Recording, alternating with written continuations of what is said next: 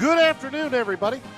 This is Rob Johnson with the Spotlight Media Network, coming to you from Louisville Leopards Stadium as it's Little Leopard Day, Week 5. Man, the season has gone quick. Year 67 for Little Leopards. And we've got a couple epic battles this afternoon. As we'll have the first matchup will be the Chiefs and the Packers. Teams really still trying to find their identities, but still going to be a good battle. The second game is going to be a battle for the championship today as the Cowboys and Rams. This will be determining the championship. If the Cowboys win, they win it outright. If the Rams win, then we'll have a tie. So we'll get things started here momentarily. We're going to take a quick break just to get things settled, and we'll be back with you here in just a few minutes. This is the Spotlight Media Network, a division of YSN Live.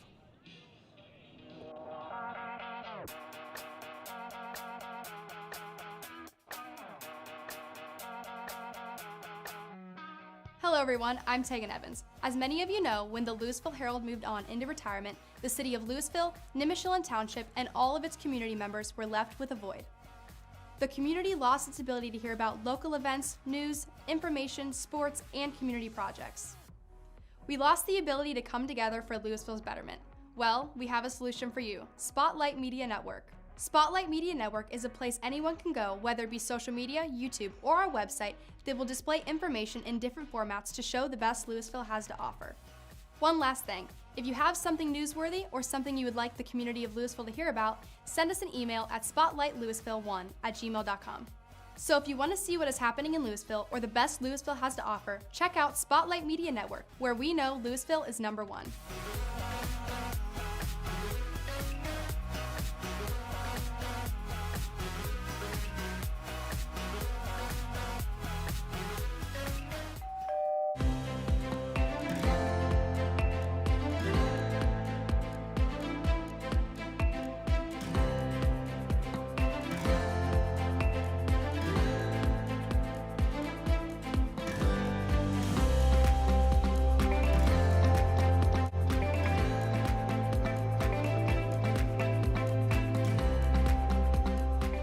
Now you can see every school, to the smallest school, to the intermediate schools, to the schools in the outlying areas. It gives you coverage that you could just never get to before. It's something that's great to experience, and it's opened up a whole new wave of sports viewership. The possibilities are endless here at YSN.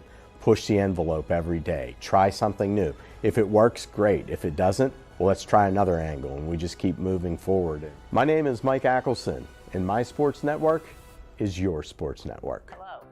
Did you know that when you invest in your smile, you're investing back into your Stark County community? Welcome to Thomas Dental. My name's Tanya. I'm Dr. Mike's practice manager. Every day, we're investing back into our community. Here are just a few of our community efforts. Here at Thomas Dental, our mission is bringing smiles back to our community, one smile at a time.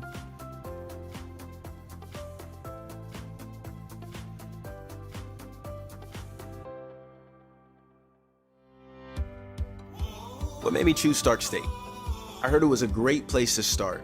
They have the lowest tuition around, and their programs easily transfer to other colleges. After high school, I did some soul searching. I wanted to major in something that would allow me to help people. I was impressed with all the options. Stark State has more than 230 associate degrees and certificates that get you ready for the next stage in life. I've studied in areas like political science and sociology with great professors who have a lot of real-world experience.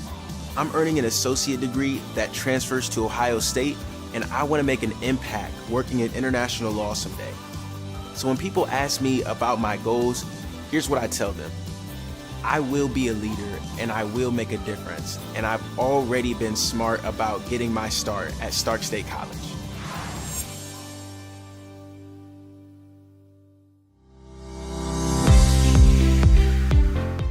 Since 1932, Arrowhead Orchard has been your go-to farm for fresh flavor and unforgettable fun.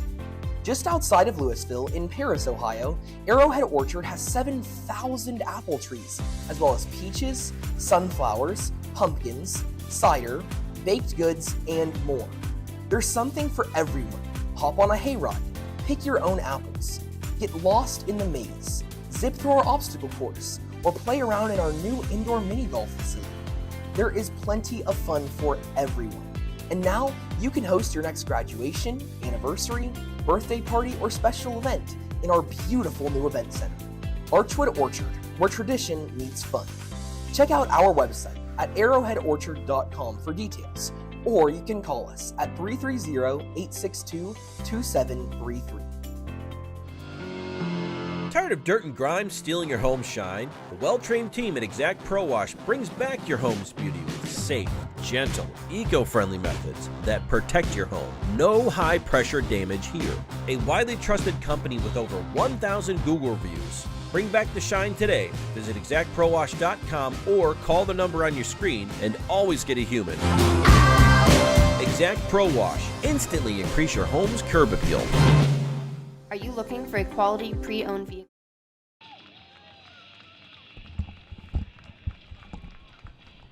And we're back here at Louisville Leopard Stadium as the team's getting ready to get started. Packers and the Chiefs starting things off. Don't forget, if you're watching at home, let us know where you're watching from, where you hail from, who you're cheering for, which team, and who your favorite Little Leopard athlete is. So get over here and cheer them on. It's going to be a great time this afternoon as we're getting ready to get the national anthem and everything else started. So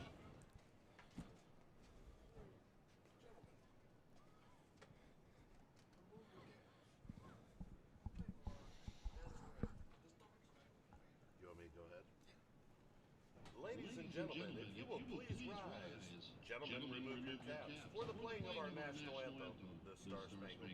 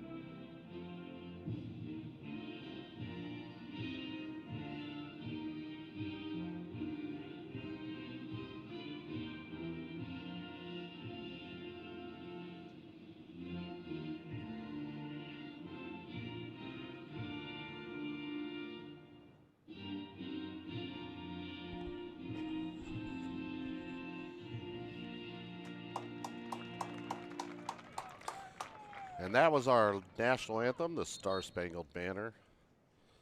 America, one of the most amazing countries in the whole wide world. The red, white, and blue, I just love it.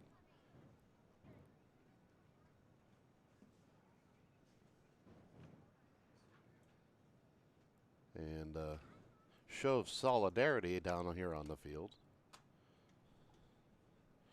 Tell you what, not sure if this was done by the two teams or what's going on, but I like the moment of prayer.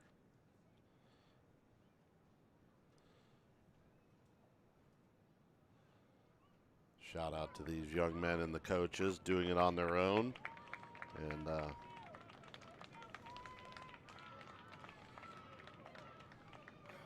great afternoon for Leopard football as we get ready to get things started. Again, this is the Chiefs and the Packers getting started here, first game. Week 5, season's gone quick, folks. We got one more week and then the 7th grade game, the blue and white game as we like to call it. And always a special night for you when you know you're putting on that blue or white jersey and you get to go to the play at the next level for the big teams and play for the name Louisville on your chest. That's always a great thing, with the leopard on your helmet or the Ville on your helmet, whichever group that happens to be, whether it's the varsity or freshman. So here we go. Packers will start on offense first. Duval in the shotgun. And a penalty flag.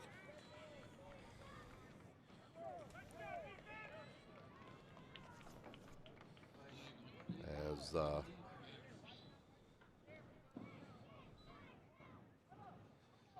move back a few yards and start things over again. So it'll be 1st and 15. Packers, 2 backs in the backfield on either side of Duval. Receivers top and bottom. There's the snap. Duval going to throw it to the back out of the backfield, and he's going to be stopped after about a gain of 1 yard. So that'll make it, and that'll make it 2nd down and 14. Don't forget, at halftime, we'll have the Little Leopard cheerleaders performing between each game this afternoon. So here comes the Packers, back to the line of scrimmage. They're behind the sticks right now. Duval back in the shotgun. There's the snap. Duval going to throw it downfield, and it's just a little bit low for the receiver. He was running a slant and just couldn't make the connection. So that's going to make it 3rd and 14. 6:15 left here in the first. Give a shout out as my man Aiden Mihalik here a little bit early this morning, helping out with game number 1. Nice to have him in the building. Always a great to. Dr. Mike likes to call him the tall man.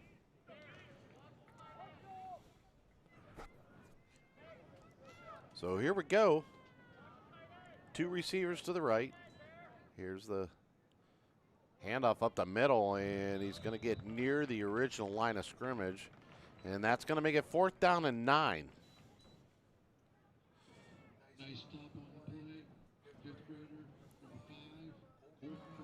That was Colton Brown on the stop. I didn't make out who the running back was. I believe it was Thomas Garman, but I'm not 100% sure on that. So 5:45, first quarter.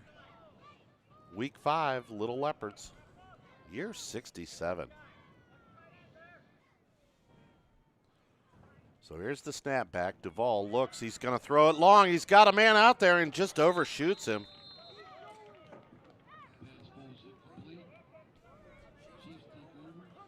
So the Chiefs will take over. That pass was intended for number 20, Kason Eccles. So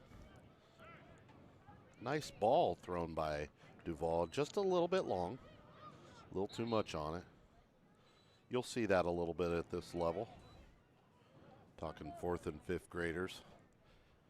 They haven't developed that touch on the ball unless you're, of course, Colton Jones back in the day. Colton Jones was throwing like a high school, yeah, he was a little bit different. So here comes Chiefs. And nice career at Washington and Jefferson as well till an injury. But quarterback keep on the Chiefs. That was Batdorf with the carry. Cameron Batdorf, just a 4th grader. But yeah, Colton ended up getting a neck injury or a back injury. And ended his career a little premature, but off being successful now in medical sales, so shout out to Colton. Son of Dave and Penny Jones. Good people, as the Packers all over that play. Nice stop in the backfield. a loss of a few back to the, call it the 42-yard line. So that's going to make it 3rd and 12 for the Packers. Don't forget, tomorrow night, Lady Leopard Soccer Senior Night. The festivities will start at 6:30 over on YSN Live. As they're going to hand it around the left side. Colton Brown trying to get the corner. Cuts it back, still going. And he's going to have the first down and more across the 30 down to about the 27-yard line. So nice run by Colton Brown. And they're going to mark him down at the 28-yard line. So nice run by Colton. Got the edge and made a couple of moves and got him the first down. So 1st and 10 for the Chiefs. Probably their best drive of the season so far. I believe they have not scored a touchdown in the season yet. So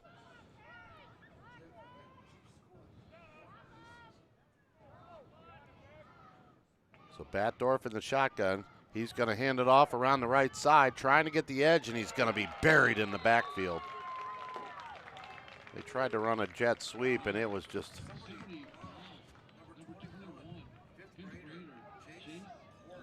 That was Chase Corey on the tackle, making the tackle for a loss. Clear back to the 34-yard line. So that'll make it 2nd down, 16.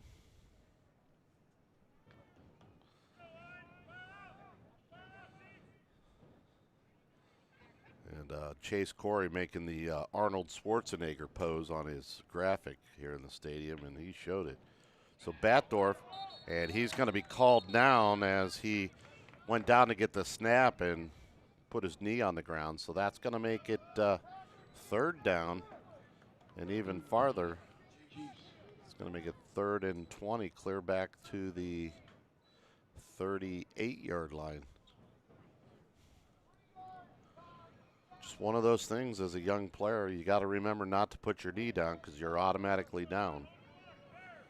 As the Chiefs headed the wrong direction after a big run by Colton Brown. So 2 receivers at the top, 2 backs in the backfield. Batdorf gets the snap. He's going to hand off over the left side to Brown. He's trying to bounce the outside. He's going to get pulled down at the 35-yard line.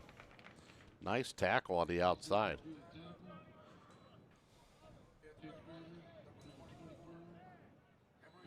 That was Emery Duvall on the tackle. 1:41, clock moving here. As the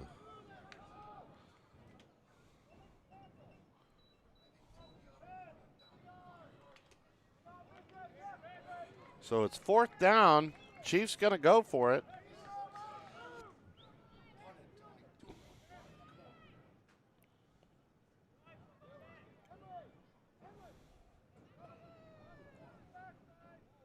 So here comes a receiver in motion. They're going to hand it off to him. Coming around the corner, he's going to break some tackles, and he's going to be well short of a first down. Inside the 30. Looks like they're going to mark him at the 29-yard line. So no first down, and the Packers will take over 1st and 10. 1:01 first quarter. In case you were living under the rock, the Leopards were victorious Friday night, taking down the Canton Central Catholic Crusaders 21-0 in a penalty-ridden game. It was like 20-some penalties in the game. Pretty wild.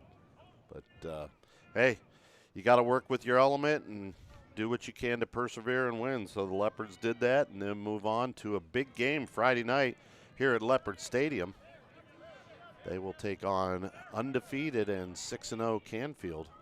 So a 5-1 versus 6-0 as that's Garmin driving up near the 35-yard line to the 34. But, yeah, the Leopards, another big matchup. Tell you what, if they could find a way to get in past Canfield. I'll be honest with you, if they take down Canfield, that almost assures them a spot in the OHSAA playoffs. But it's going to be no small feat, as Canfield,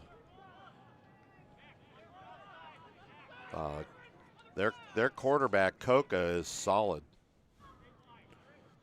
I had the opportunity to go out there and cover a game a couple of weeks ago, and they are good. As Garmin coming around the left side, he's going to be short of a first down by about a yard, maybe a yard and a half.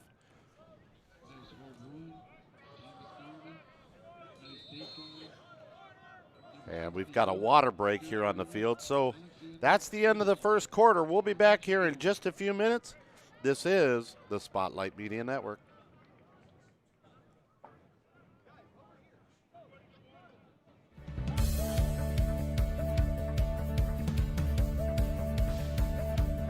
Enviroscapes was originally started as a way for me as a teenager to make some extra spending money.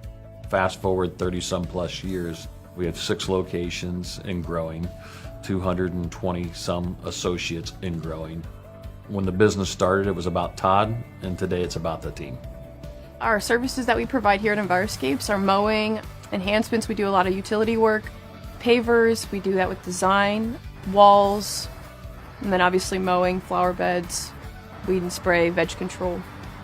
Our snow team at Enviroscapes is made up of a lot of industry veterans that have been around for years and years. We have a lot of clients that are hospitals, schools, nursing homes. Using a company like Enviroscapes helps them be able to focus on their own business.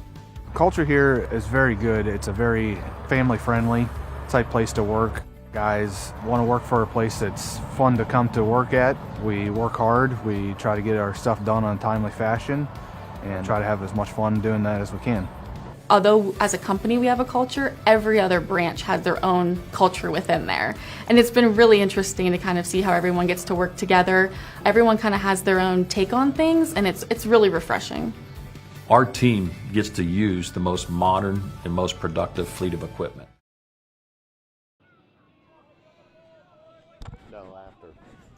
And we're back here from Leopard Stadium as the Packers driving forward, getting the first down. Nice run by quarterback Emery Duval on a quarterback keep right up the middle. It's going to move the ball to the 43-yard line. 1st and 10. We were just talking during the break. It's going to be 7 years or so since the Leopards made the playoffs. As the Pack going right back up the middle, trying to use the Eagles' tush-push action here. They'll get up to the 45-yard line. And it looks like they might even mark it at the 46. So they do. So it'll be 2nd and 7.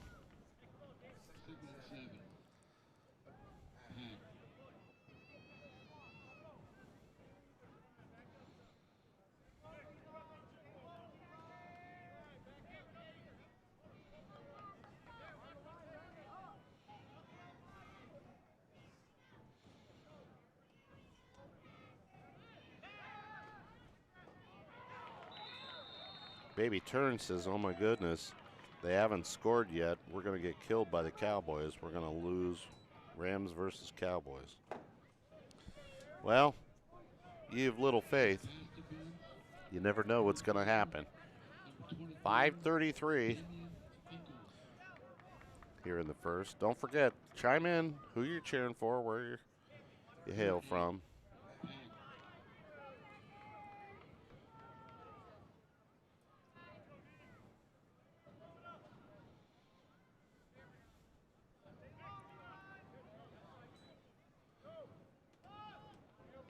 So here we come around the right side. Gain of a couple.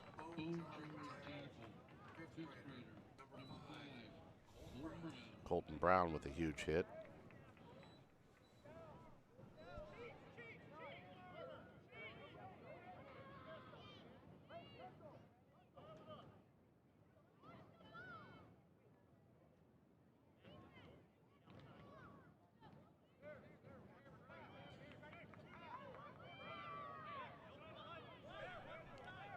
So Packers back to the line of scrimmage.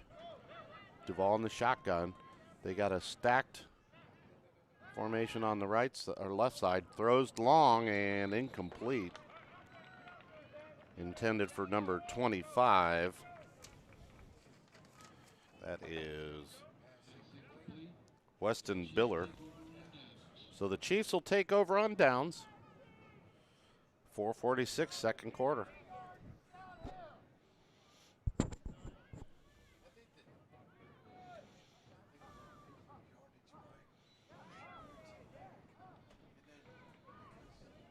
Yeah, I'm not sure what the theory is on not punting the ball.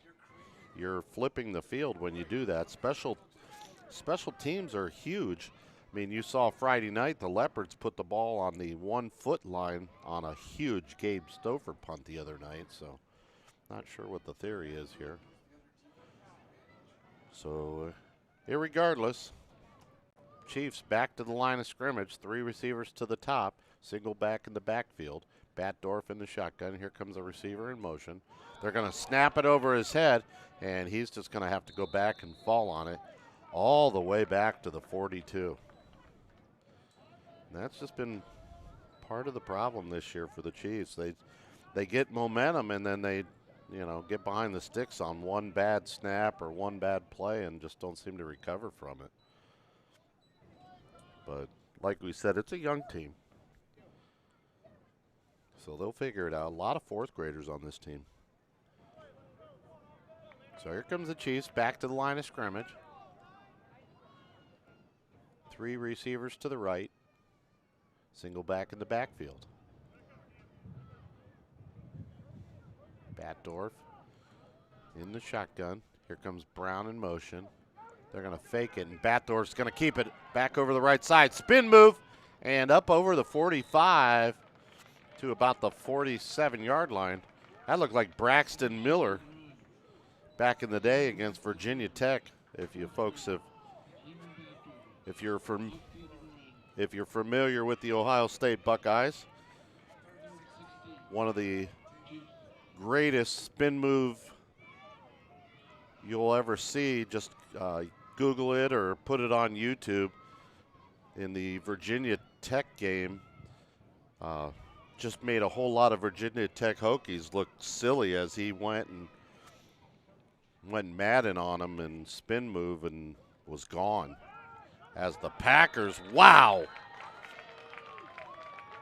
Burying the back in the backfield, that is Duvall and number 63, I believe.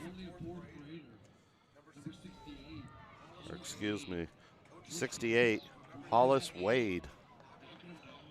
Burying him way back. So it'll be 4th and 22 for the Chiefs. Tell you what,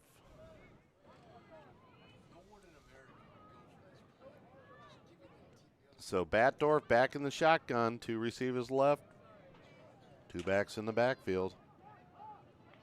Snap is back. Batdorf's going to hand off over the left side. Here comes Brown rounding the corner, breaking tackles. He's going to get it up and over, and he's going to be gone. Across the 30, the 20, the 10, 5, and touchdown, Colton Brown. With 2:07 left in the second quarter, Colton Brown just breaking free and heading to the house for the Chiefs, and I believe that's the first touchdown of the season for the Chiefs. Wow. No flags. It's good, folks.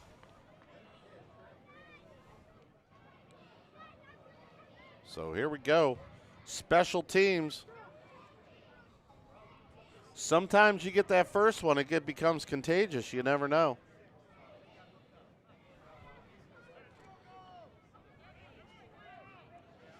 In baby turns, they have scored, folks. So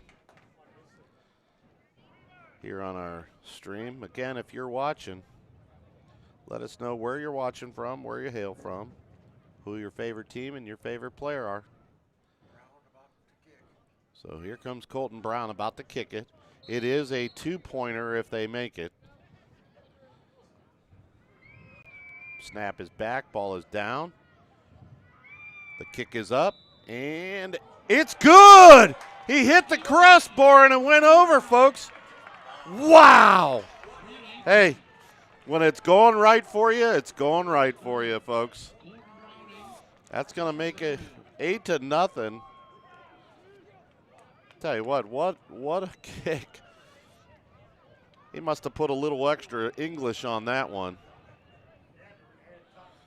The guys in the box said it had topspin, so shout out to Colton Brown for getting just enough of it to get it up and over. So 8-0 Chiefs here in the first quarter. On a beautiful afternoon here at Leopard Stadium. If you're not here, folks, you need to be. This has been fun football so far. You know the food's great here. They always have great food here for the concession stand, so you've got no excuse. They got conies. They got all kinds of good stuff. Obviously you got drinks and snacks.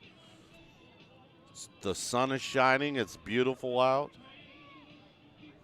The Browns may hurt your heart today. You never know. They're so far up and down, it's hard to say. One week they're world beaters. The next week they look like third-grade football teams. And, yes, our Cleveland Guardians have locked up the playoffs, so, I'm sure they're going to be resting a lot of players today. As Duvall gets the snap, he's going to throw it downfield. He's got him, man. Caught, and he is headed to the house. Can he be caught by Brown? And Brown brings him down at about the 9-yard line. Wow, what a pass by Emery Duvall. Hit right on the numbers.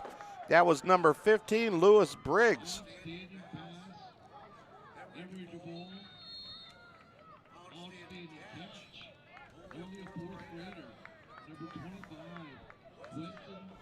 And they're saying it was Weston Biller with the reception, so nice job by the Packers, but Colton Brown saving the day for the Chiefs as he just sprinted down and somehow, some way had the internal fortitude to get back there and make the play. So nice job by Brown. As we've got a timeout on the field with 1:51 left here. Tell you what, Duvall's had a couple of nice balls today. He just didn't make the connection, but he did there.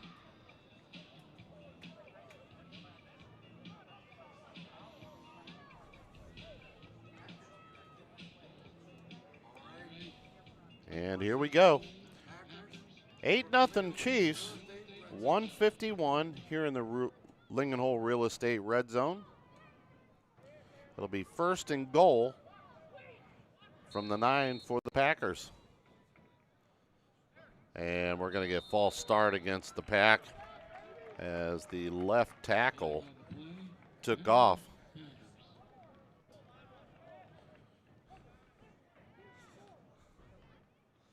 And coaching staff not very happy, but hey. Hey, he went out and hit his guy, so at least he was being aggressive. Coach Chrislip said, hey, if you're going to get a penalty, make it good. What was the statement he used to say? If you're going to do it with emphasis. So here's the Pack again in the shotgun, or no, they're under center. Hands off over the left side, driving and up near the 10-yard line. That was Thomas Garman, the golf ball carrier.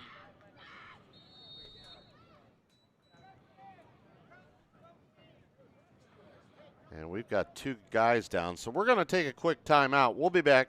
This is the Spotlight Media Network.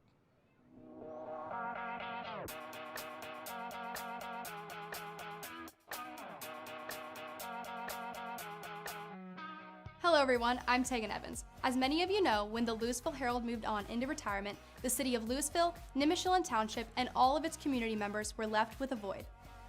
the community lost its ability to hear about local events, news, information, sports, and community projects. We lost the ability to come together for Louisville's betterment. Well, we have a solution for you, Spotlight Media Network. Spotlight Media Network is a place anyone can go, whether it be social media, YouTube, or our website, that will display information in different formats to show the best Louisville has to offer. One last thing, if you have something newsworthy or something you would like the community of Louisville to hear about, send us an email at spotlightlouisville1@gmail.com. So if you want to see what is happening in Louisville or the best Louisville has to offer, check out Spotlight Media Network, where we know Louisville is number one.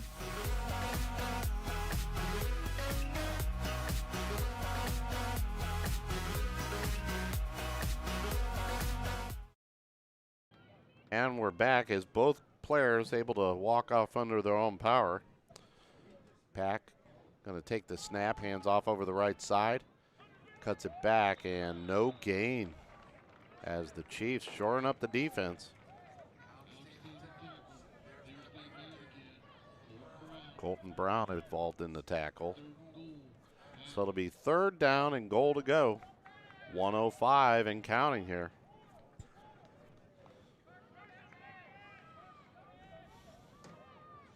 Pack kind of taking their time. They don't want to leave the Chiefs with any time left, especially the way Colton Brown can break it. There goes Duvall, makes a move. He's going to throw it upfield, and it's going to be a little bit wide of the receiver, so incomplete. That'll stop the clock with 45 seconds. 4th down and 11. I'd like to give a shout out to AD Kramer and AD Bob Vero over at Central. Tell you what, a couple of class guys, I have to say, that I just really appreciate the hospitality and the way they treated us over there. Tell you what, 2 thumbs up as far as the treatment they treat their media. Pass up to grabs and incomplete in the end zone. And that's going to be 4th down, and that'll be a turnover on downs as the Chiefs will take over. But, yeah, I mean, just always very accommodating and just really great. So, again, shout out to the gang over there at Central, doing a nice job of treating everybody with respect, so I appreciate that. So 39 seconds left. I had the opportunity to go up to Austintown Fitch last week to go over and speak with Coach TJ over there at Fitch, along with a couple of their players. I'll tell you what, the facility that Austintown Fitch is building for their athletics is unreal. And if you get a chance, go over to YSN, watch the zone coverage show. You'll see the facility in the background. It's going to be a complete turf indoor field that will house all sports. It'll be a turf field indoors, but they'll be able to practice all year round. And then the other side will be full-blown locker room for the varsity sports, as well as weight training facility, and the whole 9 yards. And that's phase 2 once they're done with phase 1. So, and they're in the home stretch over there, so that's pretty awesome. As the Chiefs going to take a snap back, that's Batdorf running right. He's trying to get the corner, cuts it back in. He gets across, and he's going to be short of the line of scrimmage by about a half a yard. A lot of running for a loss of about a half a yard. That's going to make it 2nd down and about 10 and a half, but they're going to let the clock roll, and I imagine that they're going to just let the quarter end. So that's the end of the first half. We're going to stick here as we've got Little Leopard cheerleaders coming up.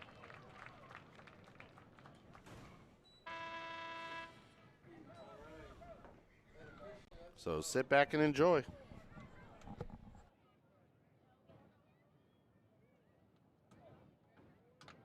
All right, Little Leopard fans, let's give a nice welcome to the Chiefs cheerleaders. Calling all Chiefs girls.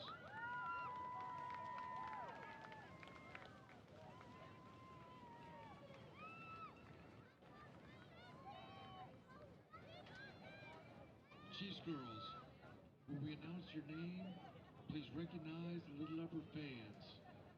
Autumn and Jelly. Delilah Hackney. Ella Hackney. Cassidy Brown. Callie Cadell. Vita Croston. Ava Gale. Kinsley Klein. Anna Lanzer. Spencer McKinnon. Chevy Ricebeck. Peyton Schmidt. Cheese Girls. Show us what you got.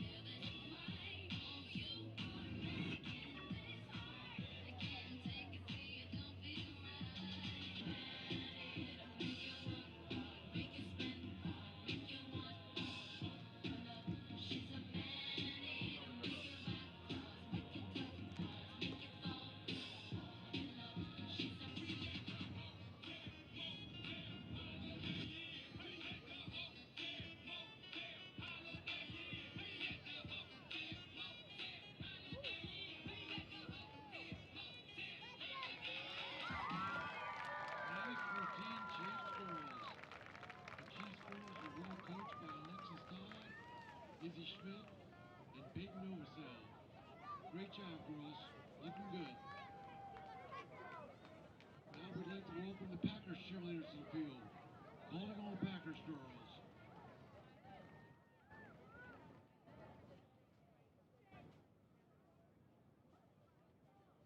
Packers girls, when we announce your name, please recognize the Little Leopard fans. Taylor Klein. Aubrey Elsas. Emma Gouling. Mallory Hines. Iris House. Eleanor Johnson. Exaria Mishna. Maya Moretta. Mackenzie Schmidt. Kennedy Spalding. Lennon Yoder. Packers girls. Show us what you got.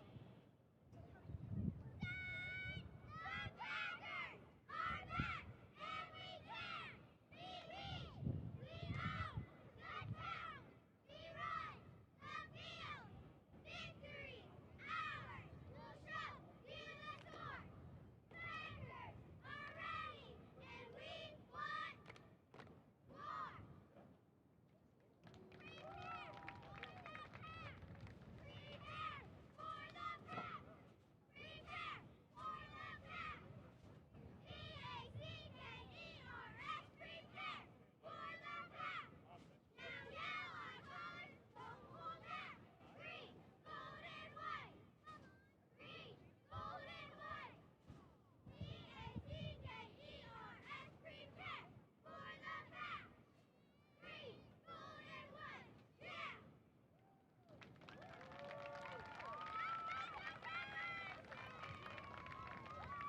Nice job, Packers girls. And that was the Louisville Little Leopard Cheerleaders, Chiefs, and Packers. So congratulations to those. We've got a quick update. Angelo Amatangelo is watching from the Mogador Fire Station. His son Chandler plays for the Packers. He said he and the rest of the guys are here at the fire station all cheering on the Packers, and will also be cheering for the Bears later. His daughter Ariana cheers for the Bears. So that's pretty awesome. So thanks for chiming in, guys, and thank you for what you do. First responders, we do truly appreciate everything you do for your community, and you know, I just always appreciate all of our first responders. So as we get ready for the second half, they're running some ads here, and My Fit Life has a special one to my heart, as they included the call I had from the basketball state championship with Leopards win.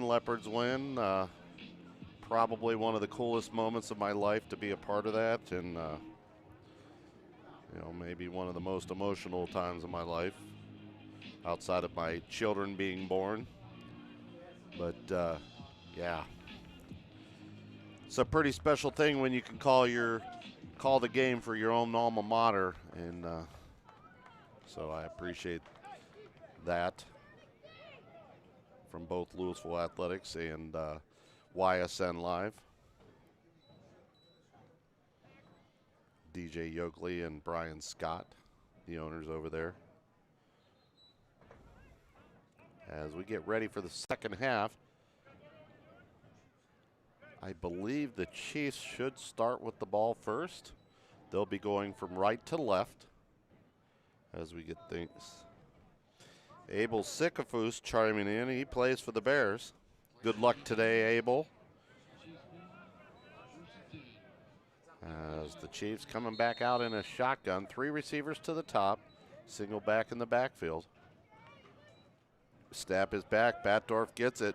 Somehow avoids the rush, trying to get the edge, and he's going to be brought down for about a 5-yard loss.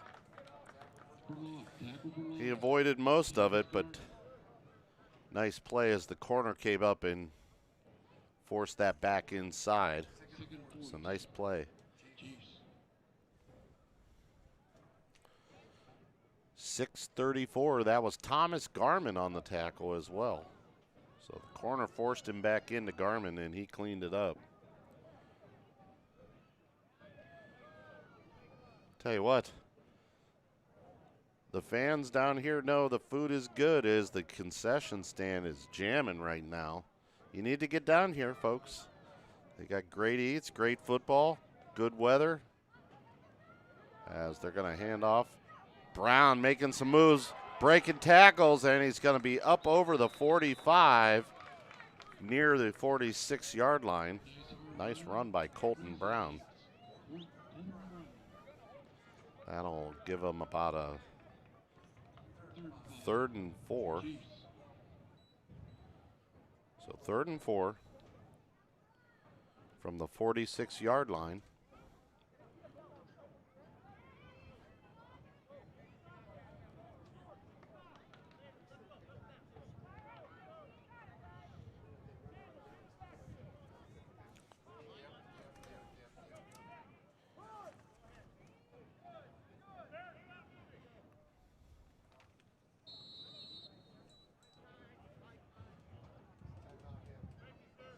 And a referee time. Little chin strap adjustment.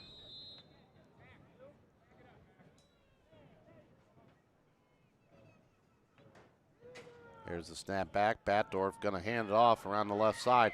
That's Brown again, breaking, making moves across the 50, and he'll have a first down.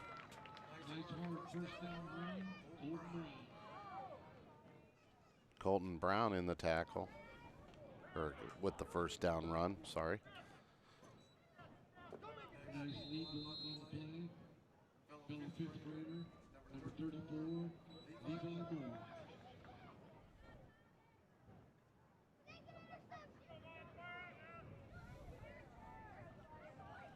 So here comes the Chiefs back to the line of scrimmage. 4:42. 1st and 10.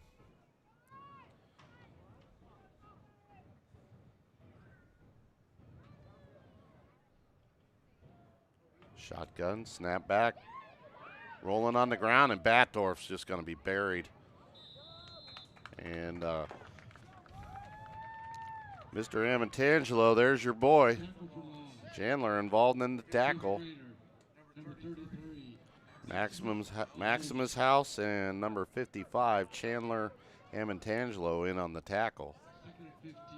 So nice job as the pack burying the Chiefs back 6 yards. It's going to be 2nd and 16. Chiefs, 2 receivers top, 2 backs in the backfield. There goes Batdorf. He's going to hand it off around the right side, making a move across the 45. And just shy of the 50 is number 25. That is Sebastian Hinkle. Nice takedown. Fourth grader, number 25, Weston Biller. That was Weston Biller on the tackle.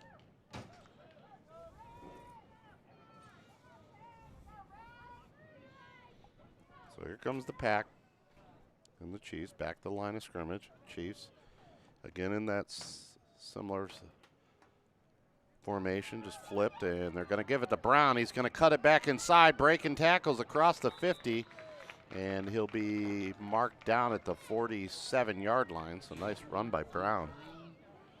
I'll tell you what, at this point, the way he's running, I'd almost keep giving it to him, feed him. Chiefs.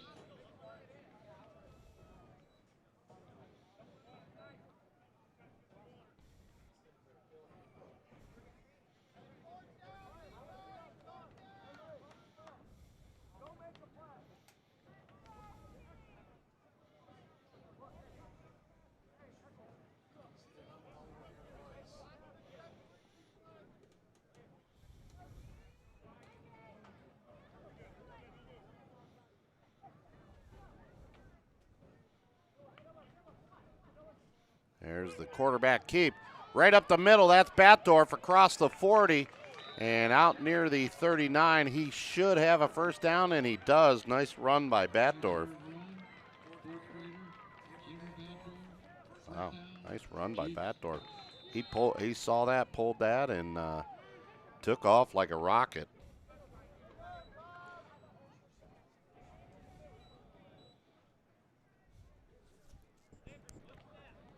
Here comes the Chiefs back to the line of scrimmage. Just taking their time, moving the ball downfield.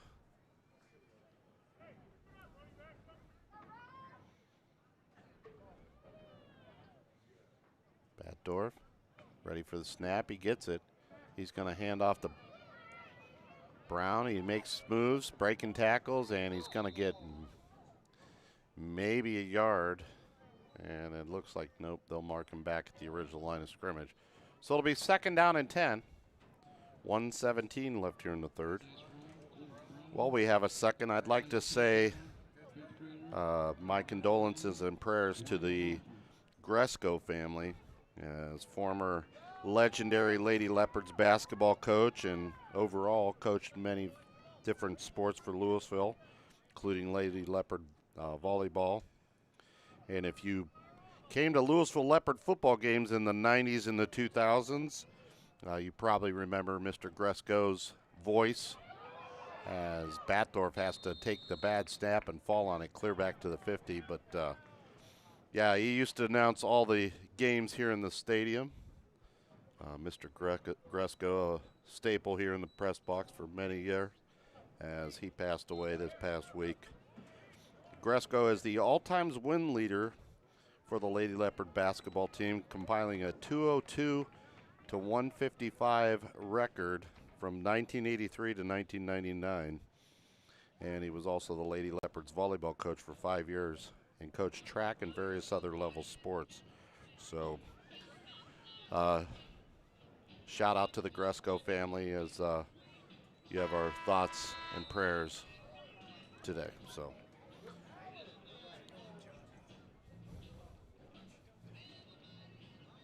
And the stats and information, courtesy of Leopard Nation, Jared Heller. If you're looking for Leopard sports information, feel free to go over to Leopard Nation. He's usually one step ahead of everybody, guys. I mean, the guy is on it. And I'll tell you what, if you have information as well and don't know if he's got it, you can message or email him. And if you have stats or information, send it over to him and he'll get it out. He, much like myself, is typically a one-man band. Once in a while I know he is. I know once in a while he'll send me stuff. I will with him as well. And he doesn't have the luxury of having some great, fantastic helpers once in a while, like my man Aiden Mihalik.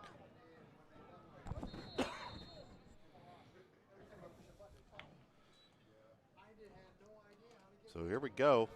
Brown breaking tackles and up near the 50. He's going to be marked down at the 48-yard line. Nope, they're going to move it back to the, well, I've got one official standing at the 47 and one at the 50. And we've got an injured player, so we're going to step away. We'll be back here in just a few minutes. This is the Spotlight Media Network. What made me choose Stark State? I heard it was a great place to start. They have the lowest tuition around, and their programs easily transfer to other colleges. After high school, I did some soul searching. I wanted to major in something that would allow me to help people. I was impressed with all the options. Stark State has more than 230 associate degrees and certificates that get you ready for the next stage in life.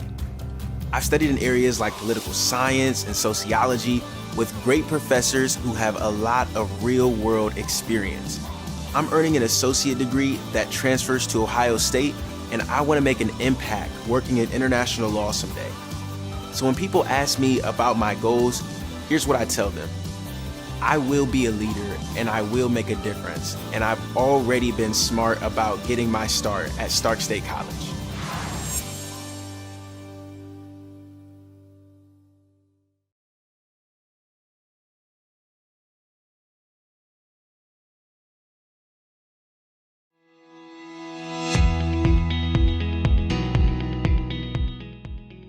When it comes to first impressions, your yard is opening day, and we make sure it's a home run. From precision lawn care to stunning landscape design, opening day transforms your outdoor space into something unforgettable. Professional, reliable, locally trusted. Whether it's spring cleanups or year-round maintenance, this season starts strong with opening day. Opening Day Lawn and Landscape. Your yard is our passion.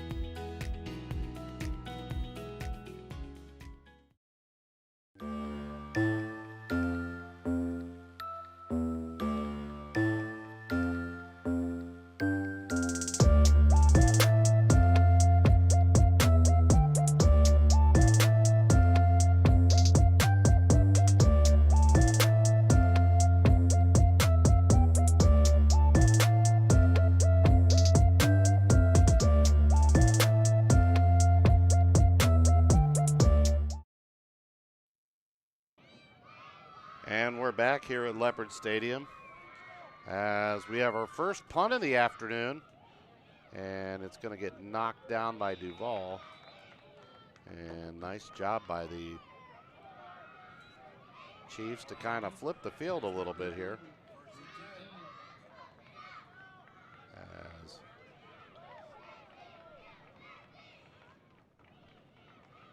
it's going to be marked down at the 33-yard line. Sports Prods says he plays for the Colts. Good luck this afternoon. Colts have a solid team led by number 7, Aiden Alex. Strong player.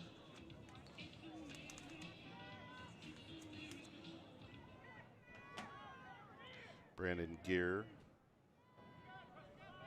Tristan Tressel, Owen Neff, just to name a few other guys. Nice run by Thomas Garman. Up over the left side, making plays. That'll be just about a yard short of the first down.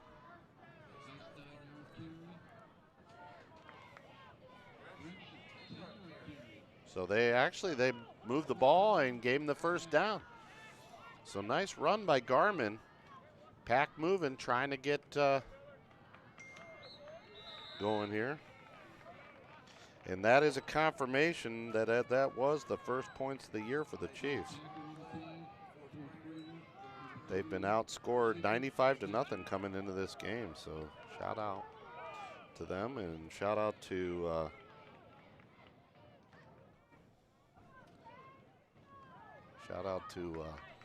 Jared Heller.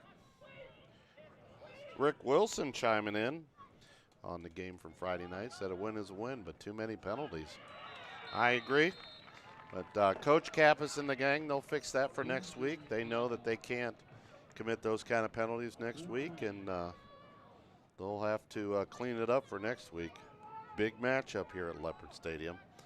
Canfield 6-0, Leopards 5-1.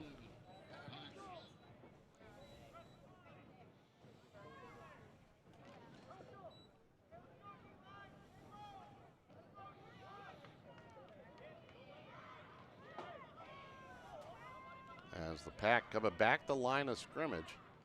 Snap back to Duvall. He's going to look downfield, throws the slant, and it's caught for a nice gain by number 20, Kason Eccles. They'll mark the ball at the 49-yard line.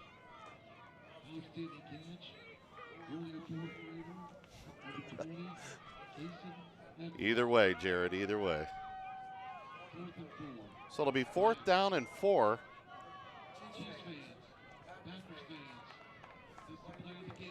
This could be it, folks. This could be the game right here as the Packers 4-4. 4th down, 4 yards to go. Handoff up the middle. That's Garmin. He's going to break free, cuts it back. He's got the first down across the 45, and he's going to be marked down at the 42-yard line. So Pack driving, and the Pack's going to take a timeout. Golf Hero says he's cheering for Liam McGee in the next game. Don't forget to let us know where you're chiming in from, where you hail from, where you live at. We always love to know. We always have a contest on seeing who might be the furthest away. We've had Germany, Los Angeles, Washington. We had Massachusetts. Yeah, we had a cruise ship in the Caribbean one time. That was pretty interesting. I've had that actually happen twice, once during Leopard basketball and once during Little Leopards. So that's pretty fun.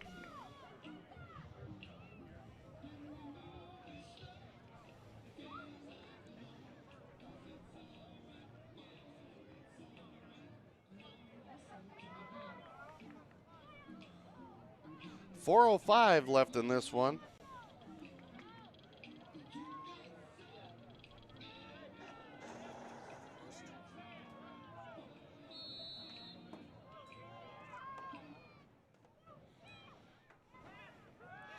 Pack going to throw it downfield, and it's almost caught. Kind of short hopped right in front of the receiver. Good look, though, intended for number 25, Weston Biller.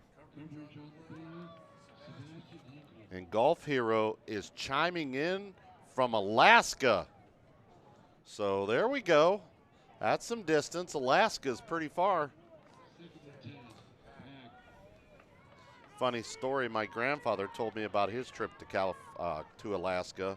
Took his travel trailer as Duvall back to pass. He's going to throw it downfield, and it's short. Intended for number 20, Kason Eccles. But he was talking about how he was towing the trailer, and he had to go across this one road and through the mountains. And as he was coming through the mountains, looked to his left, and the road was not there. It was straight down. He was on the side of a mountain. He said it was probably the most nerving towing a trailer he's ever been. So, chiming in is Randy Eccles in Carrollton, cheering for the Pack, and his son, number 20, Kaysen Eccles. Kaysen's had a pretty good game this afternoon, Randy. As the Pack battling back, and we're going to get a clock stoppage here. Timeout, Chiefs. Wanted to talk about it. So we're going to step away for just a moment. This is the Spotlight Media Network. Tired of dirt and grime stealing your home shine? The well-trained team at Exact Pro Wash brings back your home's beauty with safe, gentle, eco-friendly methods that protect your home. No high-pressure damage here. A widely trusted company with over 1,000 Google reviews. Bring back the shine today. Visit exactprowash.com or call the number on your screen and always get a human. Exact Pro Wash. Instantly increase your home's curb appeal. Do your research buying a new car and then let us help. I'm Karina Deal.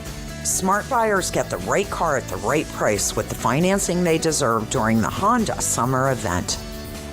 Explore easy, direct pricing right online and drive home a brand new Honda. Plus, every vehicle comes with the deal difference. Bonus savings up to $3,000 of dealership perks. Family-owned deal. And we're back here at Leopard Stadium. Chiefs and the Packers battling. There goes Eccles in motion. Ball's on the ground, and the Chiefs have it. Chiefs going to take over with 3:44. Snap went back, and Duvall had just taken his eyes off of it for a second, ricocheted off and right to the Chief. And I believe that was Colt Brown with the recovery. Just happened to be right, Johnny, on the spot. As Duvall, just an unfortunate situation.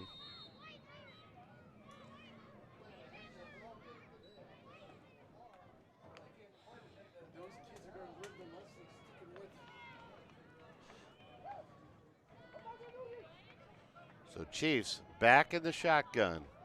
Batdorf gonna get the snap. He's gonna hand off to Brown. Brown making moves in the backfield, and he's gonna be stopped for about a 2-yard loss. And timeout Pack, 3:34. We'll stay here as Weston Biller making the stop in the backfield.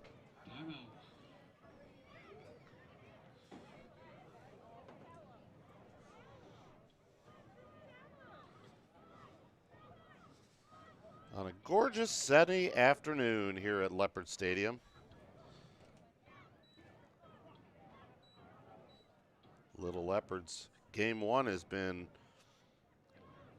definitely a good one. Still anyone's game. Pack just needs a stop.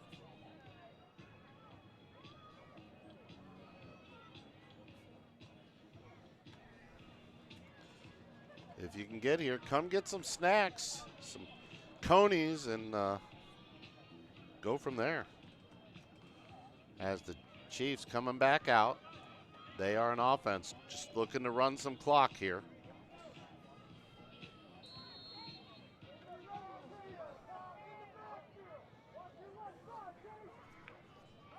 Snap is back. Batdorf's going to keep it. He's running right up the middle, making some moves, making some kids miss, and a timeout by the Pack, I believe, as Batdorf, he had one man to beat, and if he breaks that tackle, he might have gone to the house. He just got drugged down from behind by Emery Duvall, who is doing everything he can to get the ball back for the Chiefs. 3:24 left here.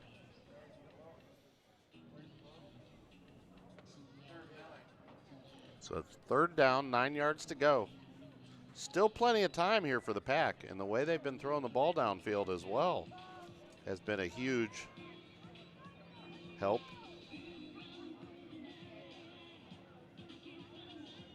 Over on the NFL side, first quarter, 12:46. The Browns and the Lions tied at 0. Although they had some billboard material, did the Browns this week, as a couple of the Lions and their coach talking about how the Browns defensive line hadn't seen a running game like theirs. As Brown coming around the left side, he's going to get back to the line of scrimmage. Maybe about a half-yard loss.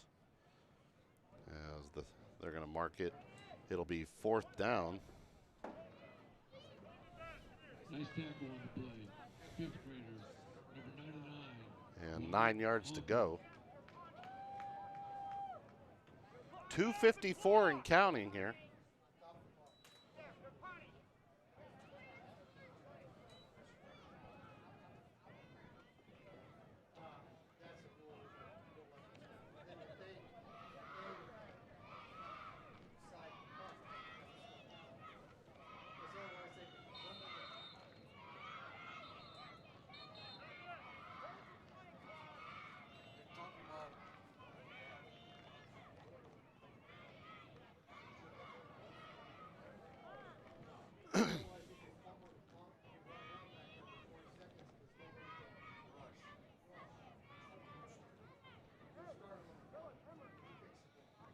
So here we go. Chiefs back to punt. Smart play here. Just drive it away, give the Chiefs more of a field to.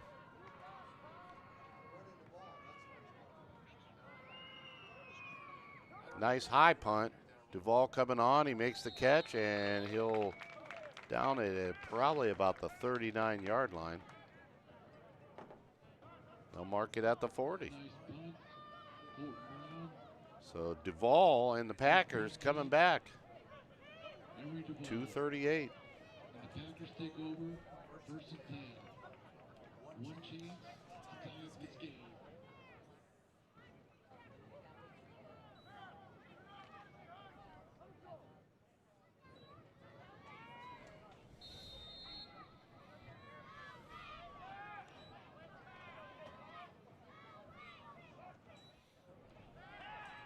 Duvall, big ball thrown up there, and did he catch it?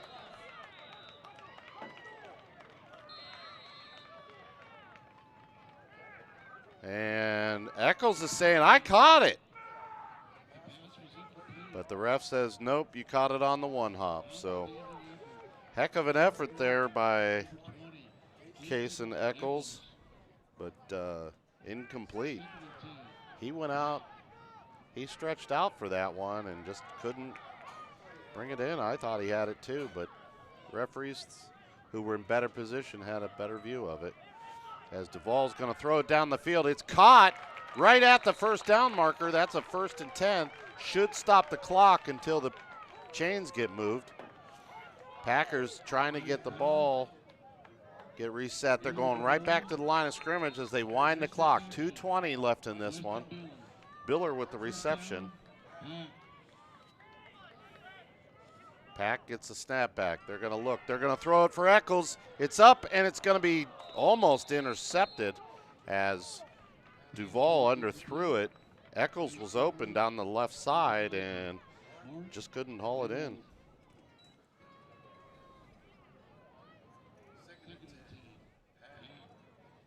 So it'll be 2nd down, 10 yards to go.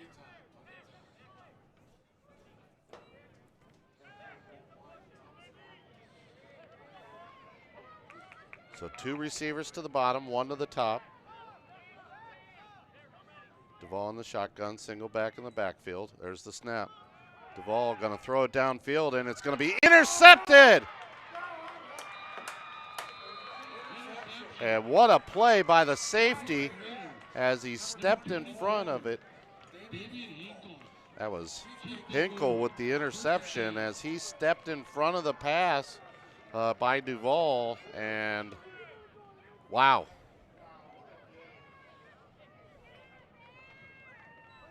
So 1:59 left here. This thing's not over the way the defensive teams have played this afternoon. Both teams playing solid on defense. But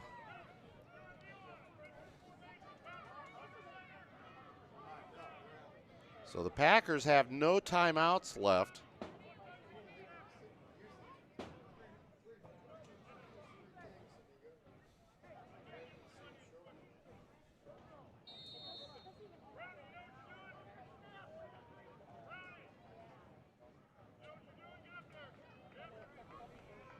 So Chiefs coming to the line of scrimmage. Under Batdorf underneath center, and he's going to kneel it. So they put Colton Brown underneath center. So that'll move it back about a half a yard. Just letting the clock run out.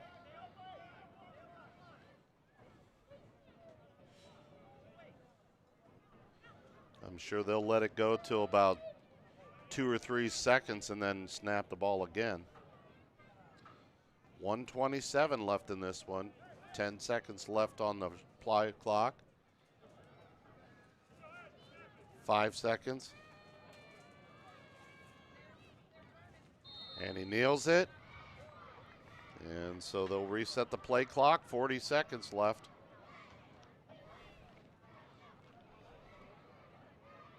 They'll need about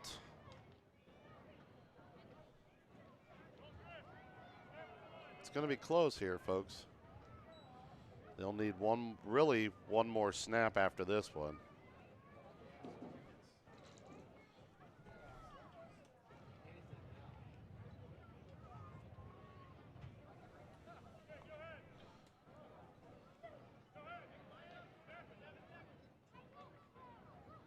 Brown takes the snap, kneels. And that's going to do it, as there's 30 seconds, 40 on the play clock, and the teams are going to line up. So that's the end of the ball game as the Chiefs win 8-0. We'll be back in just a little bit. This is the Spotlight Media Network.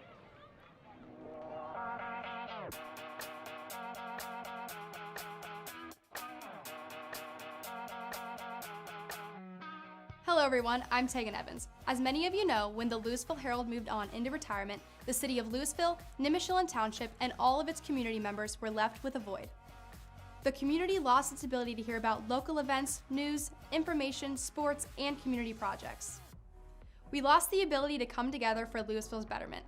Well, we have a solution for you, Spotlight Media Network.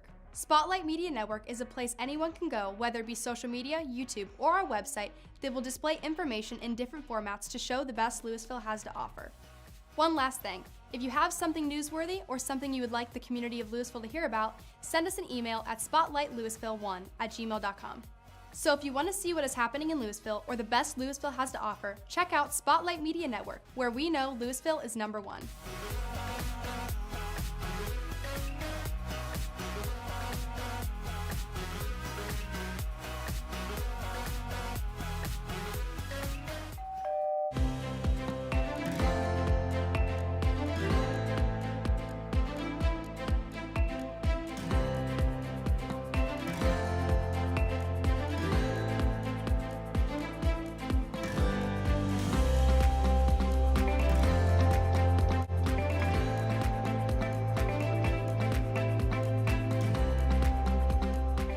Now you can see every school, to the smallest school, to the intermediate schools, to the schools in the outlying areas. It gives you coverage that you could just never get to before. It's something that's great to experience, and it's opened up a whole new wave of sports viewership. The possibilities are endless here at YSN. Push the envelope every day. Try something new. If it works, great. If it doesn't, well, let's try another angle, and we just keep moving forward. My name is Mike Ackelson, and my sports network is your sports network. Hello. Did you know that when you invest in your smile, you're investing back into your Stark County community? Welcome to Thomas Dental. My name's Tanya. I'm Dr. Mike's practice manager. Every day, we're investing back into our community. Here are just a few of our community efforts. Here at Thomas Dental, our mission is bringing smiles back to our community, one smile at a time.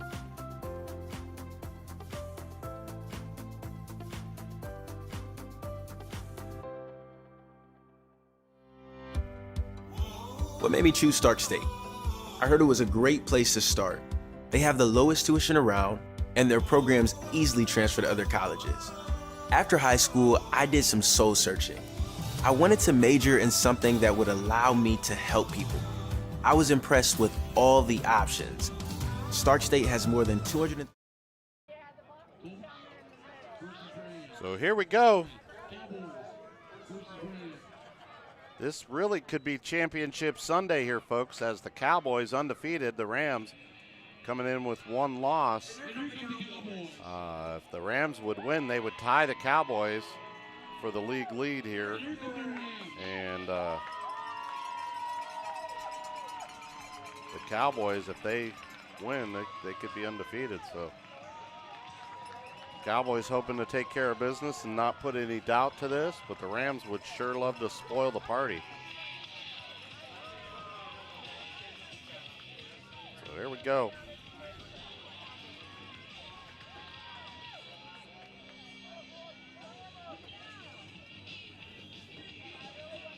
As the Browns, 3rd and goal from about the 1 foot line. And Joe Flacco tried a quarterback sneak and did not get it. So, or actually that was 2nd down. It's going to be 3rd and goal. I think you just give it to Quishon Judkins, former Ohio State Buckeye, and let him plow the road.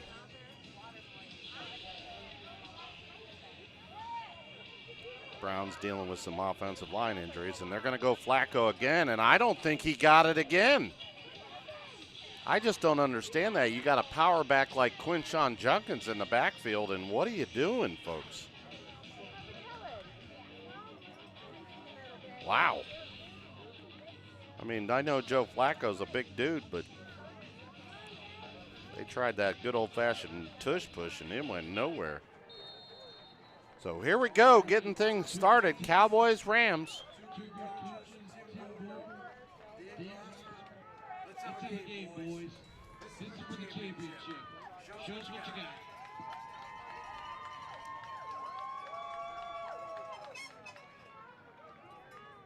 And there he goes, Judkins in.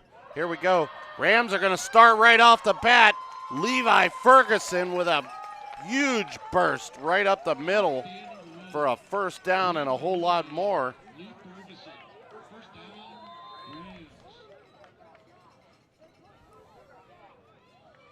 And golf hero cheering for Levi McGee, or Liam McGee, excuse me, Liam McGee. So here we go, Rams. 2 receivers to the top, one to the top, 2 to the bottom. There's Ferguson again driving forward, and he's going to have maybe a yard, maybe a yard and a half on his 1st down.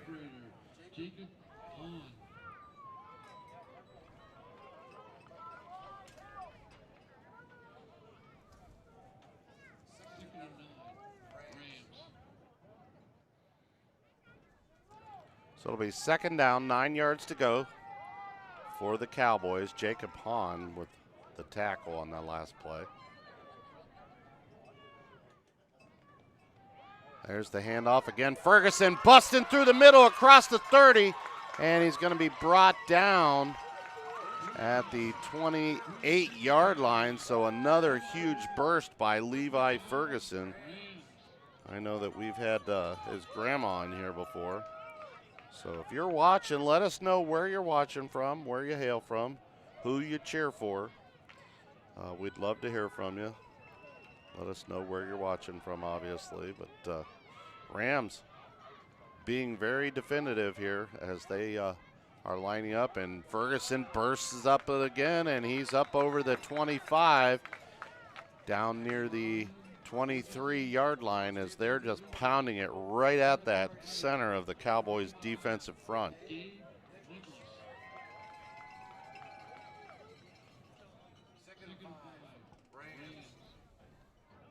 So it'll be 2nd down, 5 yards to go for the Rams.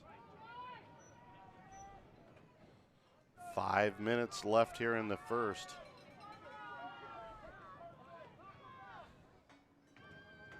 They're going to hand it right back up the middle, and Ferguson going to be stopped And he drives up over the 20, and he's going to be right at the first down. And the Cowboys are saying they have the ball, but the refs say nope, he was down.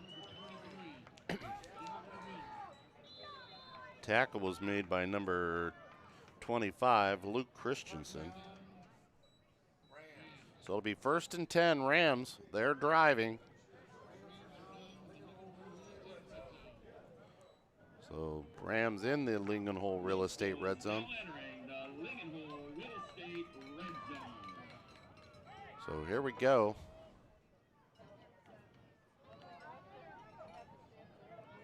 They're going to hand it up over the right side, making a move, cutting back inside. I believe that was number 9, Juju Glasser.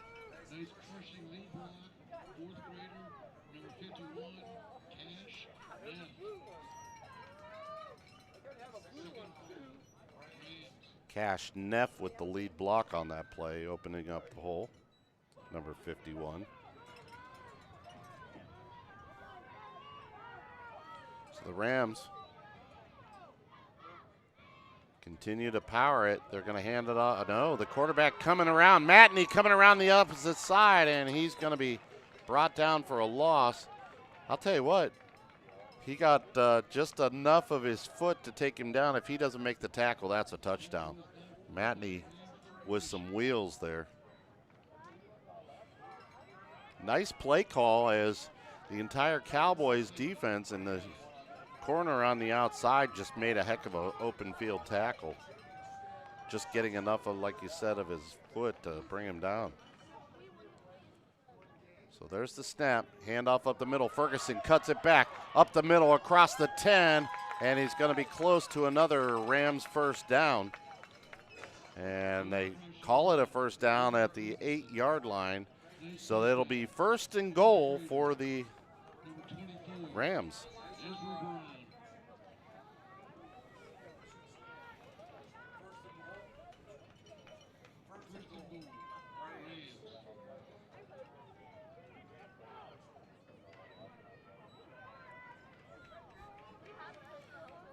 So we got Pamela Hasera watching from sunny Central Florida. Handoff up the middle. That's Ferguson dragging folks down to about the 3-yard line. Levi Ferguson is running with a purpose this afternoon so far. Wow.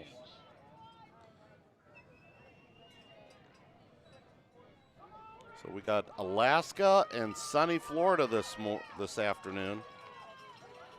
Chiming in, we also had the Firehouse over in Mogador, as it's going to be handoff and Ferguson going to be stopped right at the line of scrimmage.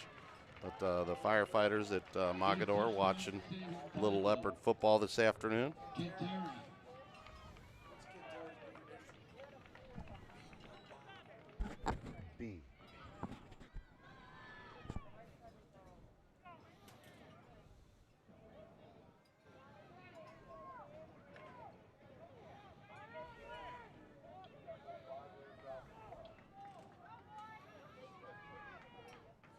So here we go. Ferguson coming around the left. He's powering, and he's going to be close. Touchdown, Rams! Levi Ferguson said, let's take this to the house, and he does. So that gives the Rams a 6-0 lead.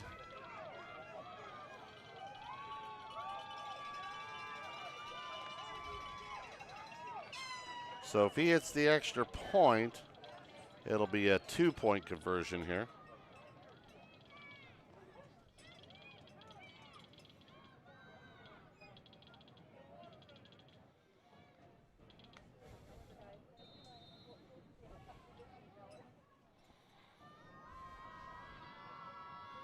So there's the kick. It's up, and it is good by Emmett Blommel. So the Cowboys trail here as the Rams making it 8-0.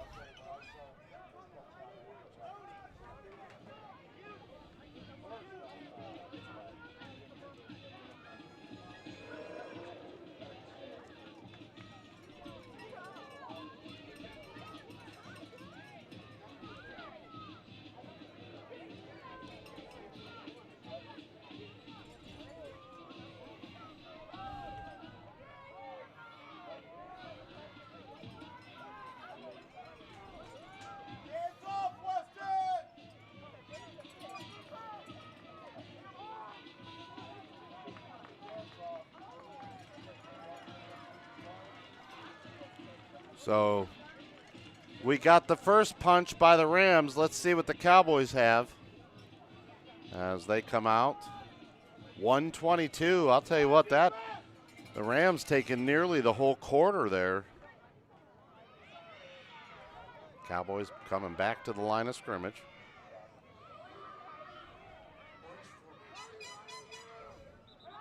As we've got a official's timeout here. Not sure what that was all about.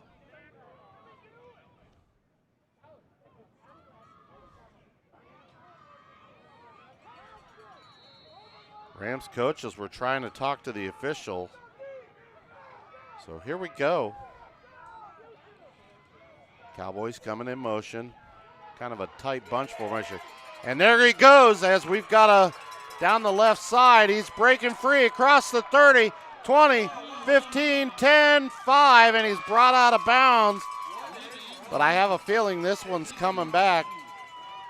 Holding against the Cowboys. Wow. Vinny Rugani took it to the darn near to the house as he come around the left side, but little holding on the play brought it all the way back. Diane Bowen saying, woohoo, go Levi and the Rams. Aunt Diane and Uncle Greg watching from Boulder, Colorado, and are supporting the Rams. So Aunt Diane and Uncle Greg is excited at that Levi taking one into the end zone this afternoon. We asked that. They said no, they didn't think so. So 1:09 left here in the first quarter. Cowboys going to try to come back after a 10-yard holding penalty and see if they can kind of repeat that play. So it's 1st and 20. Snap is back. They're going to give it around to B. Cantera, and he's got the sideline and more in pursuit and brought down from behind. B. Cantera getting to the 45-yard line and a first down for the Cowboys. I believe that was Ferguson that chased him down.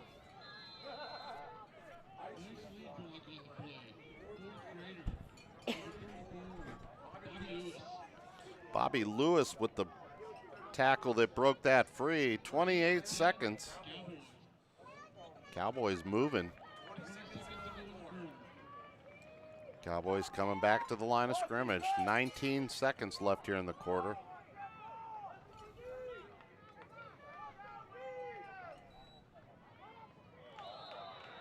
And offsides against the Rams. That stops the clock with 7 seconds left.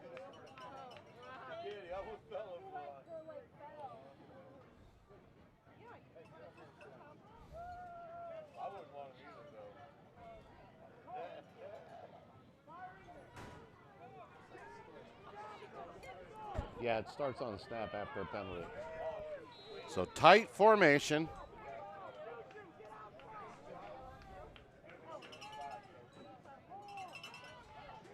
This is going to be Rugani in trouble. Cuts it back, making a move. He's got some blocks. He's coming around the right side across the 30, 25. Breaks the tackle, and he's going to be up near the 20-yard line. What a move. He was stopped in the backfield for a loss. Somehow escaped and went down the right side for a first down and more. So that's the end of the first quarter as the Cowboys are driving, trying to tie this up. We'll be back in just a few minutes. This is the Spotlight Media Network. Are you looking for a quality pre-owned vehicle with a great price? Then check out Ted's Auto Sales. Ted's has a great selection of vehicles and will find you the right one that fits your needs. Ted's was founded on trust, integrity, and respect, and has been serving in the Louisville, Ohio, and Nimishillen Township area for over 65 years. So call Ted's today. at 330-875-9401. Ted's Auto Sales, Louisville's premium pre-owned dealer.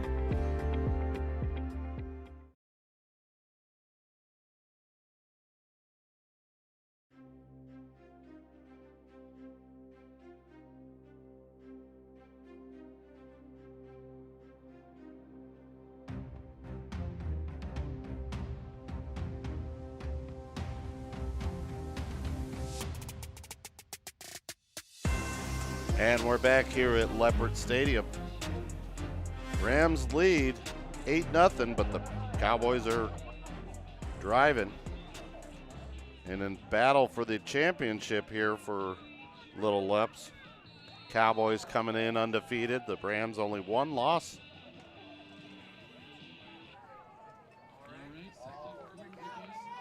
So here we go. Start of the second quarter, Cowboys driving. They're coming out in a bunch formation as B. Cantera cuts it back inside, and he's got a gain of a few up over the left side. This is going to be a epic battle here, as both teams just kind of running right at each other and just seeing who flinches here. Sports Prod says, let's go Rams. Good tackle.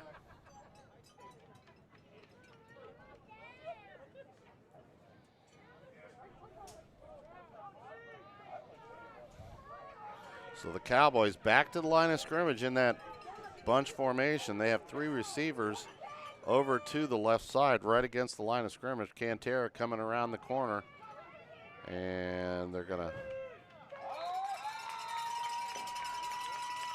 stop him.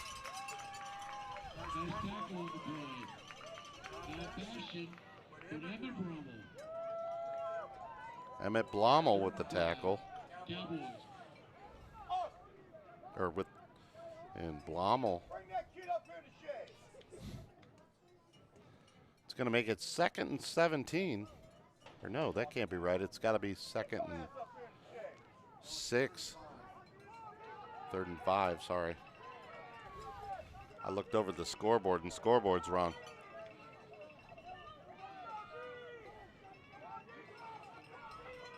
So there's the snap. Drives up the middle, and he's going to be stopped short of the first down. That was Cantera, the ball carrier.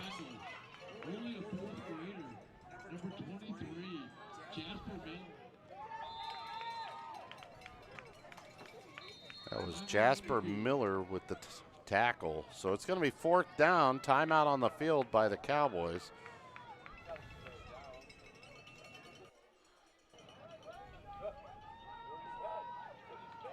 We'll take a quick break. We'll be right back.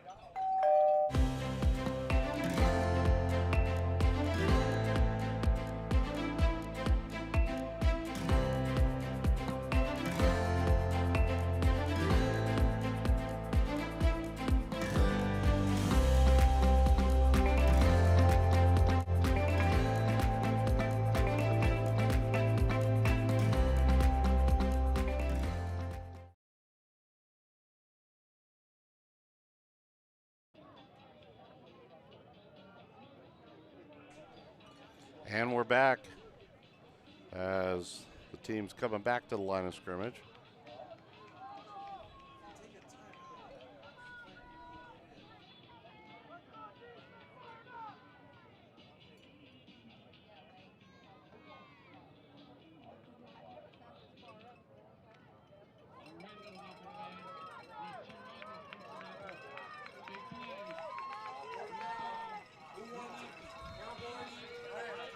So here we go, Cowboys, 4th down. Going around the left side, that's Rugani looking for the corner, and he's going to be stopped short of the first down by about a yard.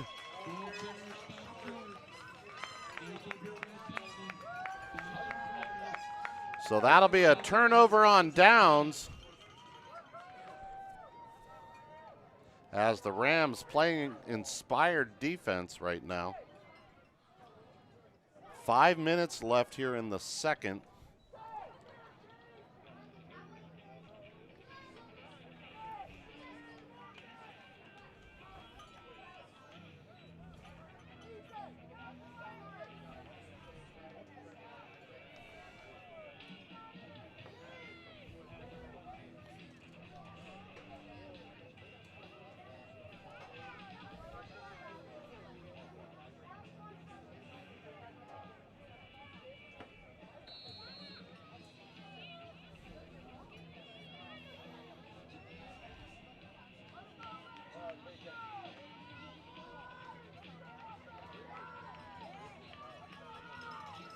So here comes the Rams coming back out on offense. They're going to hand it right up the middle to Ferguson, and he's going to drive. He's going to get about 2 yards on the carry. Nice stop by the Cowboys. Nice tackle on the play. 4th grader, number 3, Tice Brosey. Tice Brosey on the tackle. 2nd and 9. So that'll make it 2nd down and 9. Or 2nd down and 8, excuse me.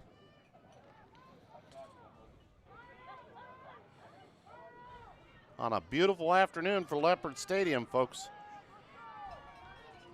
Get down here. We got some great football this afternoon. As Ferguson driving up the middle, he's going to get across the 20 to about the 21-yard line, and we got some whistles going crazy here. Tackle on the play. 5th grader, number 80, Cameron Flanagan. Tackle on the play by Cameron Flanagan, number 80.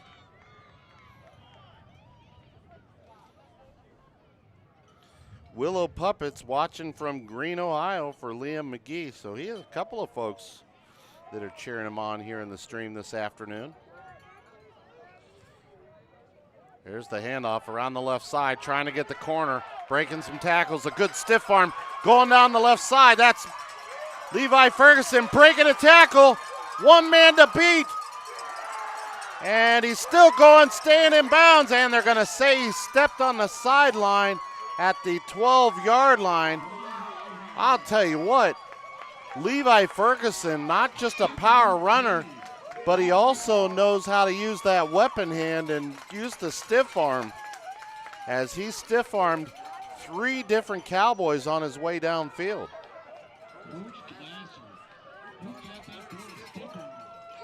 What a job on that run by Ferguson. That was not just a great run breaking tackles, but also a play where he just kind of showed his will. So as the folks, you can hear the Rams crowds pumped up. Parents are getting them riled up here.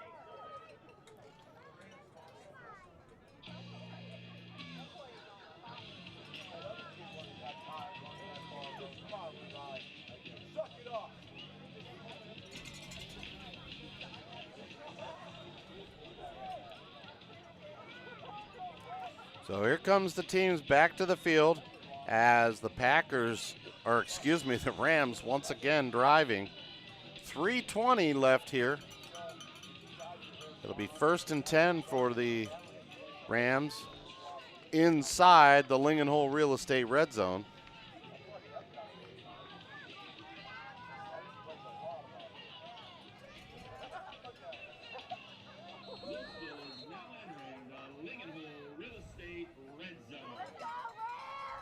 So 3:20 left here.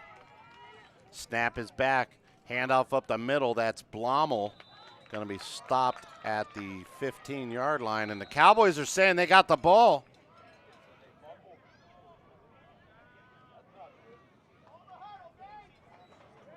And they're going to say he was down again.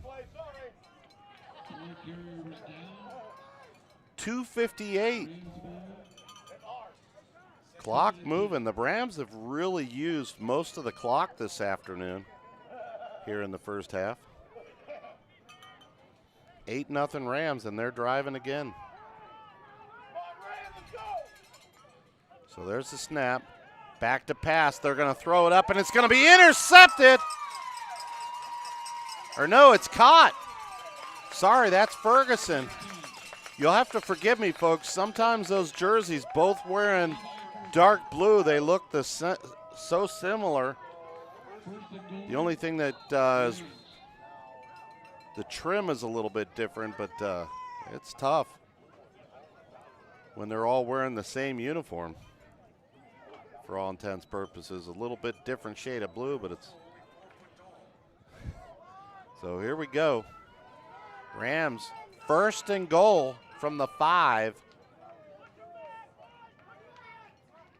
Snap is back, handoff, Ferguson up the middle, and he's in for the touchdown. And the Rams taking a 14-0 commanding lead as they want to put their stamp on this championship.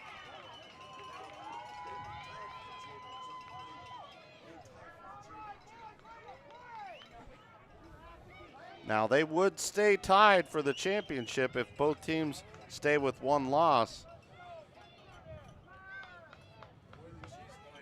But I'll tell you what, whoever's playing the Chiefs next week, the way the Chiefs came out, they played some, got their score and played tough.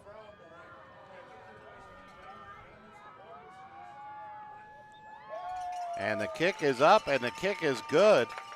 So that's going to make it 16-0 Rams.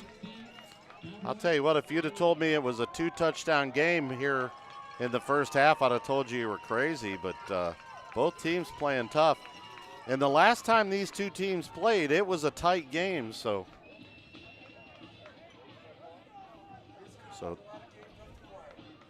but let's assure you one thing, there's still 2:01 left here in the first half. Cowboys have plenty of time to come down and get a score. And with some of those weapons they have in B. Cantera, Luke Christensen, and Vincent Rugani, they can turn that around really fast.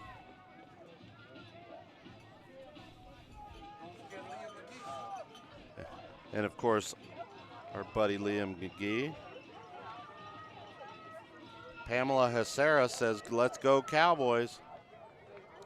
Trying to will them to victory as Regani going to hand it off. Cantera busts through the line of scrimmage, and he's going to have 5 yards on the run. Check that, make it 6 as they mark it out to the 46-yard line. B. Cantera with a huge run.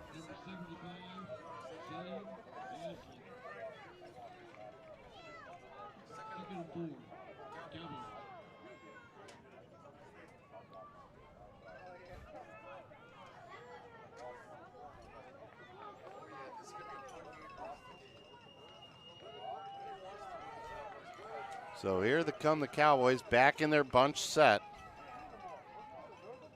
Single receiver to the right. Here comes Cantera as they're going to go left. Regani getting the corner. He's going to be close, but short of the first down. Nice tackle by number 4, Luke Brown, on the outside.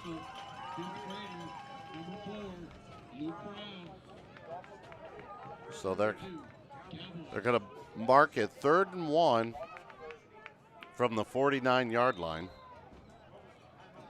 47 seconds. And we've got a timeout on the field.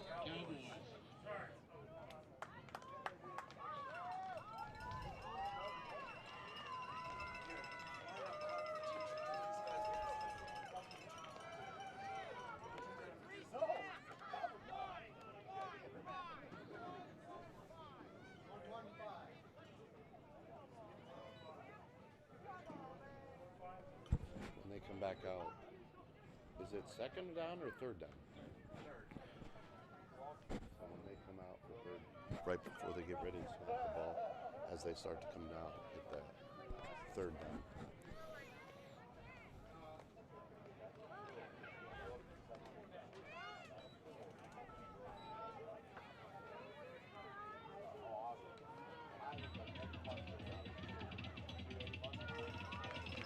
So here we go. 3rd down.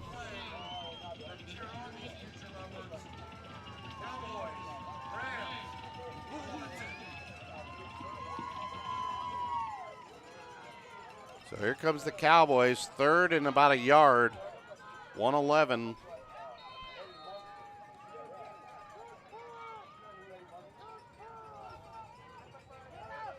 And it's going to be a 1st down as Cantera getting the yard and maybe 2. They're going to mark the ball at the 49 of the Rams. 1:02 left. as the clock will start once the chains are reset.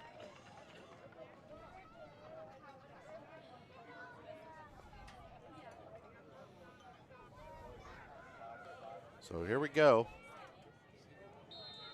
as they wind the clock. Again, tight formation by the Cowboys. There's the snap. They're going to give it around the right side. Cantera cuts it back. He gets the corner across the 35 and inside the 35 at the 33-yard line. 1st and 10 for the Cowboys. 41 seconds left. So the Cowboys with a 1st and 10, 41.1 seconds left here. They'll need to get to the line of scrimmage right away. As the clock starts, 40 seconds, 39. Cowboys coming back to the line of scrimmage.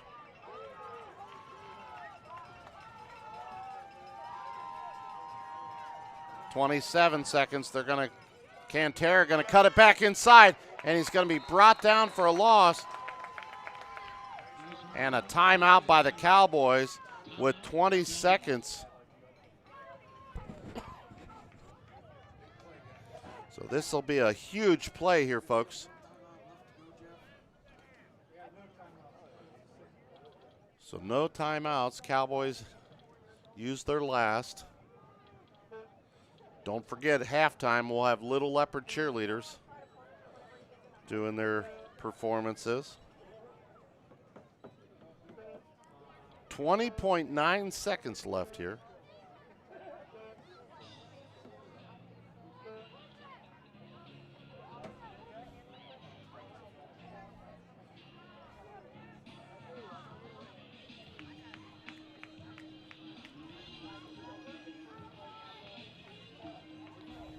Tell you what, I was looking over in the corner. That rain this week got us a little green grass over in the far corner there.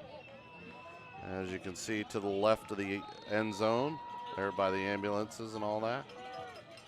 Left of the visitors' locker room. It was completely brown last week, so it's a little life in our yards. As Cantera going to be stopped in the backfield, but clock stopped, and we're going to get a procedure penalty prior to the snap by the Cowboys. I'm surprised we haven't seen a pass downfield to Luke Christensen yet down the seam. That's been a pretty popular play for the Cowboys and a successful play this year. So they've continued to pound the ball, but the Rams doing just enough to stop things with 16.1 seconds left here.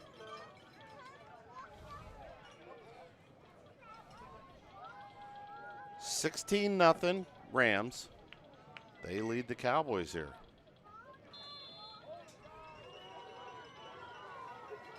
As the Cowboys coming back to the line of scrimmage in that same bunch formation. And the ball's on the ground as Cantera couldn't handle the snap. And the clock moving, 9 seconds, 8 seconds. And that very well is going to finish the half as the Cowboys trail the Rams. We'll stick here for Little Leopard cheerleaders.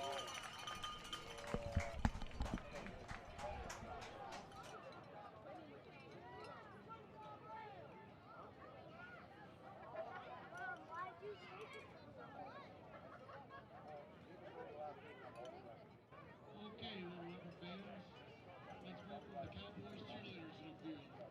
All of our Cowboys, take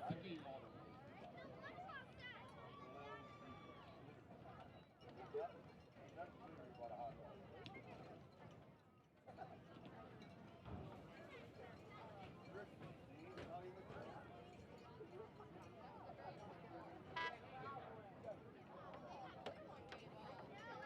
Cowgirls, when we announce your name, please recognize the Little Leopard fans.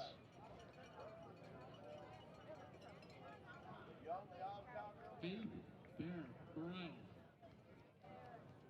Kimmy Cordes. Riley Beezer. Grace Lynch. Saritha moving. What's little broski doing down there tackling Levi? Lexi Palmier. Angel Bills. Olivia Sell. Vivian Sims. Madeline Stump. Jeriah Swain. Casey Young. Cowboys. Show us what you got.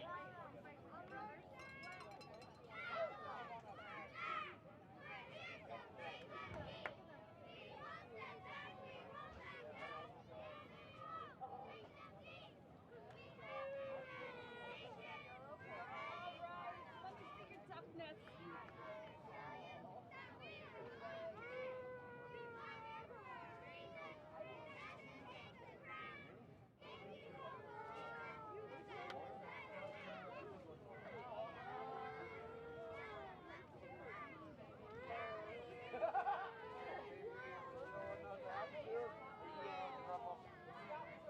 Scotty's coming over here.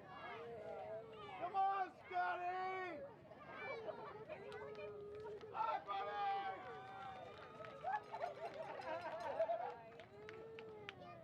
Babby!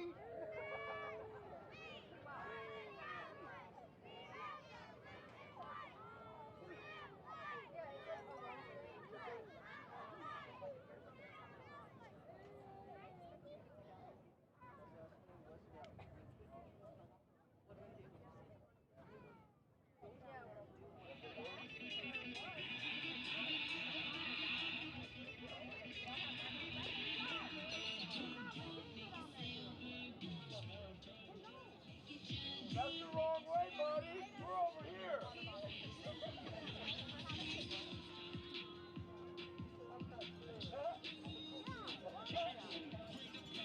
I do what I can.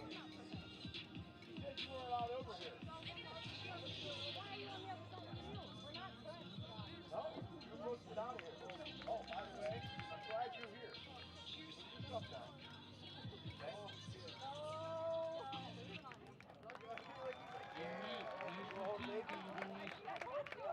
Cowboys are well coached by Marley Batiste, St. Lawrence, and Emily Wurzburger. Good job, girls. Keep it up. How old are you now? Okay, now we'd like to welcome the Rams cheerleaders to the field. Calling all Rams girls. Come on, Rammers! Rams girls. Will we announce your name?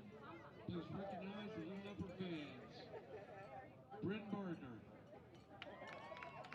Quinn Beaver. Madison Cooper. Lily Gaiman. Chloe Hain. Brooke Jones. Kinley Lambert. Reagan Steed. Megan Weist.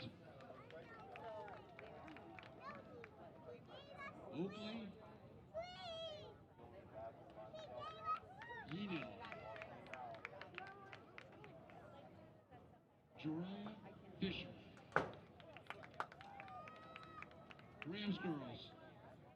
Show us what you got.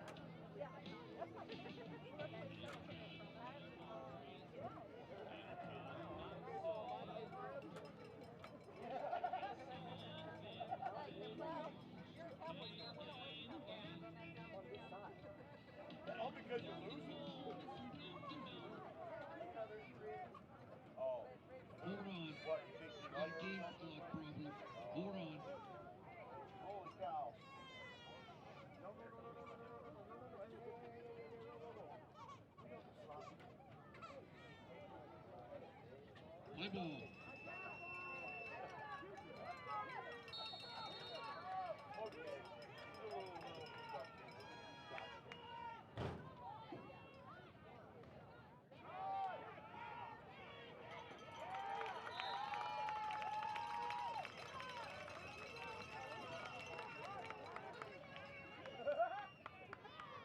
Not much of a gain. By group block by number 3, Tice Rosie.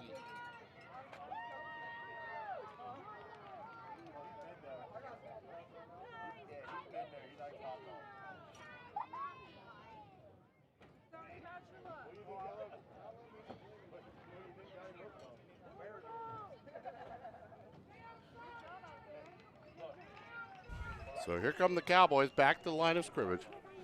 Regani in the shotgun. 2nd and 10. Snap is back, handoff over the right side. Cantera breaks the tackle, escapes, and gets across the 40. As he was dead to rights in the backfield and somehow, some way, broke free for a gain of about a yard. So that'll be 3rd and 9.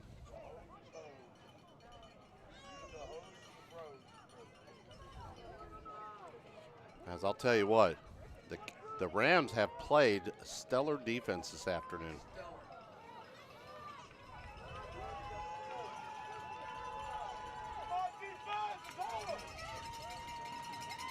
So Cowboys 3rd down. High formation. Handoff over the left side and stopped right at the line of scrimmage. So the Rams defensive line once again doing the job.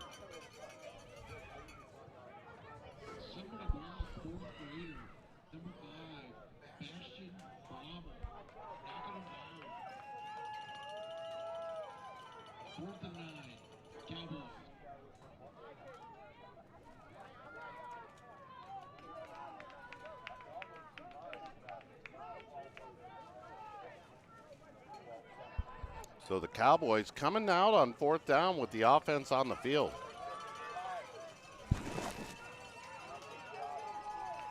Tight formation. Gonna go to the right. Regani gonna be brought down as his own Cantera got taken down. His own player fell in front of him and took him down. So that's gonna turn the ball over on downs to the Rams.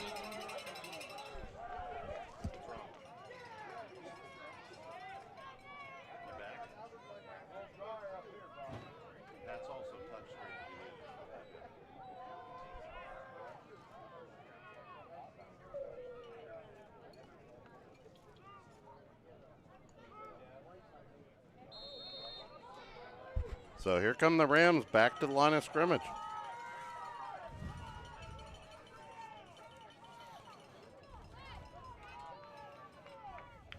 Snap is back. Blommel coming to the right.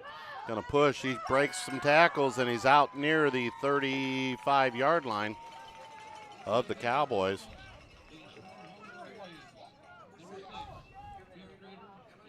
That was Emmett Blommel, the ball carrier.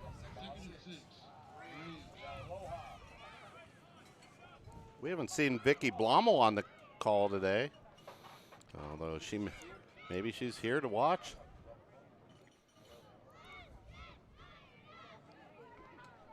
Maybe she made the trip from Columbus. But the Rams and the gang playing tough today. There's a snap. Handoff up the middle. That's Ferguson. Short gain on the play. Nice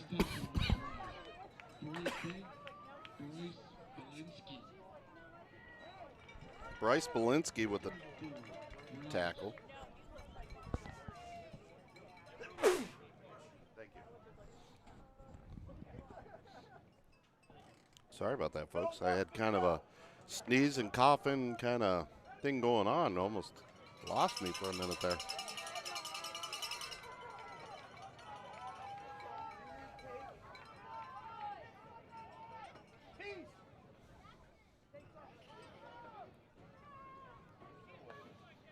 Snap is back, handoff over the left side. That's Ferguson, stiff arm, and down to the 27-yard line and a first down.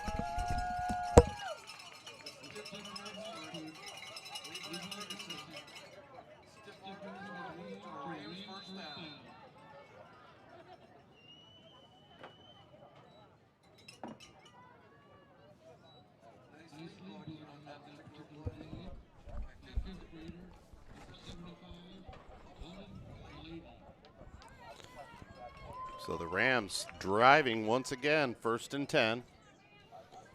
Ball is on the 27-yard line.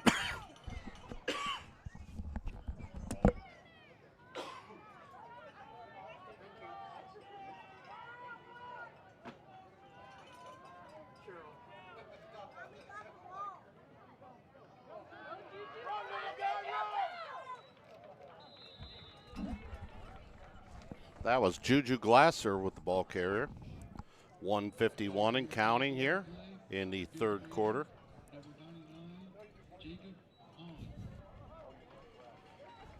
Jacob Hahn with the tackle for the Cowboys.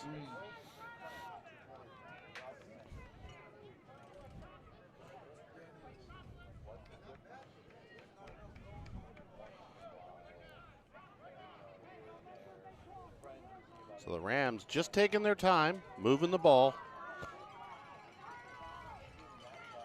2nd down and 8.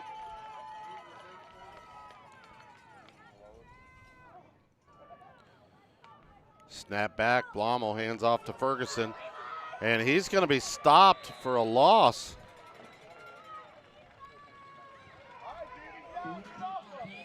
As Cameron Flanagan with the tackle. Liam McGee also in on that tackle from his cornerback spot.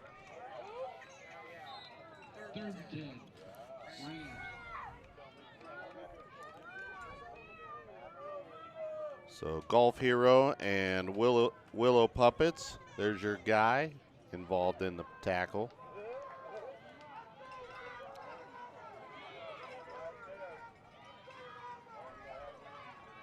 So here we go, Ferguson in the backfield, and we're going to get a procedure penalty against the Rams. That'll move the Rams back 5 yards.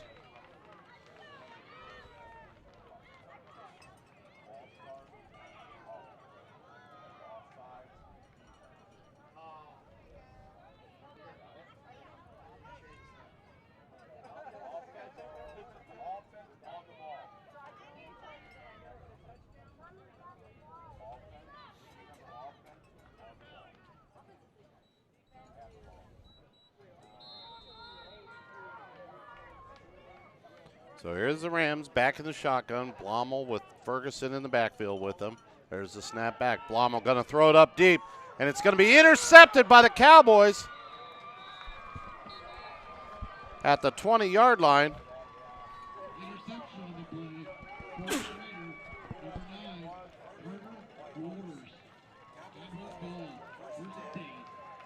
The interception by Carter Walters. Making the play with 9.1 seconds left and stopping the Rams' drive. Now they just need to get a little action going on the offensive side as they trail 16-0.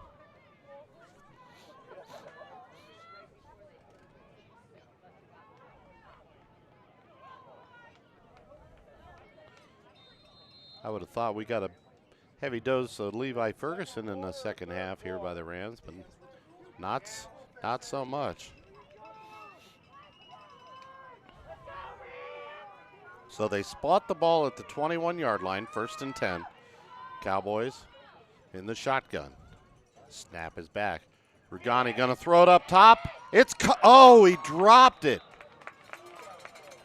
I'll tell you what, he was wide open. Just couldn't haul it in. I'll tell you what, the Rams almost made a heck of a play up top, high pointing that, and it just got past him.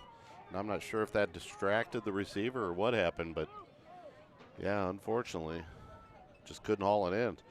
I'll tell you what, if he catches that, though, it's a foot race to the end zone.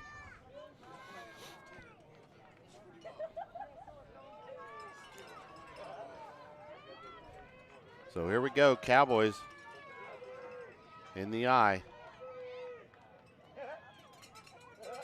Gonna hand it off over the left side. Cantera getting the corner. He's across the 30 out to the 32-yard line. And that's gonna be a first down as we head to the fourth quarter. Rams lead 16-0. We'll be back here in just a few minutes. This is the Spotlight Media Network. Since 1932, Arrowhead Orchard has been your go-to farm for fresh flavor and unforgettable fun. Just outside of Louisville, in Paris, Ohio, Arrowhead Orchard has 7,000 apple trees, as well as peaches, sunflowers, pumpkins, cider, baked goods, and more. There's something for everyone. Hop on a hayride, pick your own apples, get lost in the maze, zip through our obstacle course, or play around in our new indoor mini golf facility. There is plenty of fun for everyone. And now you can host your next graduation, anniversary, birthday party, or special event in our beautiful new event center, Archwood Orchard, where tradition meets fun. Check out our website at arrowheadorchard.com for details, or you can call us at 330-862-2733.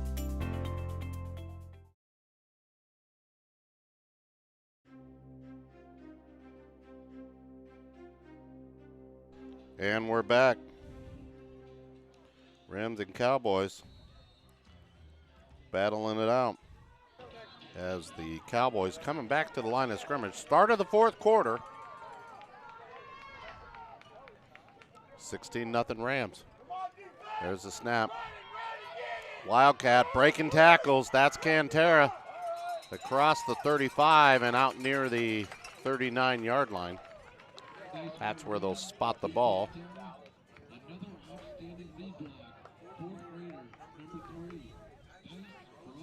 Tice Brosey with a great lead block out in front.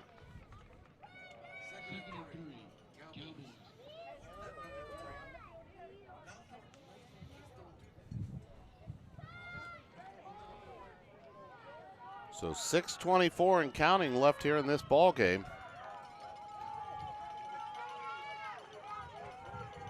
Cowboys trying to get lined up. Here comes the blitz. Cantera going to the outside, and he's going to be brought down. What a play on the outside. That is Alex McKelvey stepping up from his cornerback position and making a beautiful open field tackle. As McKelvey making a great tackle. If he doesn't make that tackle, Cantera is gone. Down the sidelines, there was nobody behind him, so nice job by McKelvey doing his job, breaking him down and making the tackle. 5:39 left here in this ball game.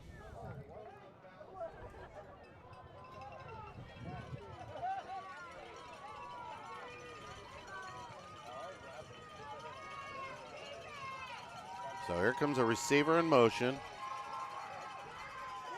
Rugani trying to get the corner, makes a move. Good block on the outside. Still going, and he's going to be close to first down.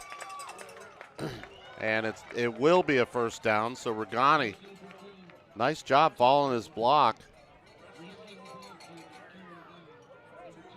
I'll tell you what, nice job by Liam McGee on the outside. Making a nice block on the outside, helping Rugani get the edge and get the first down. So that'll be 1st and 10, 5 minutes left here in this ball game.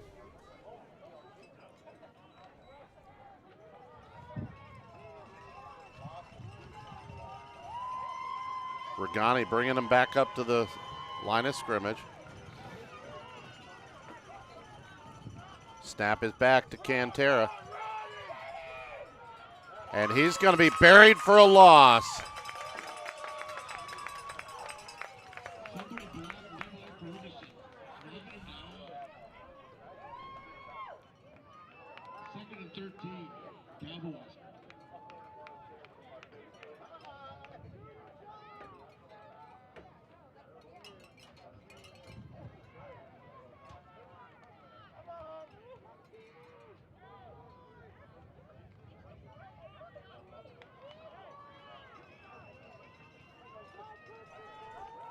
So here we go.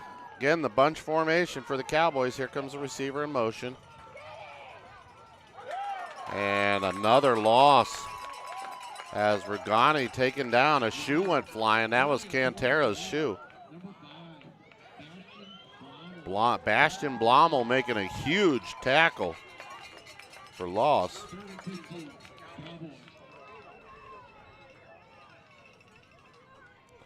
.334, and the Cowboys going the wrong direction right now.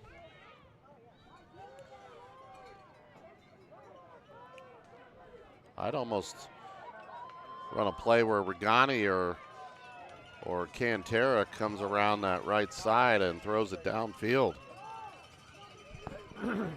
As Regani in the shotgun. Snap back, Regani gonna look, he's gonna throw it downfield, and it's gonna be incomplete, intended for Christensen. Just couldn't haul it in, he had two guys on his back. So the clock stops with 3:04, and that's gonna make it 4th down and 16. And I'll tell you what, folks, this very well could be the ball game right here if the Cowboys can't get it.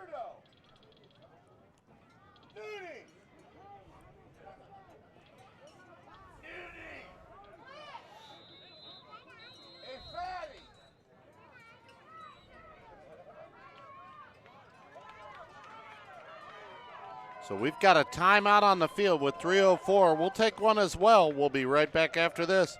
This is the Spotlight Media Network. Hello. Did you know that when you invest in your smile, you're investing back into your Stark County community? Welcome to Thomas Dental. My name's Tanya. I'm Dr. Mike's practice manager. Every day, we're investing back into our community.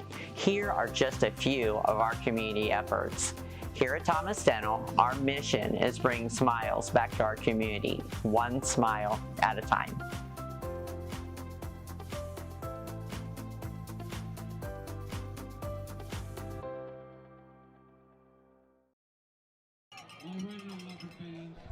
All right, here we go. Big play in this ball game. Golf Hero says no.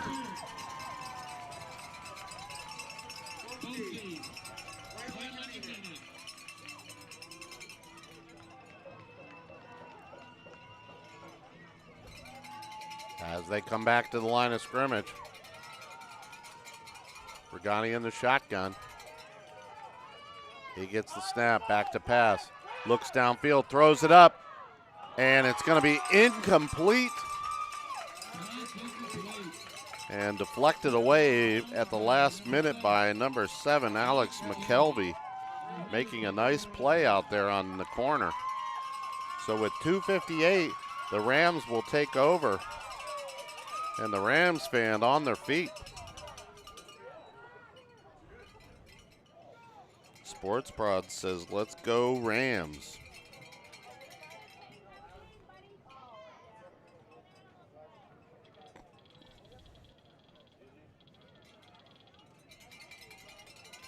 So this is where you're going to see the Cowboys be very aggressive, trying to rip the ball out at this point, hoping to maybe cause a fumble.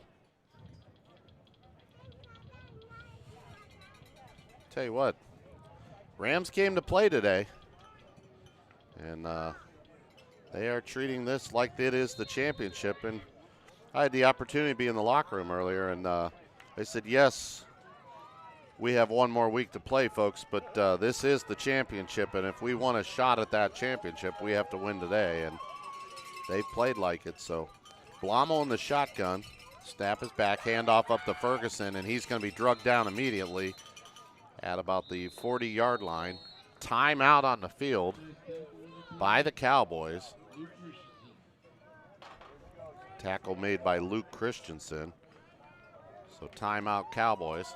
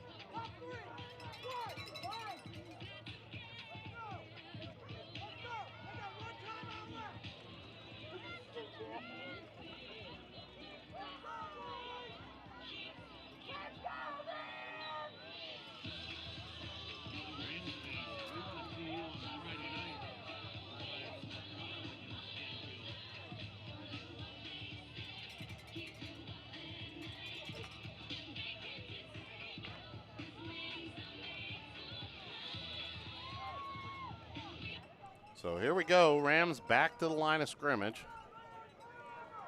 Shotgun formation, 2 backs behind him. Snap is back, hand off up to Ferguson, and he's going to be stopped immediately by Christensen and Brosi. So it'll be 3rd down with 2:39 left.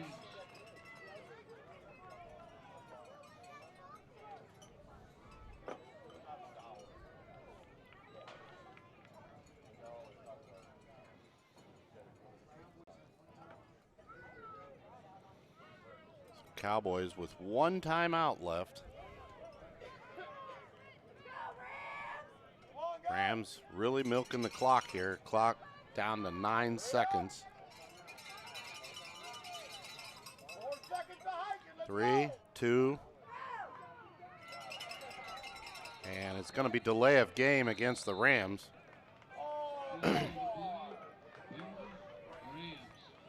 So that'll move it back, and that'll stop the clock.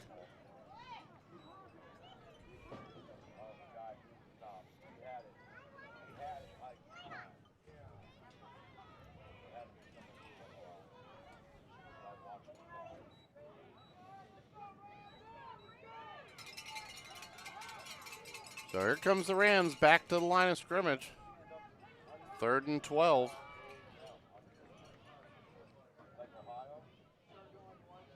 Ball marked at the 39-yard line. Clock will start on the snap.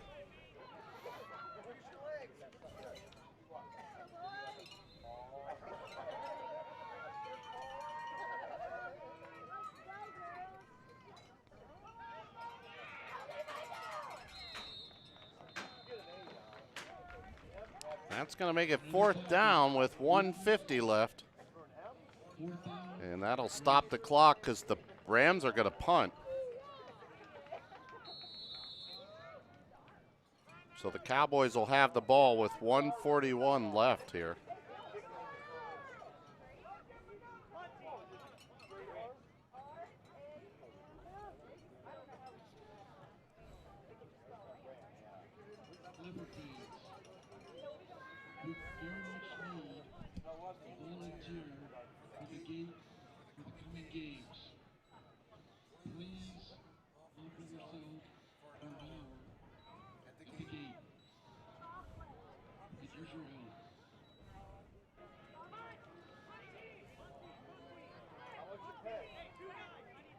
So here we go, Rams back to the line of scrimmage.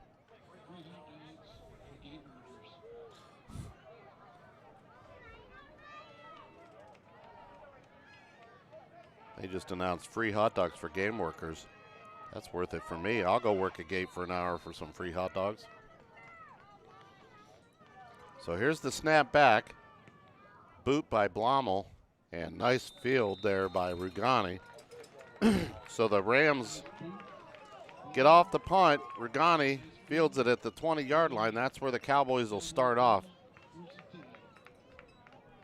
And actually, they'll mark it out at the 21-yard line. So the Cowboys in dire needs right now, trailing 16-0.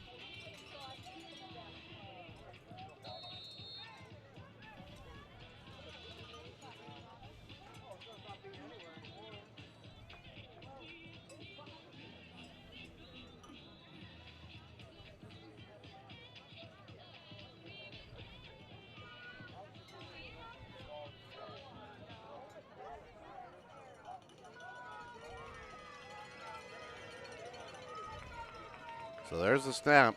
Cantera coming around the right side looking for the corner, and he's going to be brought down from behind. 125 and counting. The Cowboys need to get back to the line of scrimmage.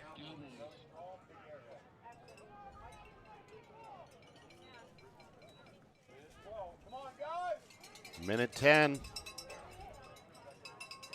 Clock still moving.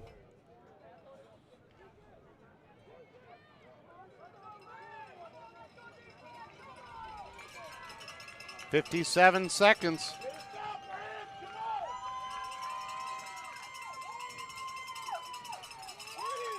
And what a tackle in the backfield.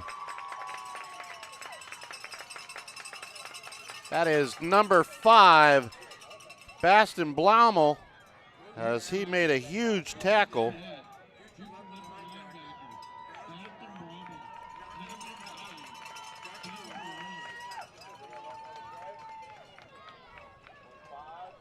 So 24 seconds with a huge tackle by Blaumel. 17 seconds, and this should be the last play of the ball game. 3rd down. There's the snap back. Trying to get the corner, and he's brought down by number 9, Juju Glasser. And that's going to be the ball game, folks, as the Rams have defeated the Cowboys 16-0. We'll be back here in just a few minutes for game number 3. In just a few. This is the Spotlight Media Network.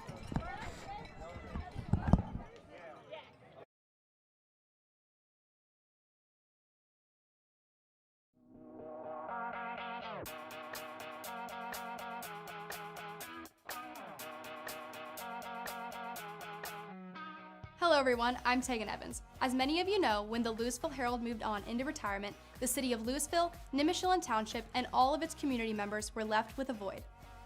The community lost its ability to hear about local events, news, information, sports, and community projects. We lost the ability to come together for Louisville's betterment. Well, we have a solution for you, Spotlight Media Network. Spotlight Media Network is a place anyone can go, whether it be social media, YouTube, or our website, that will display information in different formats to show the best Louisville has to offer. One last thing, if you have something newsworthy or something you would like the community of Louisville to hear about, send us an email at spotlightlouisville1@gmail.com. So if you want to see what is happening in Louisville or the best Louisville has to offer, check out Spotlight Media Network, where we know Louisville is number 1.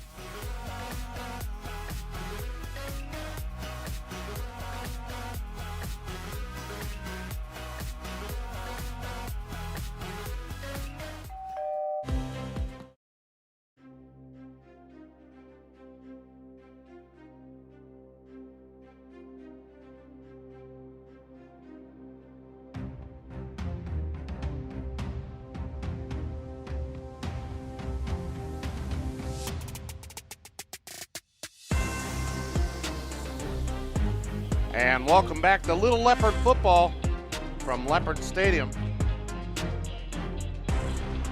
Again, I'm Rob Johnson with the Spotlight Media Network, a division of YFN, bringing you all the action.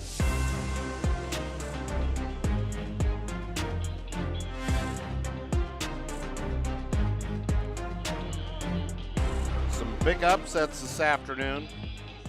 In our first game, the Chiefs coming out, getting not only their first score of the season, but their first victory of the season, taking down the Packers. And then, of course, the game you just witnessed, the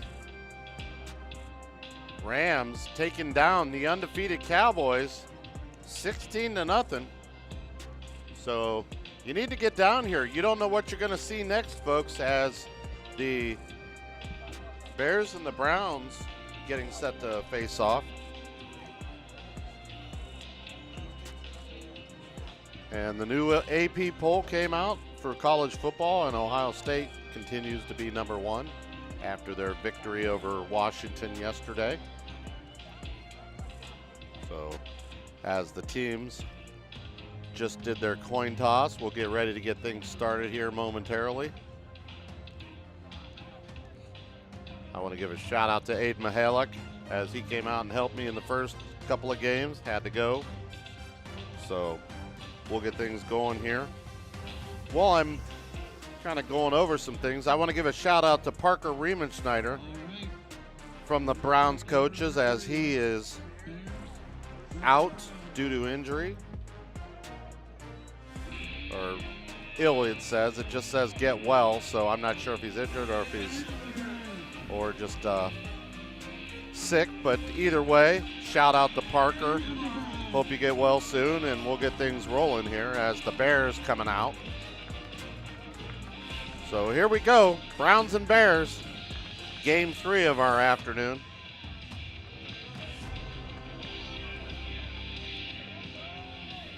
And if you're not down here, you need to get down here. The Conies are phenomenal. I had a little taste of the Conies as myself, as we were able to, yeah, we need a couple additional chain guys. I'll tell you what, if you come down and help with the chain gang, I'll even buy you a Coney.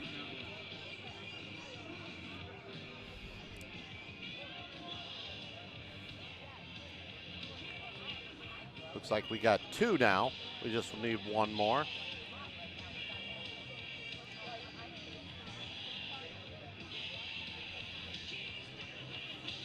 As it looks like the Browns will start on defense, the Bears will start on offense.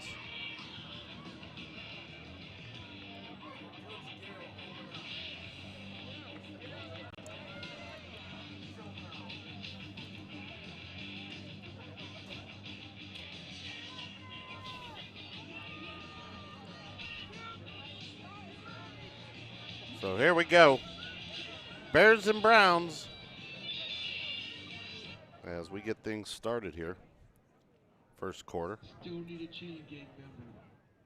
Can't start the game without 3 chain gang members.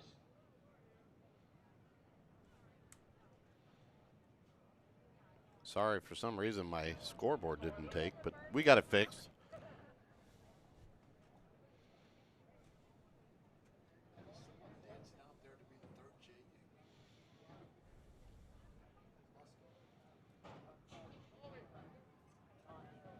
Thank you, Coach Riskin.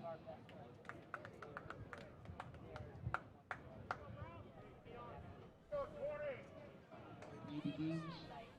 Bears ball, 1st and 10.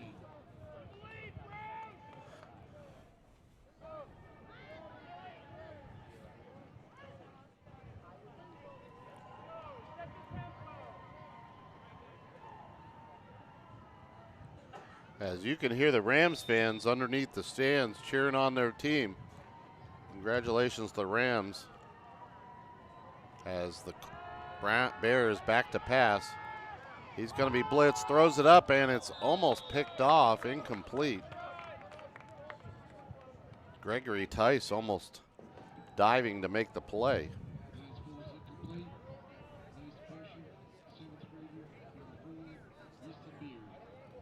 Easton Beard with the attempt.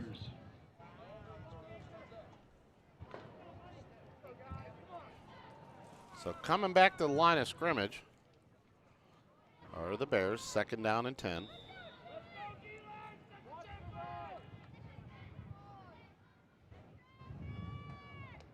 Snap back. Fakes the handoff, pitch out to McCulley. McCulley coming around the right side, looking to get the edge, and he's going to gain about 2, maybe 3 yards up to the 40, call it 4, as the official kind of bouncing between yard lines. We'll see where he sets the ball. They mark it at the 44, so 4-yard gain by McCulley. So it'll be 3rd down and 6 for the Bears. 7:22 first quarter.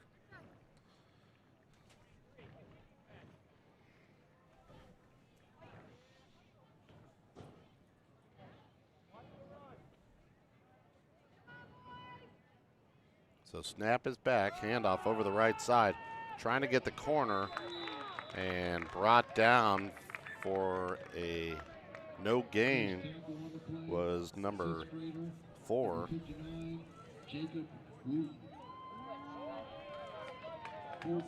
That was Tyler Carr, brought down by Wooten.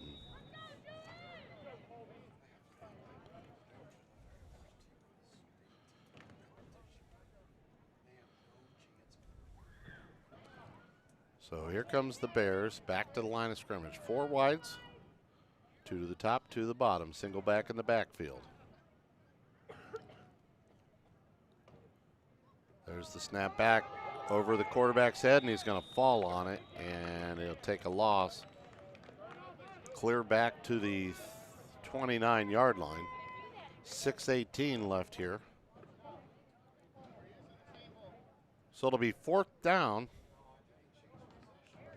Oh, that was 4th down. Excuse me. Sorry about that, folks. So the Browns.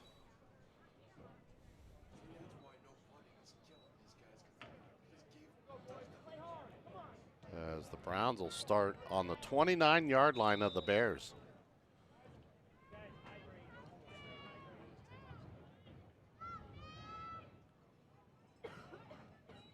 So there's the Browns. Going to hand it to Tice. Coming around the right side. He's going to get the corner across the 25. Still driving. And he's going to be near the 20-yard line. They're going to mark him about the 21-yard line. So nice hard run by Gregory Tice.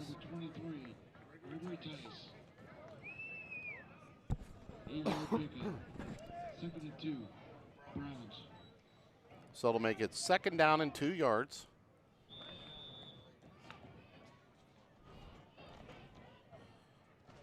As the Browns coming right back to the line of scrimmage. Liam Belts hit at quarterback. He's at the shotgun. Burrows behind him. 2 receivers to the bottom, 1 to the top. Belt's going to hand it off to Burrow. Burrow's cutting back and forth. Gets across the 15 down near the 10-yard line. And that's a 1st down and more. Colby Burrows, the ball carrier. And so that'll be a 1st and 10 in the Lingenhole Real Estate red zone.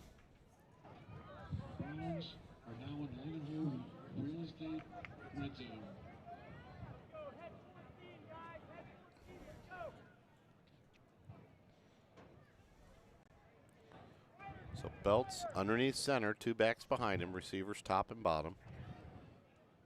Here's the snap, handoff to Lane Brown, trying to get the corner. He does. Across the 10, across the 5, driving, and he'll be stopped short of the end zone. They'll mark him down at about the 2-yard line. It's about a yard short of the 1st down as well. So it'll be 2nd down and 1, right in the shadow of the end zone as well.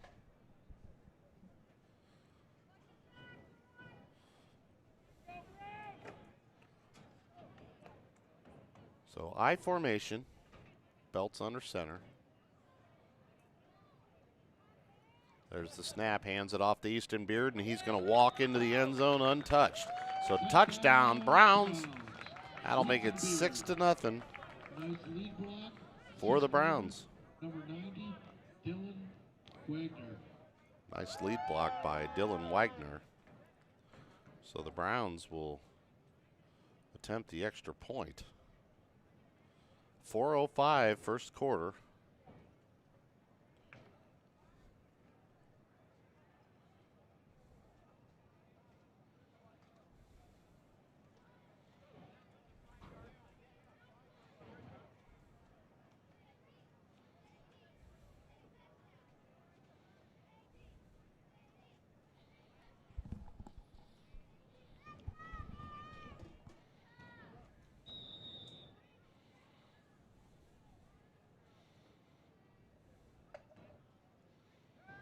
Belt's going to throw it to the outside. It's caught for completion to Tice for the 2-point conversion. So that's going to make it 8-0 Browns. Nice reception, Gregory Tice. The point is good.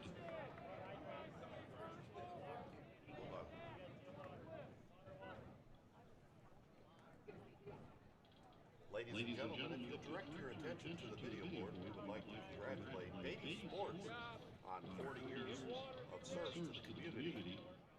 Again, thank you to Barb and Greg on the great service over 40 years.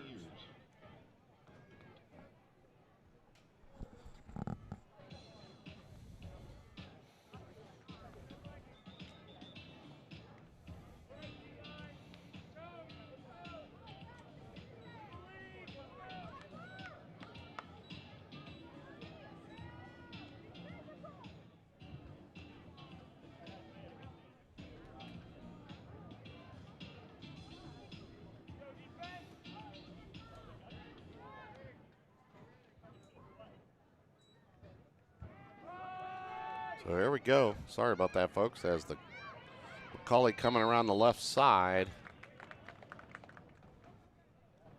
and getting about a 3-yard gain.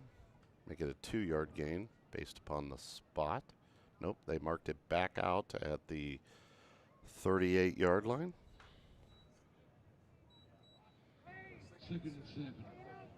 Bears.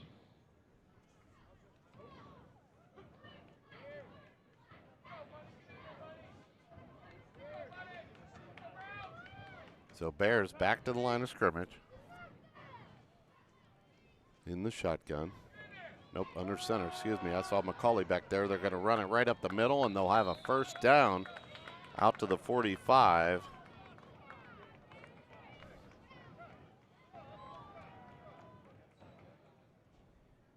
Trying to get a number here. It's so hard to read the Bears' numbers. Nice hard run. 7th grader, number 20, Emmett Gale. That was Emmett Gale, the ball carrier. Bears.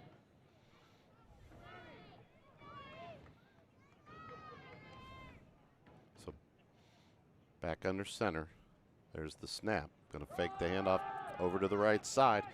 Cuts it back in, getting up near the 50-yard line on a nice run. That's number 4, Tyler Carr. Number 4, Tyler Carr. 5-yard pickup. 2nd and 5. Bears. So that'll make it about 2nd and 5, but we've got a timeout on the field. So we'll take one as well. We'll be back here in just a few minutes. This is the Spotlight Media Network.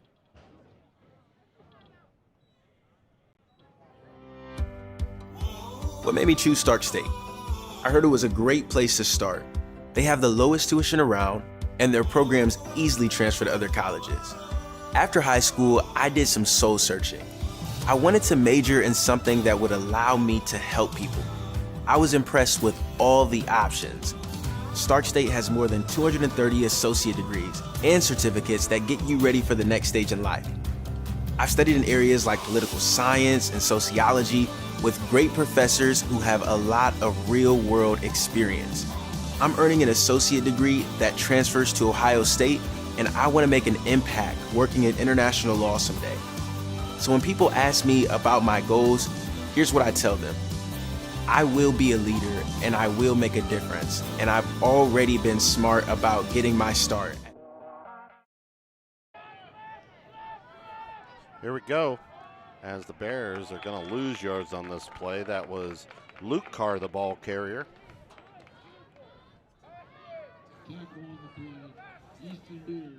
Easton Beard with the tackle for the Browns. That'll make it 3rd down and about 12 yards.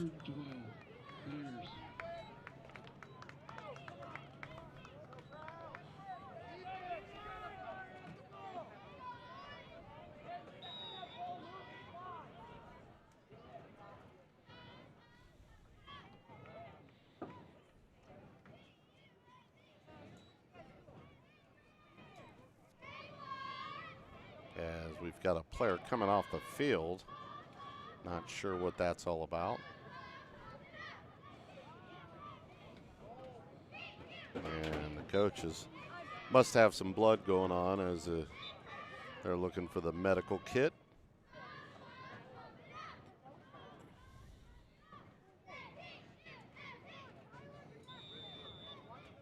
So Rhett Butler checks in.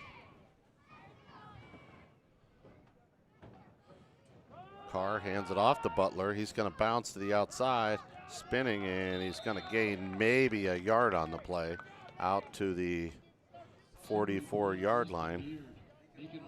So 1:13 left here, as it'll be 4th down and a mile for the Bears.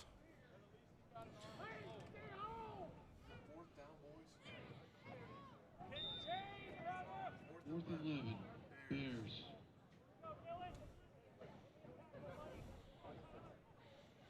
So 52 seconds, and it looks like they're going to come back out with the offense. 3 receivers, 2 to the bottom, 1 to the top, 2 backs in the backfield.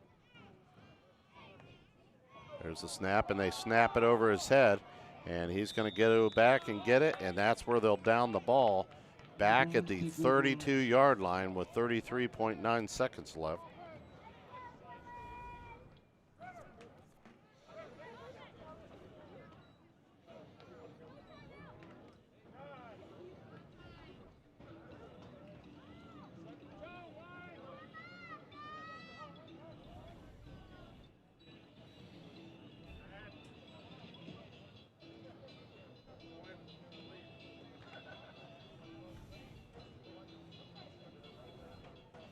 So here comes the Browns back to the line of scrimmage. They lead 8-0. 1st and 10 from the 32-yard line. 33.9 seconds left here in the first quarter. Burrow's going in motion. Belts back to pass. He's going to look downfield. He rolls left. He feels the pressure. He's going to take off. Coming across the 25, the 20. And finally brought out of bounds right about the 22-yard line. So he'll have a first down. Bears lucky they did not call a horse collar on that play, as the defensive player had a hold of Belts' shoulder pads.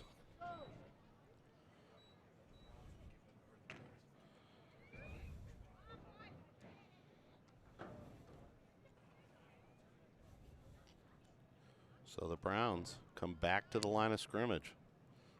I formation, beard in the eye.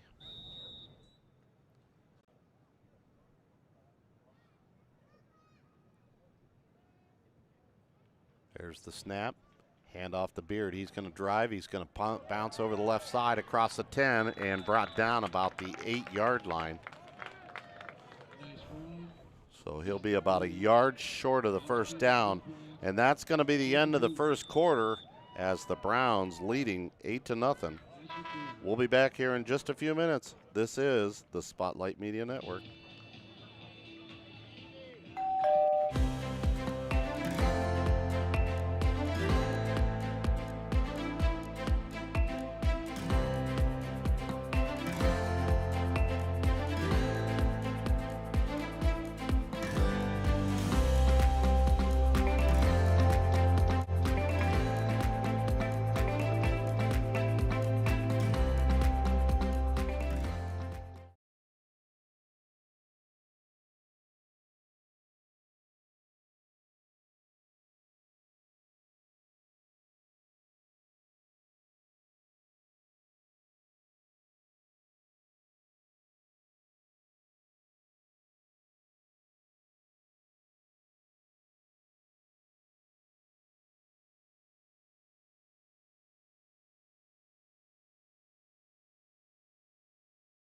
Do your research buying a new car and then let us help.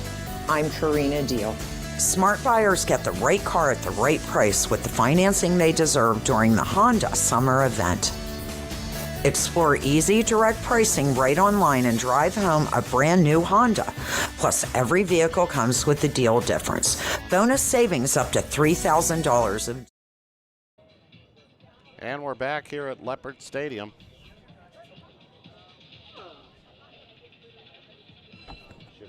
Yeah, he's third string.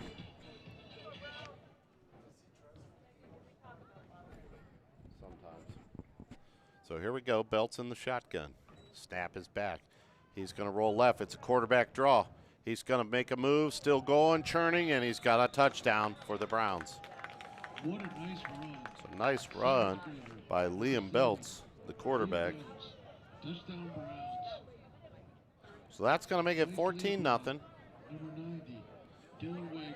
Dylan Wagner leading the way.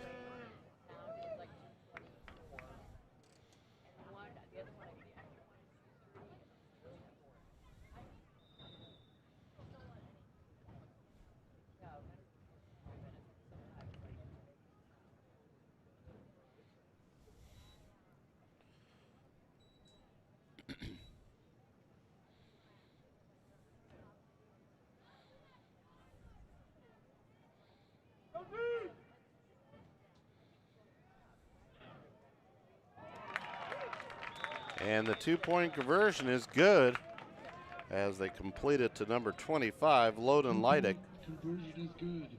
Nice catch. So that's going to make it 16-0. Nice pass. Number 7, Liam Belt. Nice pass protection. 7th grader. Number 52, Vinny Cruz. So Vinny Cruz with a nice block on that play. Number 52. 7:52, second quarter. Browns in control, 16-0. Unlike the NFL Browns, they trail 20-7. Tell you what, folks. Might be time to go to one of the rookies, as Joe Flacco is a statue. And the Browns offensive line is not a healthy unit. So here's the snap. Carr being pressured. He's going to take off and run, and he's going to be brought down back to the line of scrimmage. So that's going to make it 2nd and 10. And correction, that's number 25. That is Luke Carr. Nice determined run. Luke Carr. 2nd and 10. Bears. So it'll make it 2nd down, 10 yards to go.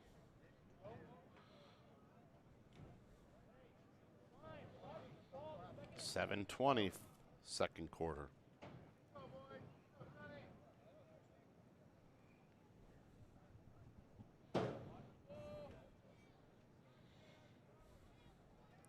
There's the snap. Carr back to pass. He's going to be hit as he throws, and the ball is going to be marked incomplete. The play is totally busted up by 7th grader, number 52, Vinny Cruz. I'll tell you what, Vinny Cruz hit him so hard he lost his shoe in the process.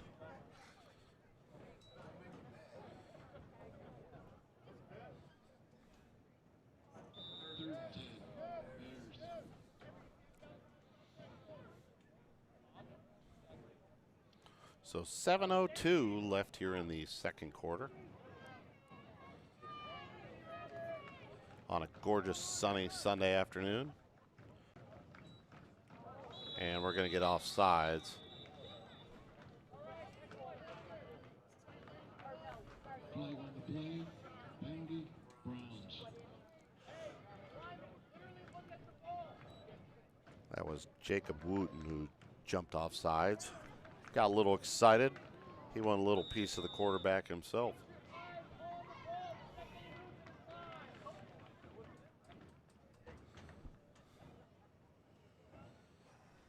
Well, when you're in one of those perpetual go-get ball, that'll happen.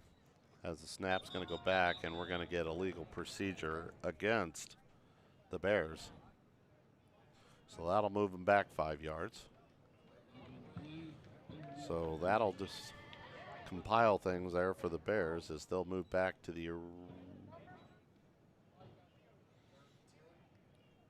not sure where they're going to mark the ball. They're all over the place with it right now. Not sure if the Browns declined it or what.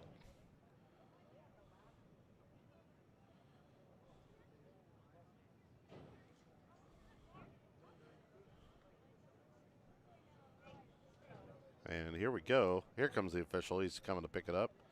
So that'll move it back to the 35-yard line. There we go. Even the down marker guy didn't know what to do there. There was no motion from the official. They were all kind of just hanging out. So 6:56, second quarter.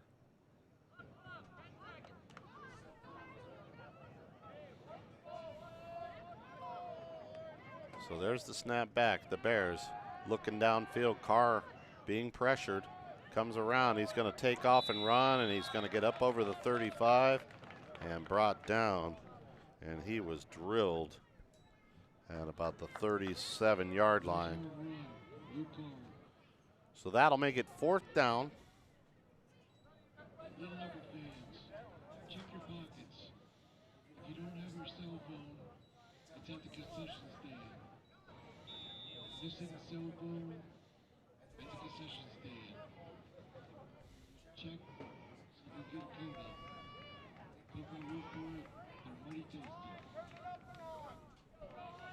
So here we go, Bears back to the line of scrimmage. No punting these guys, as they'll go for it here on 4th down. Snap is back, Carr back to pass. He's looking downfield, he's rolling right, he's being pressured. Here comes the throw down the field, and it's incomplete. So that'll be a turnover on downs for the Browns deep in the Bears territory. 5:54 left here in the second.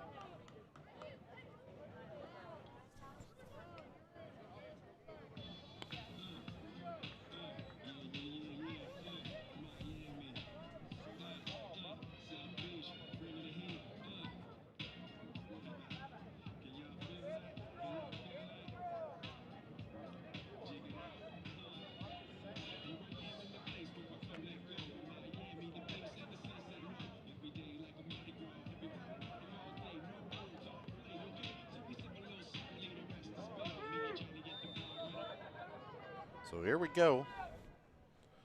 5:54. Browns and offense. They're going to throw it deep. He's got a man out there. It's Gregory Tice. Touchdown, Browns. What a pass by Liam Belts to Gregory Tice. So that'll add to the total. That'll make it 22-0 for the Browns.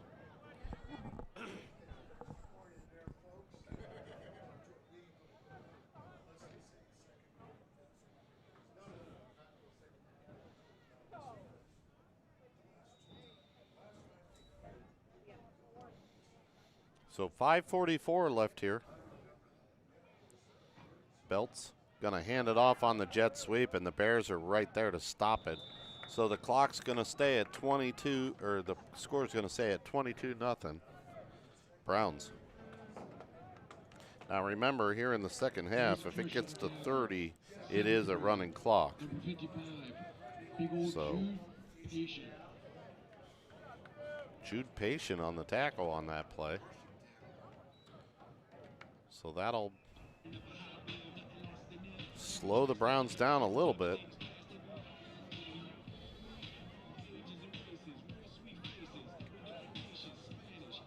Again, a beautiful day here at Leopard Stadium. If you're not here, you should be. So far, we've had pretty good football. Even better Conies.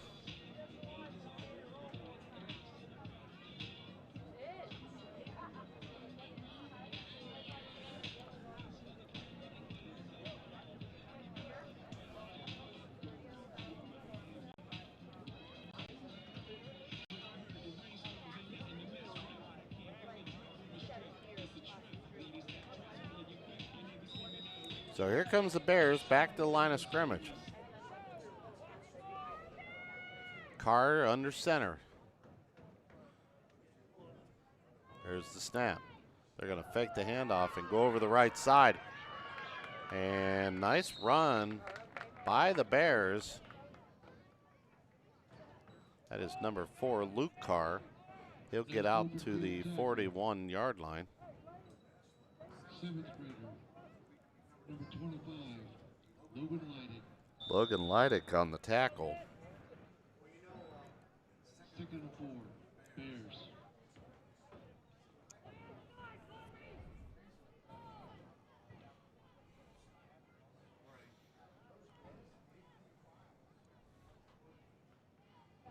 So here's the pitch. Back to McCauley, and he's got nowhere to go as he'll be brought down for a loss. The Bears immediately storming the backfield, or the Browns, excuse me. And McCauley had no chance. He was running for his life from the time he got the pitch. So that'll make it 3rd and 10 for the Bears. 4:35 left here in the first half.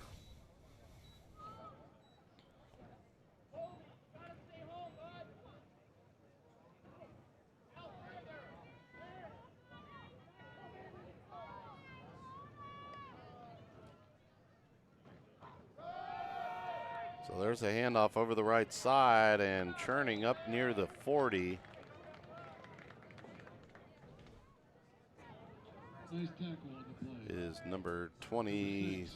A.J. King. That is Timmy Walters.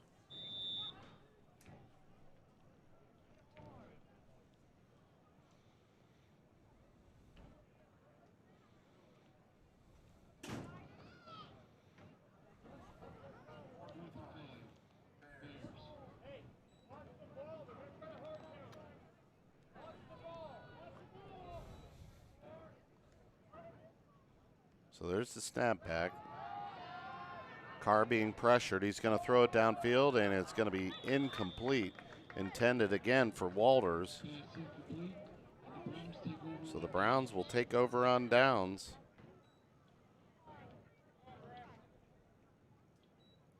From the Bears' 40-yard line.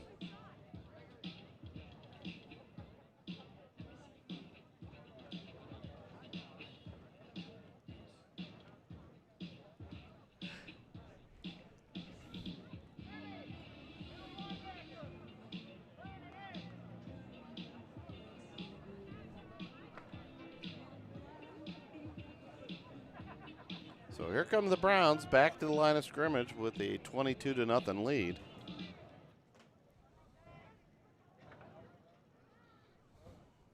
Belts in the shotgun. Stacked formation on the left side. Handoff, Tice looking to throw and being pressured, nowhere to go with it, so he's going to take off on his own. He cuts it back against the grain, and he's got a lot of field, and he's going to take it to the house and into the end zone. Coach Campus. Don't forget Gregory Tice. Gregory Tice with the touchdown for the Browns. The block that's struggling clearly. Sixth grader, number 97, Michael Croston. Knocked down two guys. Good job, Michael. So the Browns making it a 28-0 lead here. On a great play by Tice.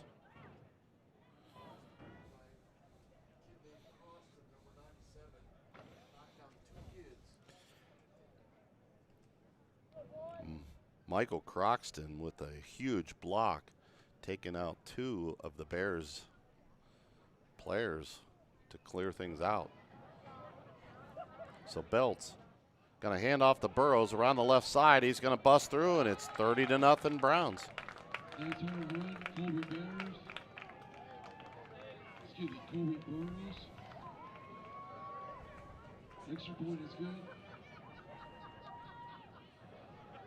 So the Browns lead 30-0 with 3:05 left here in the second quarter.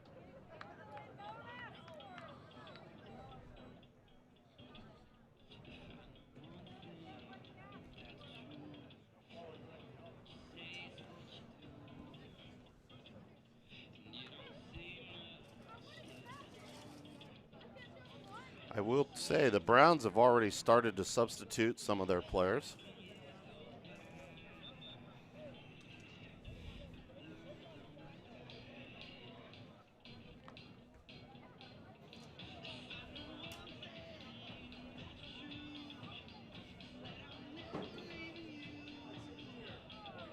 No, he's still moving over there by your schedule.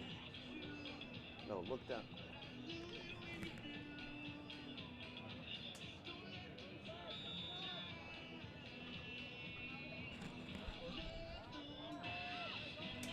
So here we go. Bears in the shotgun. And a false start will move them back.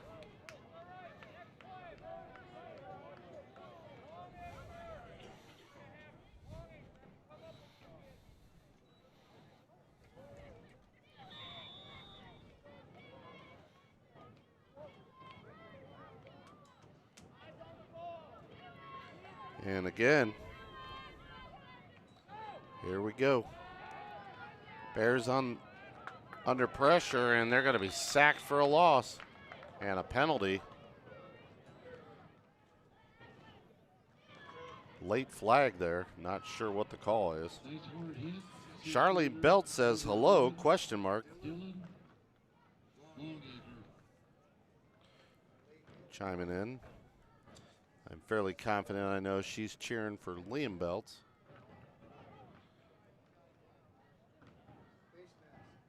Face mask against the Browns.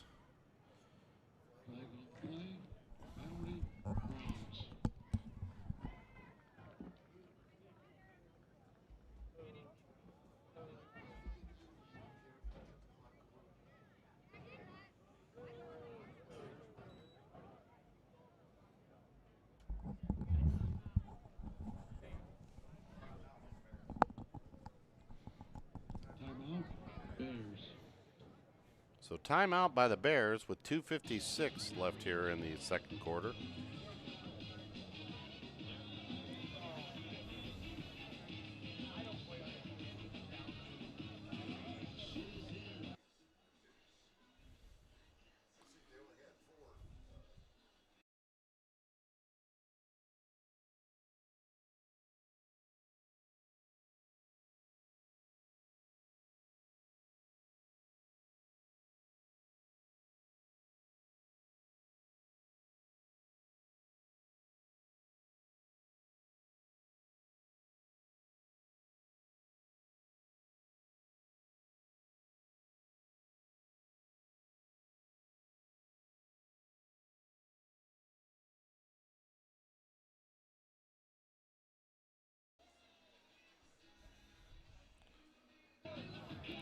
So here we go.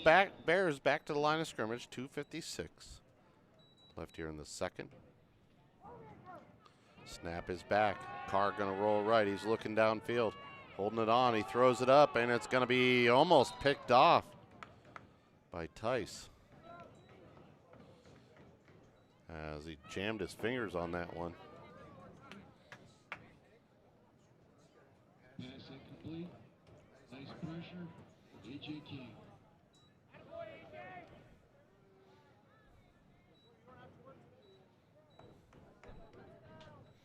So 2:25 left in this one. Here come the Bears back to the line of scrimmage.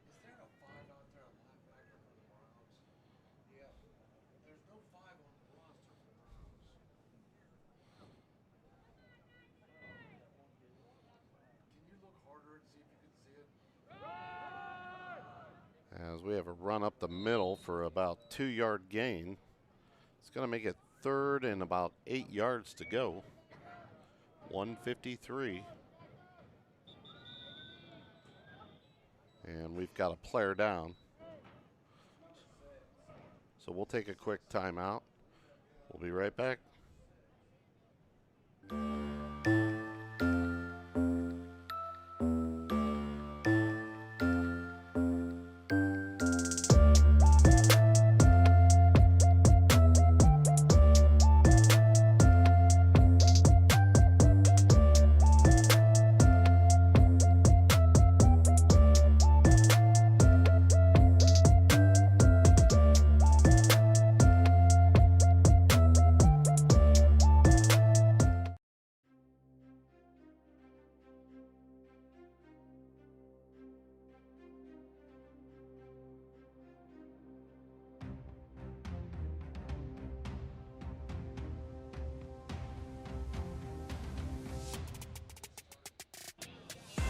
And welcome back to Louisville Little Leopard football. Brought to you by Thomas Dental and Associates. As the Bears taking off over the right side, breaking some tackles, still going, still driving with a nice run up the middle there. Nice hard run. Sixth grader, number 34, Rhett Butler. That was Rhett Butler. And Ron G chimes in, is there another game yet? Yes, sir, there is. We'll have the Colts and the Lions yet this afternoon.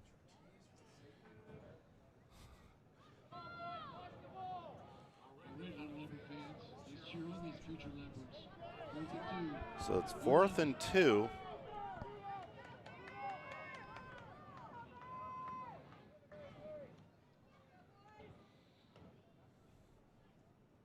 There's the snap. And off to Butler. Working, driving, and he's going to be just short of the first down. About a yard short. He'll be marked at the 46-yard line with 46.5 seconds left.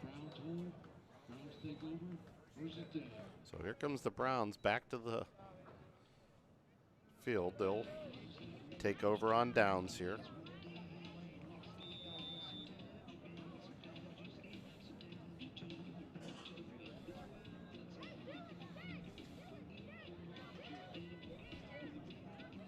So 35 seconds.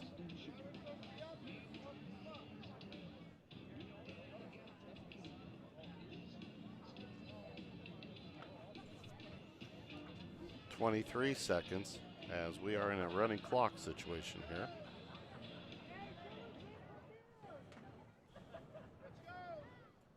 $13 seconds.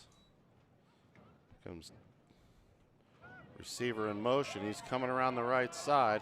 He's going to break a tackle, still going across the 50, and that should be the end of the half, and it is. So that's how we'll end the first half as the Browns lead the Bears 30-0. We'll stick around for Little Leopard cheer. And that's your half.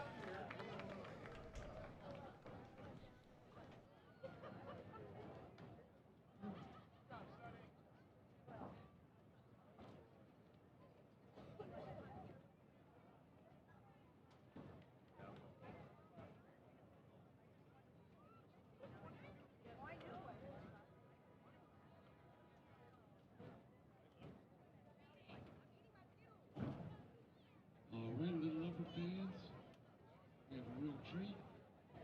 The Bears cheerleaders. Calling all Bears girls, please take the field.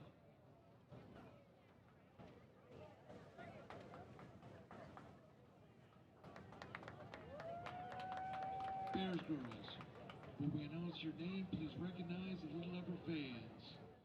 Ariana, imitation you. Liliana, Craighead. Casey Lewis. Riley Reynolds. Riley Young. Amelia Hoover. Bears girls. Show us what you got.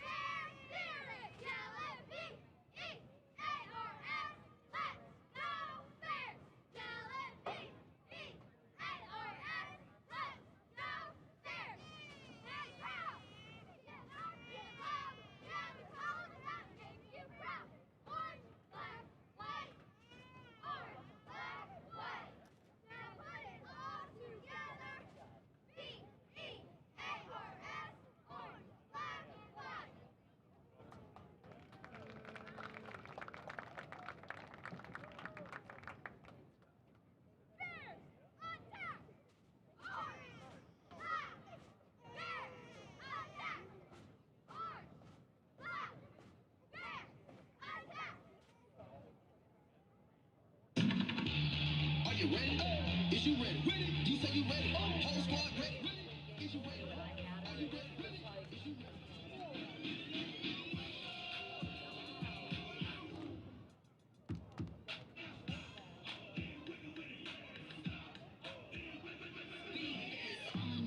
Supersonic, hypnotic, funky, fresh.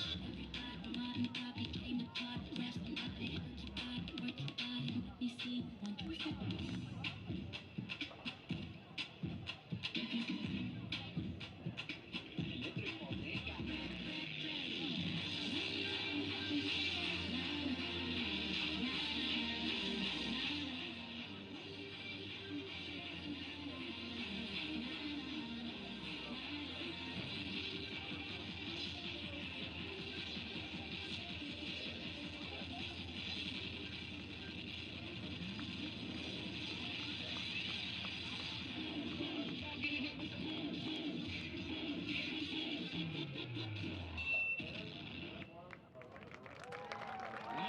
Bears girls taking a lead for the outstanding cheer group in the 6th and 7th grade.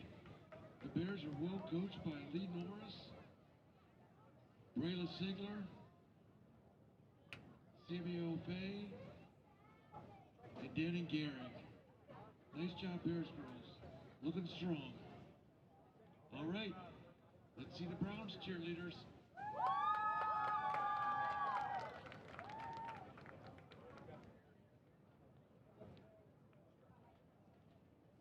Browns girls, when we announce your name, please recognize the Little Leopard fans. Abby Cargile, Sophia Desiato, Emma Giesing Hayes, Mary James, Olivia Cagle, Charlotte Travis. Browns girls, show us what you got.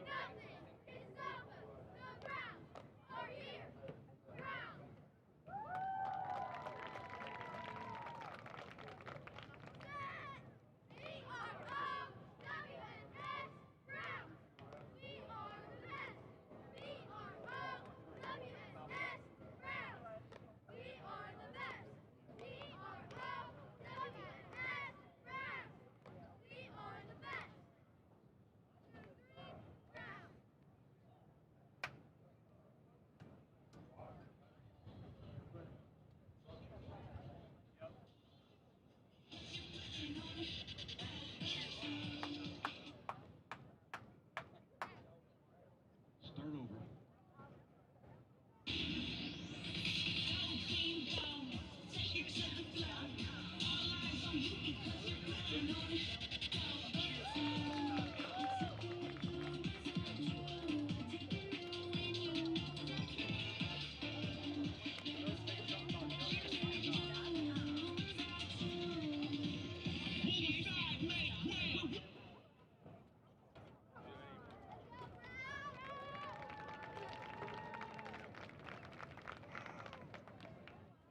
All right, Browns girls, still a work in progress. Keep it going.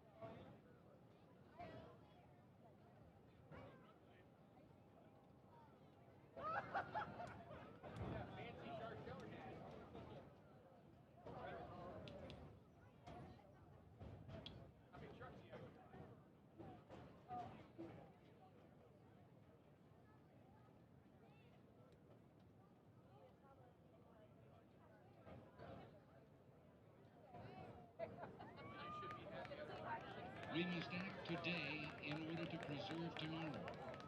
And let there be no misunderstanding. We are going to begin to act, beginning today.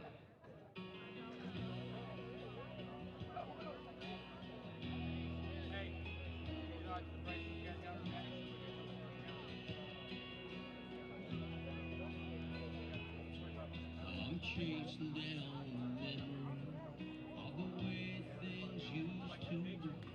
Kids playing underneath an old street light. No one ever said when they laid down at night, looking for something I ain't seen in a while. I'm looking for a factory burning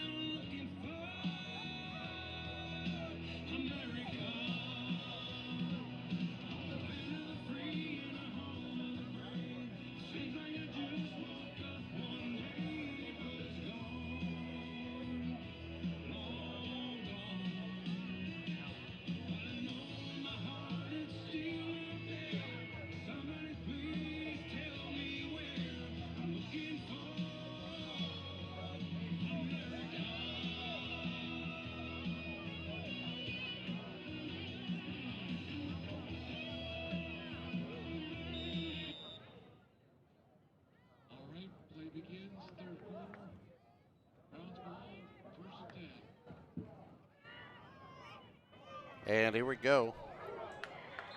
And Bears with a nice play in the backfield against the Browns right off the bat. That was number 21, Cale Swope, the ball carrier. Again, shout out to Parker Riemann-Snyder. Get well from the Browns coaching staff as he's out today.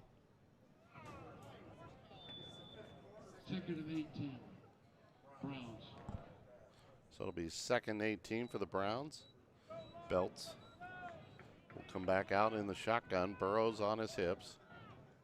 3 receivers to the top, 1 to the bottom.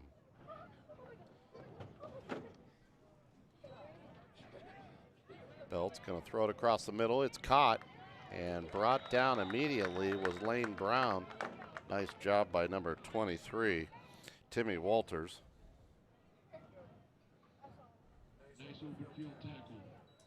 7th grader, number 23, Timmy Walters. So that'll make it second down or third down and 15. So here comes the Browns. Back out, Belts in the shotgun. I formation.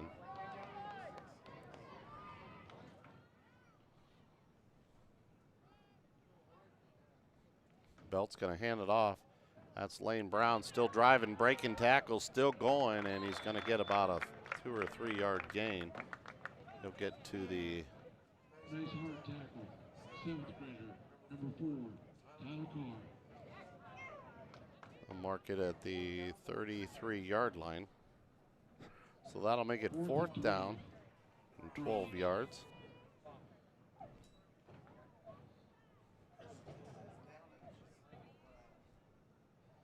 Looks like the Browns going to keep the offense on the field. Clock moving, 5:45.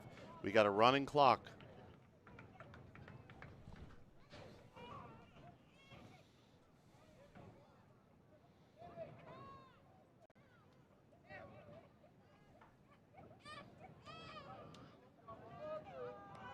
Snap is back, Belts being pressured. He's going to keep it. He's going to take off himself across the 40.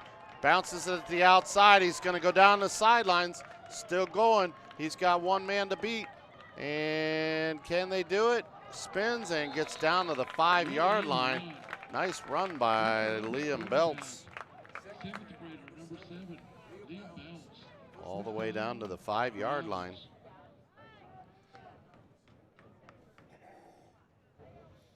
So Belts feeling the pressure and taking it nearly to the house with 4:52 left here.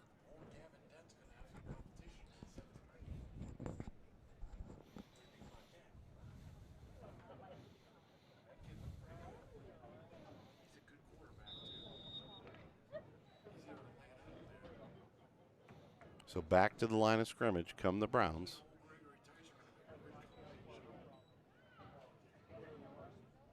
Looks like a new quarterback here. Snap is back. That's Gregory Tyson, the Wildcat, coming around the right side, and he's going to go into the end zone. But we have a flag. Gregory Tyson, the Wildcat, quarterback run for Browns TD. So let's see. And it looks like it may be coming back as the Browns coaching staff trying to rotate in some fresh faces here. Penalty, Browns.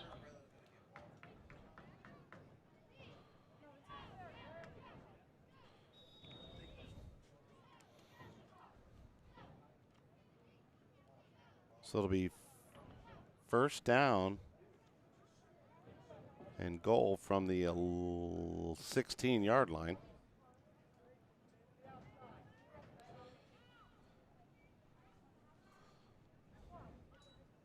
Snap is back.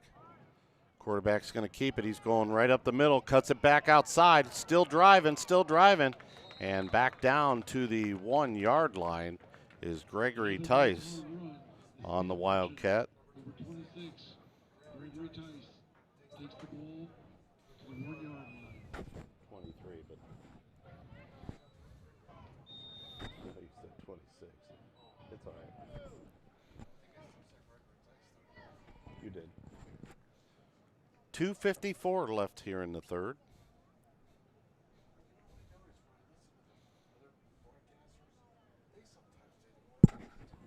I do it.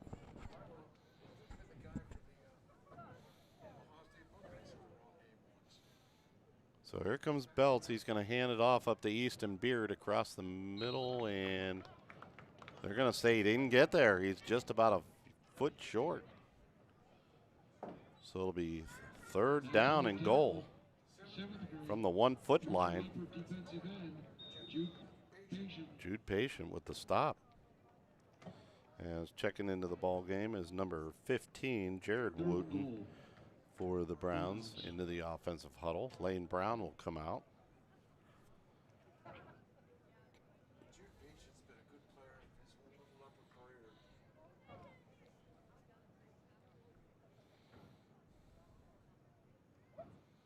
Belts under center. Takes a snap, and he's going to keep it himself and walk into the end zone. What a push by the Browns, as Belts just kind of took the snap and just walked forward. That wasn't even a challenge. So 36-0 Browns.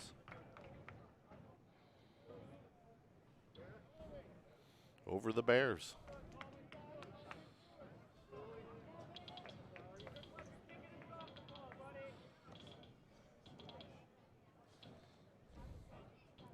Again, if you're watching, let us know who you're cheering for, who's your favorite player, where you hail from, where you're watching from. We'd love to hear from you. We've heard from Boulder, Colorado, Alaska today, so we've had them out there as Burrow's going to kick it up, end over end, and it's going to be good. So that's going to make it 38-0, or 37-0. Sorry. The rule changes back and forth throughout the day, so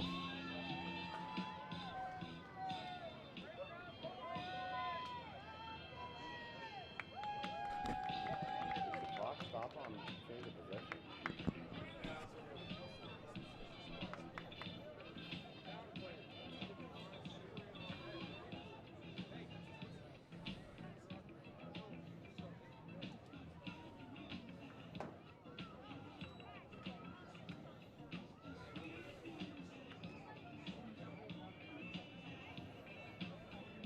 39.4 seconds left here. As the Bears coming back out on offense.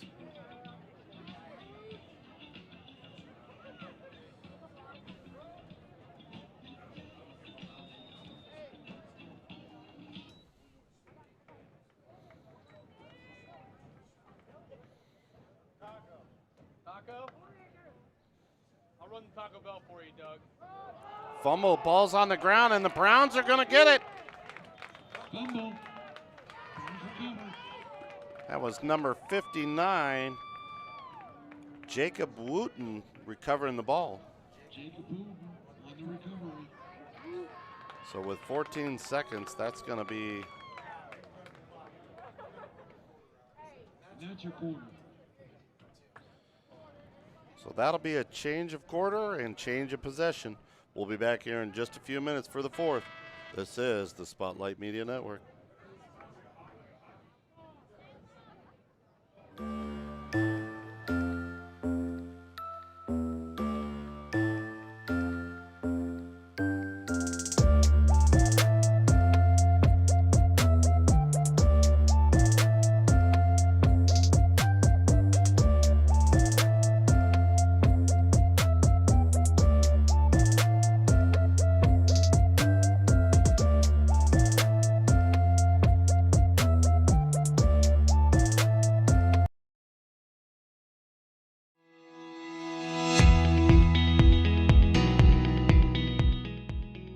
When it comes to first impressions, your yard is opening day, and we make sure it's a home run.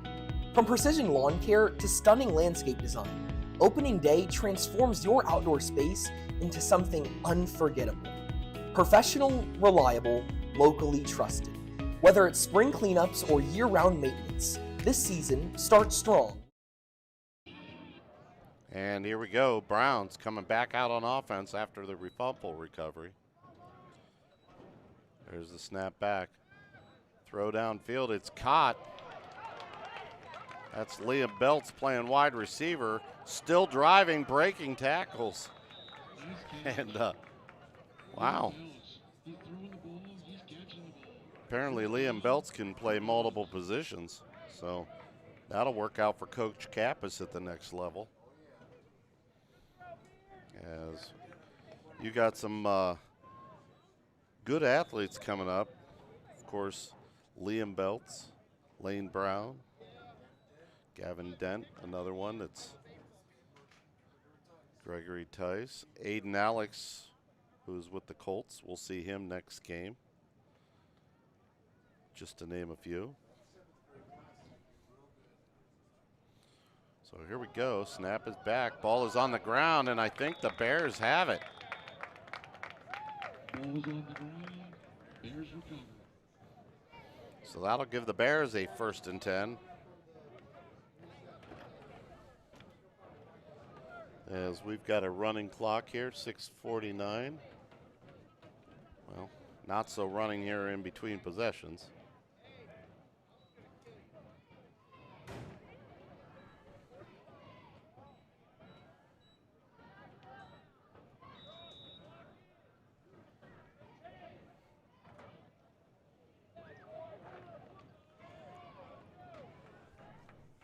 So here come the Bears back to the line of scrimmage.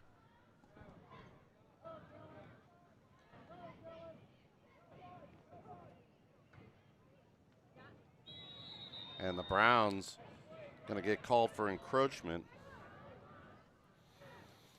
Flag on the play. Penalty. Browns.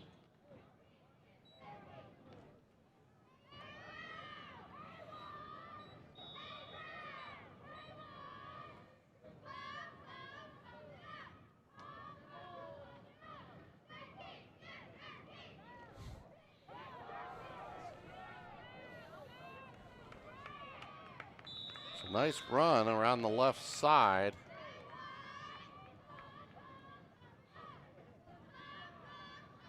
I believe that was Gale, number 20. Nice run. Emmett Gale. Number 20, Emmett Gale. So that'll make it 2nd and 4 for the Bears. Again, 37-0, 5:27 and counting. Browns lead. Looks like McCauley in at quarterback. He's going to take the snap. He's going to turn it and give it on a reverse, and we've got a flag.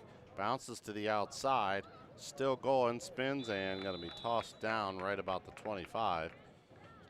But flag usually somewhere close to a holding penalty.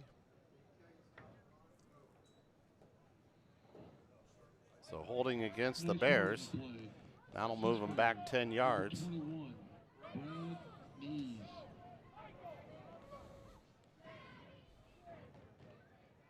As we've got some more substitutions for the Browns. Checking into the ball game, big number 99, Braxton Pelfrey.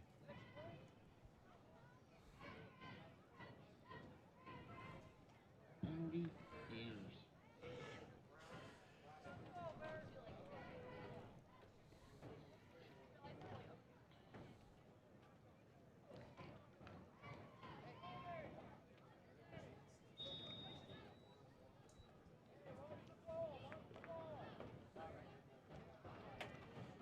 So there's a pitch out to the outside and brought down immediately at the line of scrimmage.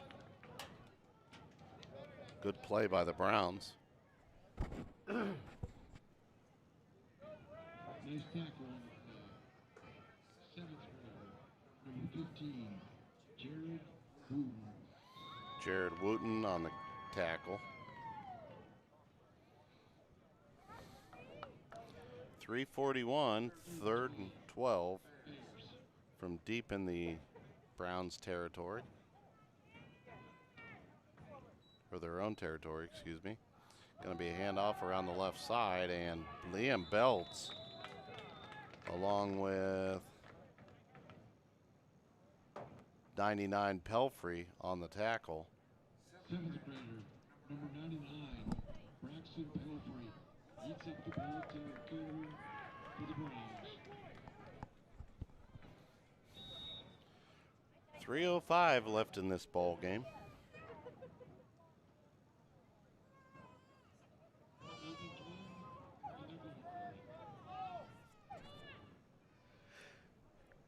McCauley in the shotgun. Single back on his hips, 4 wide receivers. Takes the snap, goes back to pass, gonna throw it downfield. He's got a man out there, and it's gonna be picked off by Gregory Tice, who makes a man miss. Gonna bounce it cross field, trying to get to the edge, and he does. Cuts it back inside, still going. And finally brought down at the 12-yard line. One interception, one run. The speed merchant, Gregory Tice. So 2:20 left here in this one.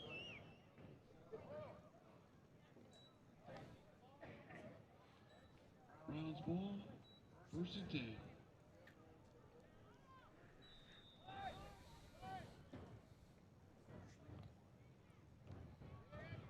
As it looks like Tice coming out of the ball game.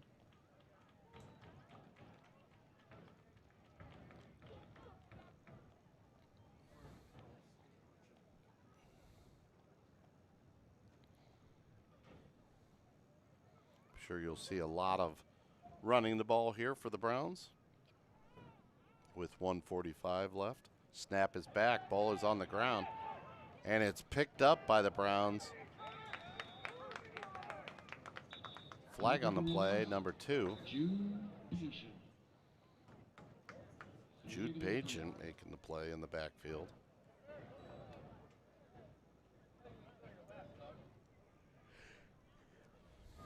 As we've got a bear down.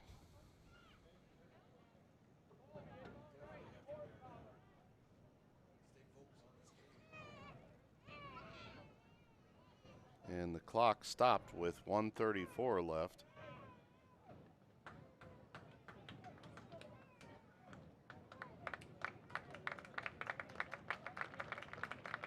And the injured player getting up under his own power, walking it off. Good to see. That was Brandon Scheichert, the injured bear.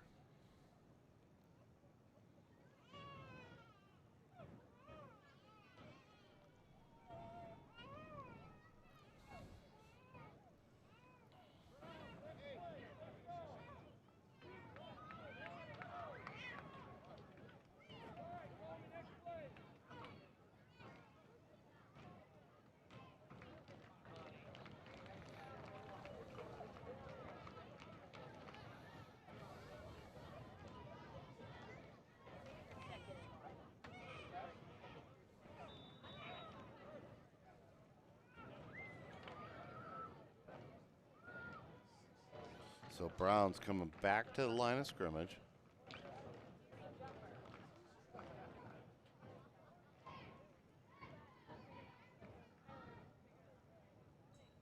Snap, handoff, Burrows up the middle, looking to bounce it around the outside, and still going, dragging folks inside the 5, down to about the 3-yard line.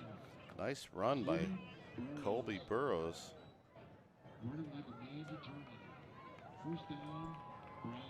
As the Browns knocking on the door again, they lead 37-0.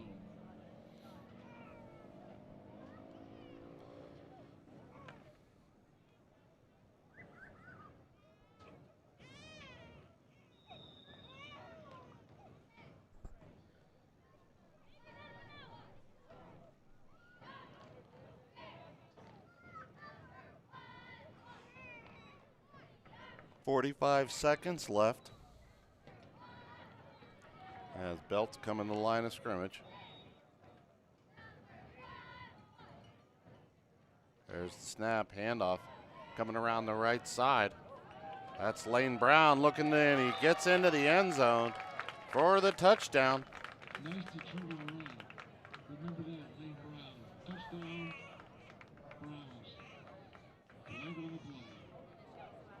we've got a flag on the play. And it'll be against the Browns with 18.7 seconds left.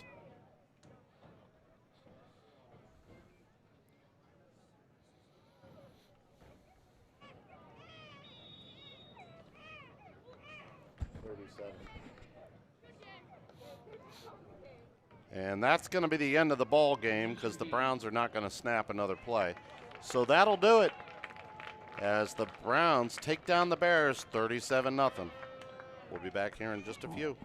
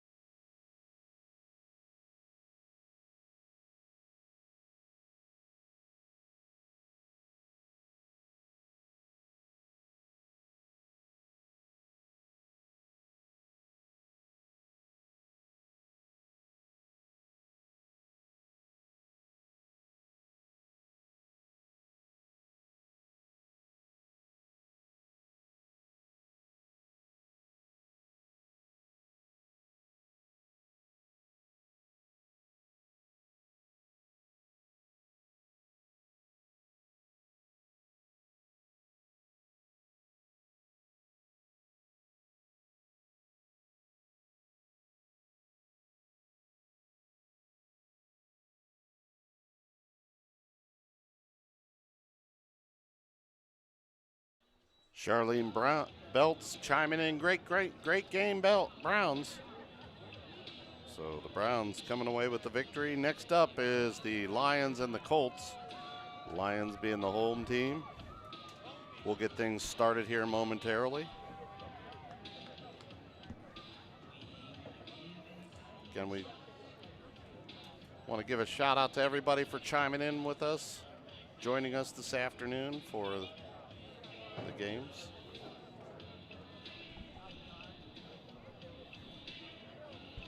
We've had a great time so far.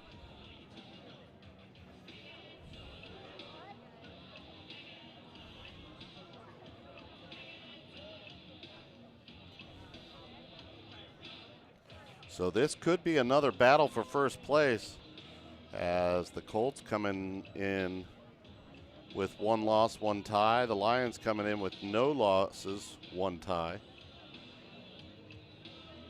So we'll see how this plays out.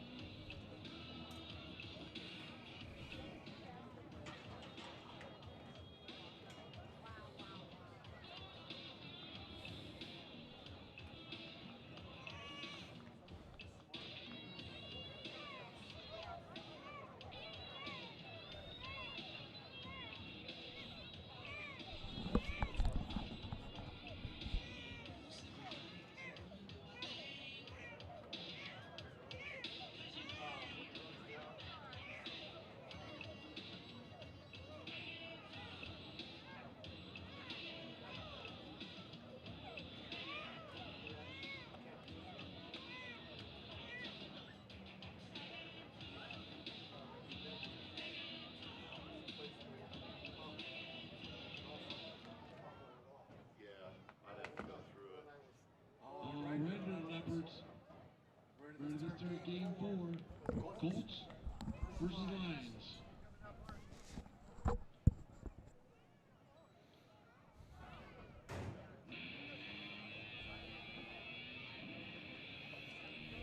And here come the Colts.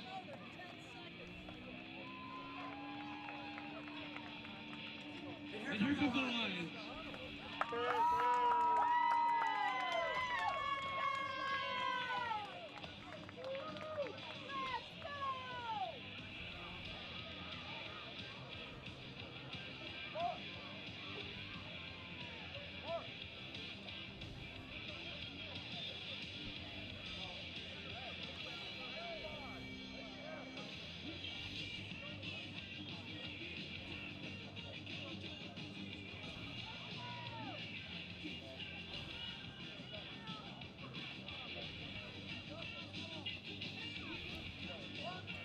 So it looks like the Colts will start the ball with the ball. Aiden Alex in the game.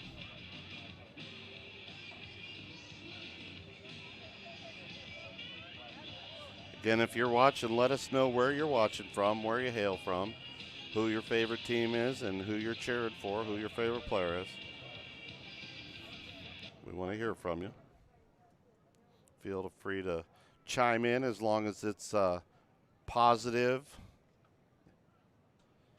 We won't accept any negativity. All right, play begins. Colts ball, first and 10. Let's have a good game, boys. So here we go. We need a change out of it. You can throw it down. One more chain gang. There's your chain. Chain gang.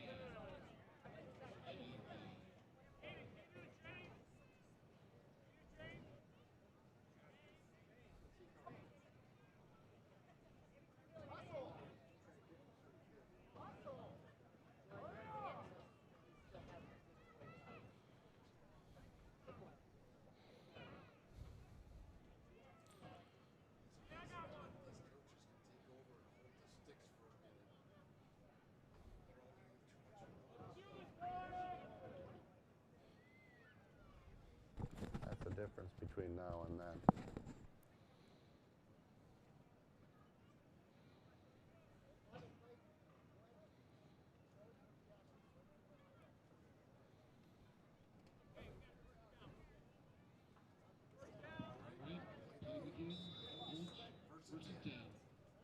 So here we go. First and 10 Colts. Tight formation.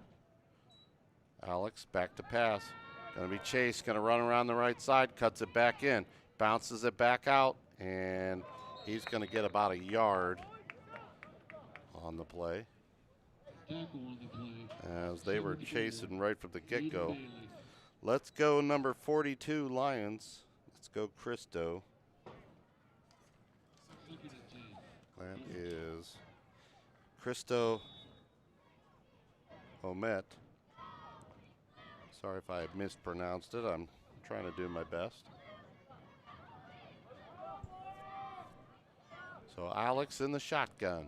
4 wides. Single back in the backfield. There's the snap.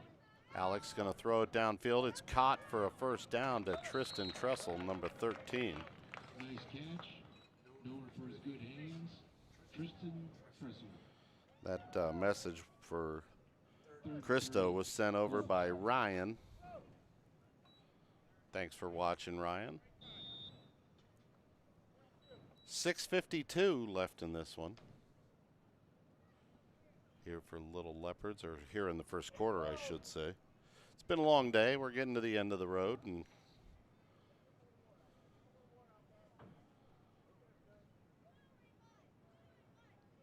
so there's the snapback.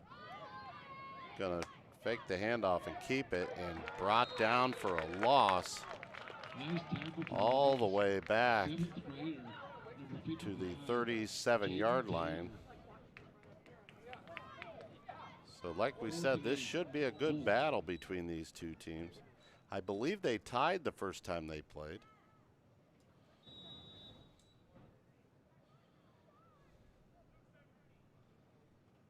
And that was confirmed.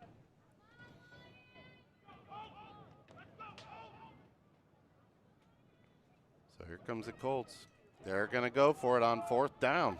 There's no punting in Little Leopards, apparently. Unless you're the Chiefs. And we're going to get a false start, and they're going to move him back. Chiefs have been the only ones that I'm aware of that have punted this afternoon, and it ended up helping them out get the victory. They played the field position game earlier this afternoon, and it helped them. So it'll be 4th down and a mile. 5:43 first quarter.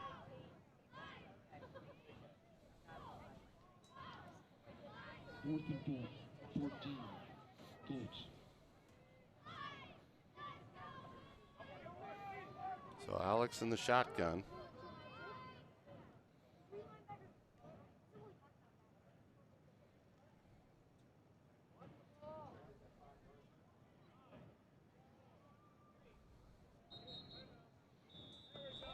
And they tried to get him to jump off sides and did not. So they'll take a timeout. good discipline by the Lions defense as they did not jump off sides.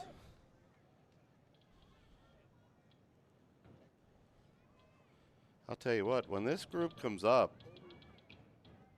Coach Kappas is going to have a heck of a decision at who's going to play quarterback in this group. Aiden Alex, a phenomenal player. Gavin Den, a phenomenal player. And Liam Belts. All good athletes as well, so, you know.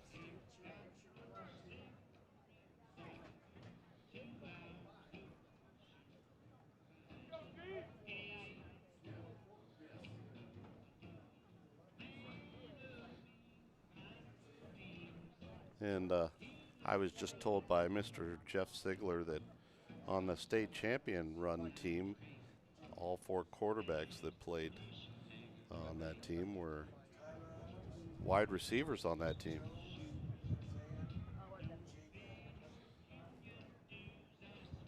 Well, I remember on the 15 team, Tyler Adams was our quarterback for the Chiefs. He was just a great athlete.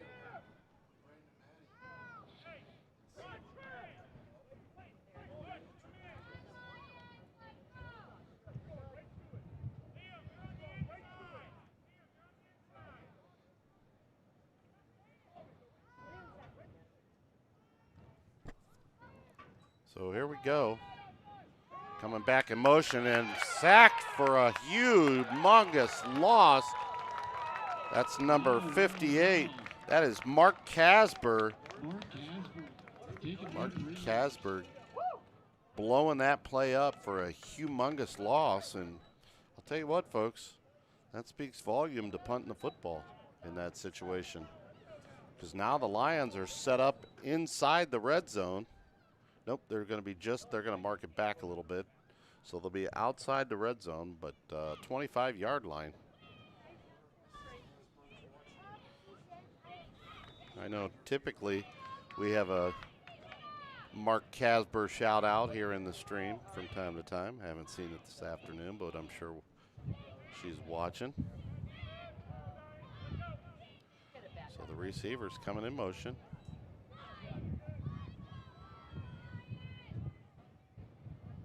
There's the snap back. They're going to pitch it out.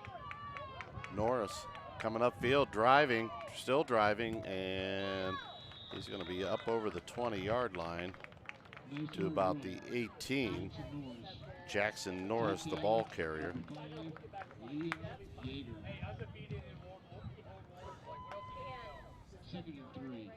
So it'll be 2nd down and 3 yards to go.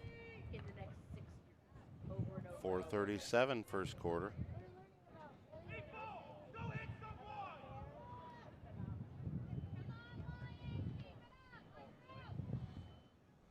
Snap is back, hand off to Norris, up the middle. Breaking tackles and up over the 15 to the 13-yard line. That'll be a 1st and 10 for the Lions.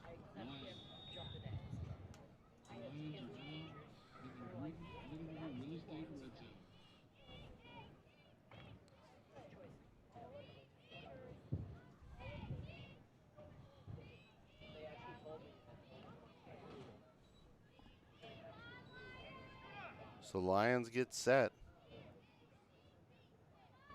Reverse, coming back the other way, bouncing it to the outside across the 10 and brought down about the 9-yard line. Nice hard run. 7th grader, number 4, A.J. Simpson. That was A.J. Simpson, the ball carrier, number 4. 2nd and 6. So that'll make it 2nd down, 6 yards to go. 3:33 left here in the first.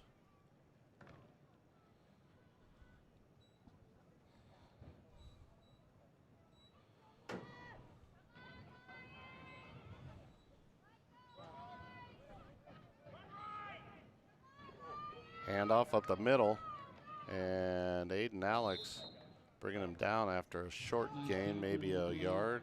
It looks like they're going to give him 2, so it'll be 3rd down and 4 yards to go.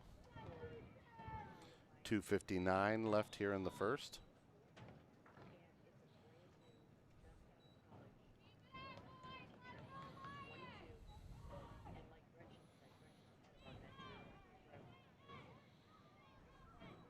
So 4 wides. Close with the snap. He's going to throw it to the outside. Simpson's going to catch it, and he's going to score. Touchdown, Lions. A.J. Simpson with the catch and run. Nice lead block. 7th grader, number 24, Bryson McKee. And number 24, Bryson McKee with the run.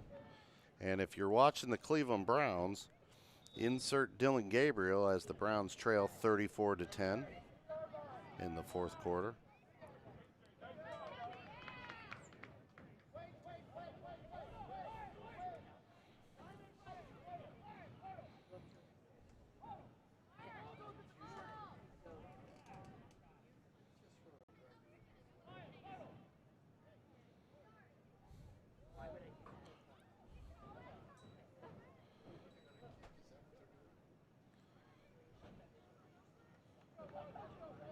So the Lions coming out for the 2-point conversion.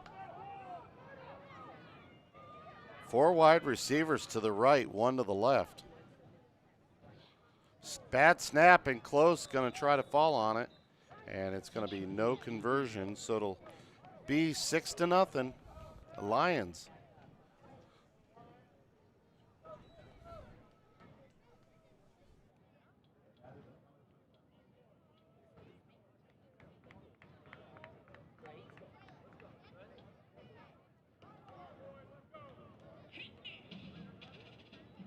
Colts cheerleaders.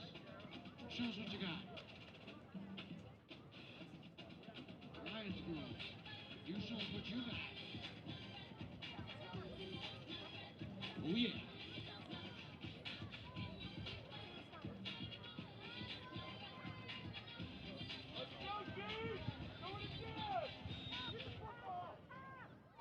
So here we go, Colts back in action. Got to run up the middle. That is number 20, Owen Neff, the ball carrier. Nice open field tackle. Jackson Morris. 2nd and 8. Colts.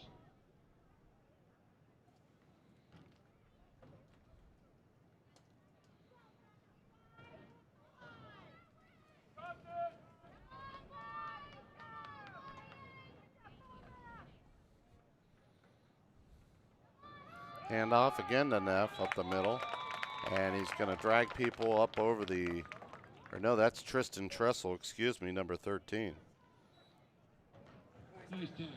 And he'll get to the 41-yard line. So that'll be 3rd down. Defensive specialist. 4 yards to carry, 4 yards to go. Mark Casper. And Mark Casberg on the tackle again. 3rd and 4. Colts.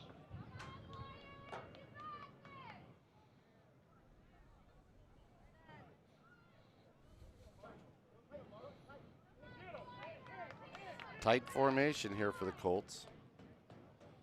Snap. Alex going to hand off up the middle, and it's going to be right at the 1st down. So that should move the chains. Nice determined run. 1st and 10. 7th grader. Colts. Number 2, Brandon Gear. So Brandon Gear with the play. 1st down, Colts. 54 seconds left here in the 1st.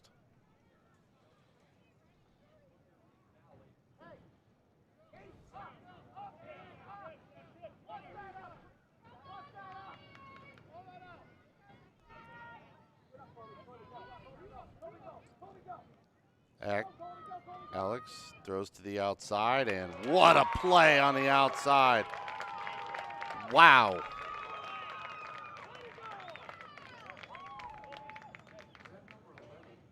I believe that was number 11, Evan Close.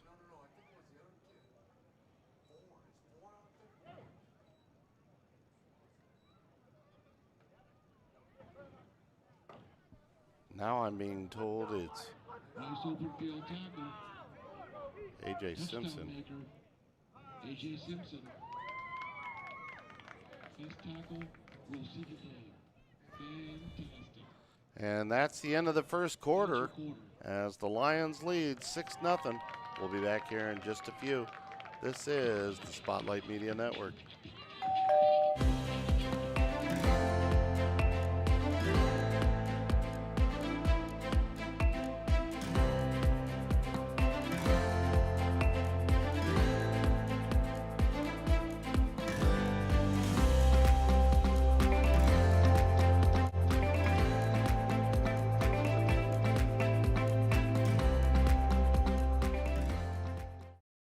Are you looking for a quality pre-owned vehicle with a great price? Then check out Ted's Auto Sales. Ted's has a great selection of vehicles and will find you the right one that fits your needs. Ted's was founded on trust, integrity, and respect, and has been serving in the Louisville, Ohio and Nimishillen Township area for over 65 years. So call Ted's today at 330-875-9401. Ted's Auto Sales, Louisville's premium pre-owned dealer.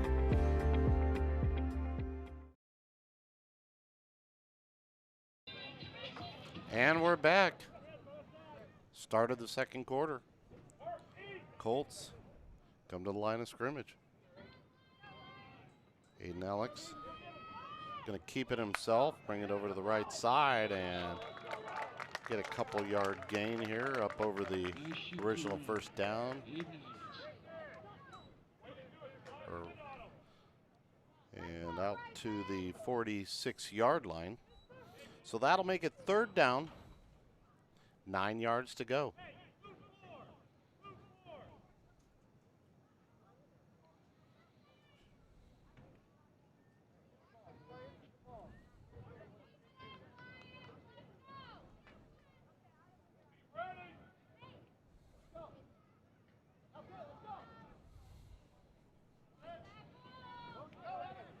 As Trissel coming in motion, they're going to hand off up the middle. And buried in the backfield is number 2. That is Brandon Gear. Nice takedown on the play. 7th grader, number 24, Bryson McKee. Bryson McKee on the tackle. So 4th down and 9. 4th and 9. Colts. So trips left. Snap is back. And Aiden Alex going to take off and run. Coming around the left side, and he's going to get the first down and more. Need to pick up 9 yards. Give the ball to Aiden Alex. First down, Colts. Hot dog ketchup and mustard. Thank you.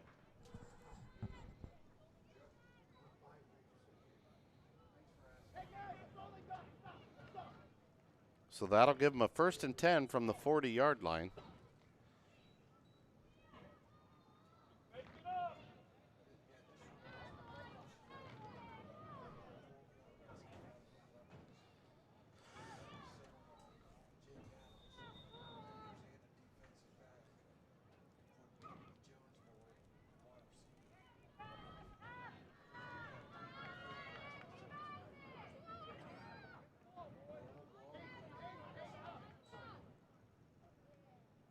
Alex going to keep it himself over the left side. He's going to explode through the hole.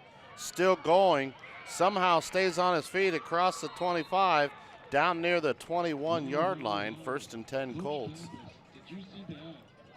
So nice run by Aiden Alex. Running like a man possessed. First down, So that'll give the Colts a 1st and 10. 5:54, second quarter.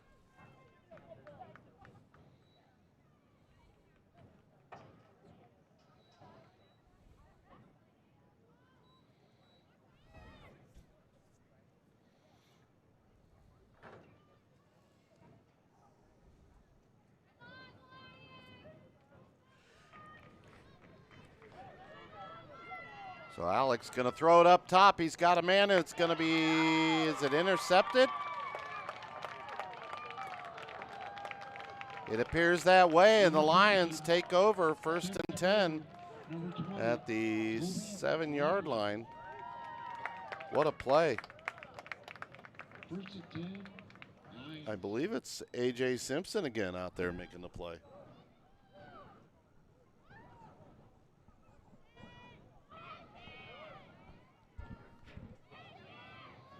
And I'm being told it was Colby Laughlin making the play out there. Son of Coach Rocky McLaughlin. He's wrestling the ball away from him, says Dr. Mike. Having some fun with words today.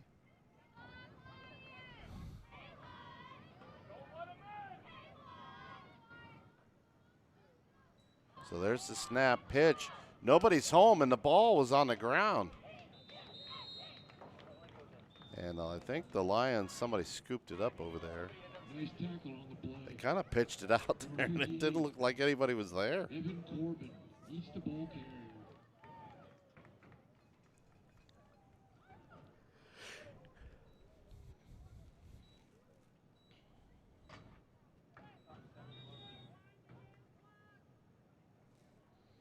So 5:18, Colts lead 6-0. They're pinned back deep inside the 5. There's a handoff to Norris coming around the left side, and he's going to get up over the 5 to the 6, maybe the 7-yard line. Tackle on the play. The good hands man, number 13, Tristan Frizzle.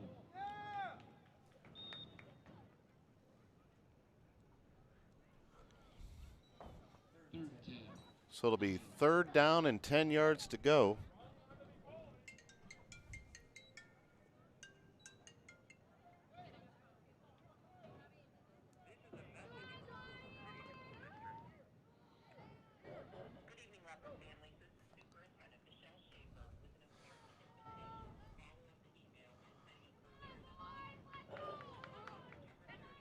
There's a run around the right side and a nice stop by the Colts. Nice hard tackle on the play. William Yeager. Bringing up a 4th down. 4th and 10. Lions.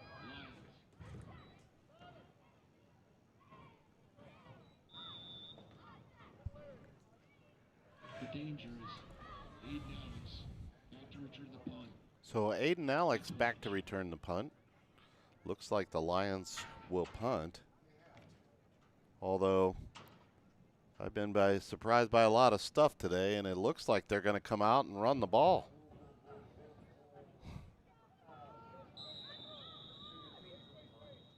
And timeout Lions.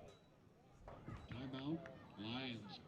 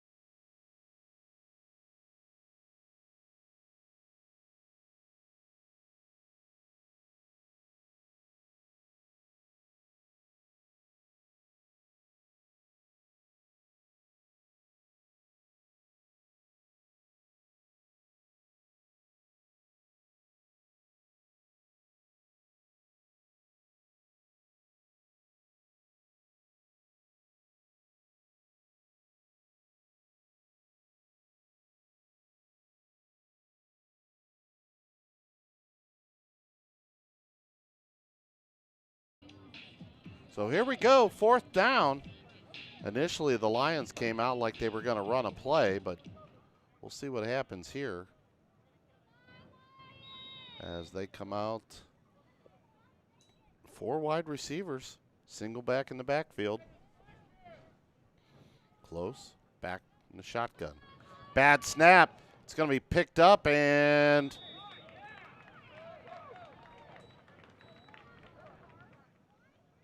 they're going to mark the forward progress to about the 1-foot line, so that's where the Colts are going to take over.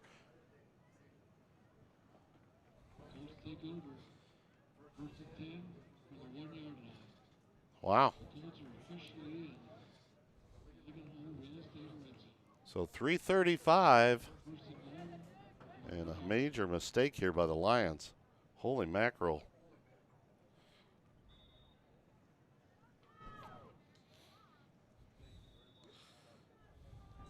Shout out to Baker Mayfield. We miss you. Please come home. Although if I was Baker, I'd never come back to Cleveland unless it was a road trip, as the Colts going to get denied on first down. Nice defensive stand. You know who? Number 58, Mark Casper.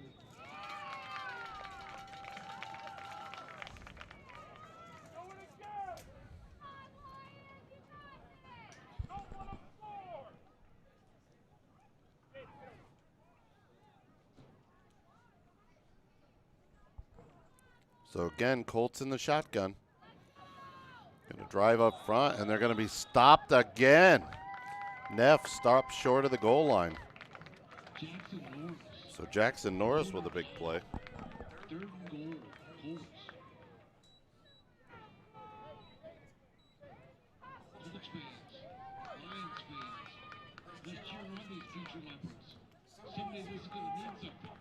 Come on, both teams, show us what you got. Tipped up. 2:34 and counting. Wing T, handoff. Alex gonna get caught in the backfield. Driving, can he get there? And I think he's gonna be stopped short again, and he is. Stop short. Holding on for dear life. Seventh grader, number 24, Bryson McKee. And if the Colts get stopped again, wouldn't it be just amazing that the Lions defense that gave the ball up first and goal from the 1 yard line could hold them out? Let's cheer 'em on. Who wants it? Fourth and goal. As they're in a bunch formation, this could be your tush push, and we're going to get a penalty.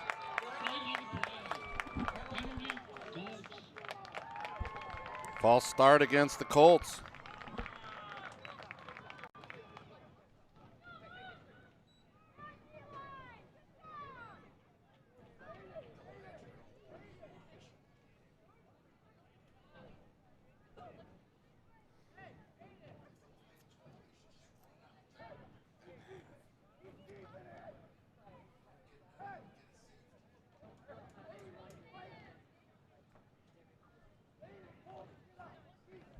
So what will the Colts do here? They've got fourth down. Fourth and goal from the 6 yard line.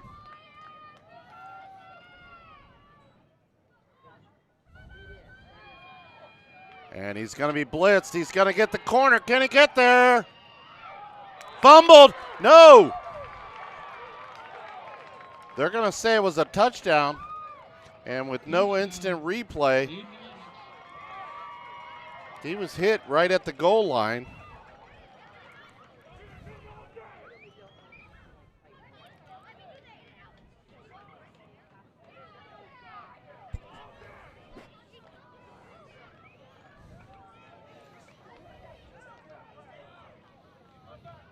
So they're going to say touchdown, and we're tied up at 6 apiece. Yeah. If you were here on Friday night, you'd have instant replay. Courtesy of Spotlight Media and YSN Live. So here comes the Colts coming out for the 2-point conversion. False start as Aiden Alex coming around the corner, and he's going to be denied, but illegal shift.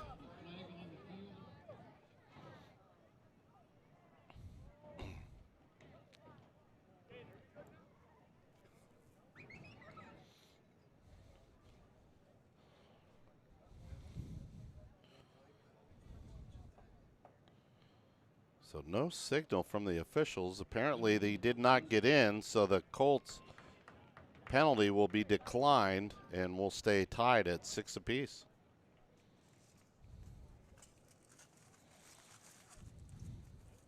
So nice job by the Colts, or the Lions defense, to deny him on the 2-point conversion.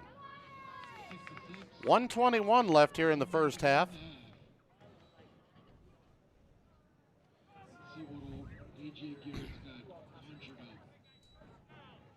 So here comes the Lions right back to the line of scrimmage, I formation. Some shift here in the line of scrimmage. Close under center.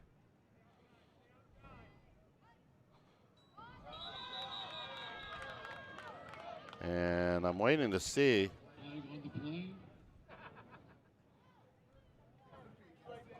Yeah, because I thought the Colts came across and then the lineman moved.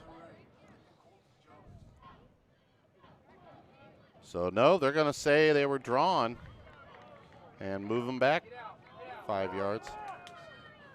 And the official's going to have a conversation about this.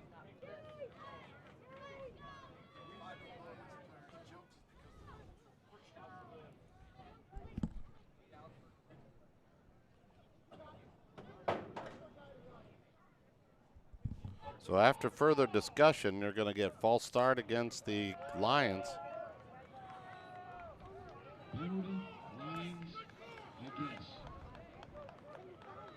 So that'll move it back 5 yards.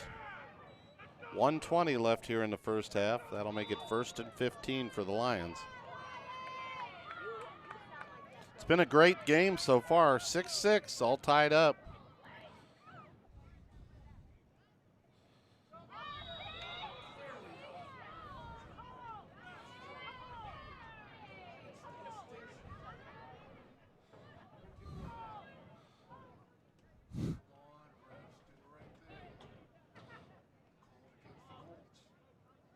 Offsides against the Colts.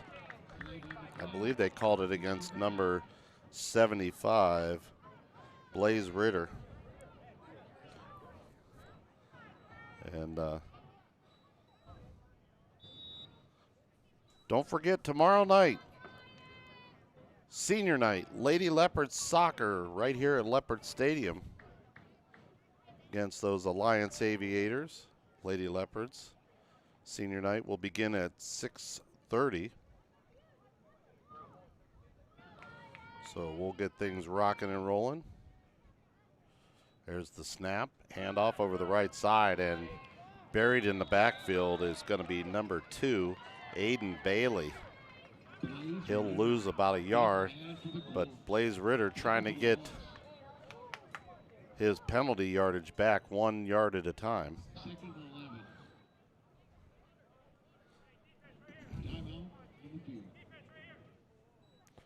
So timeout on the field with 1:07.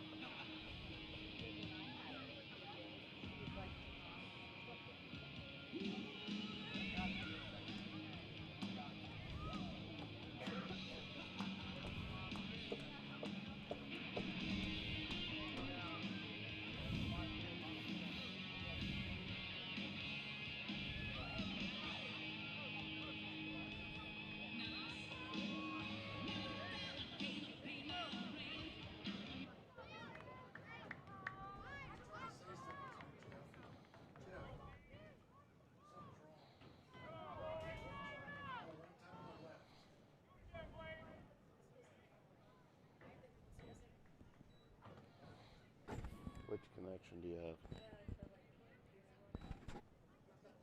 USB-C?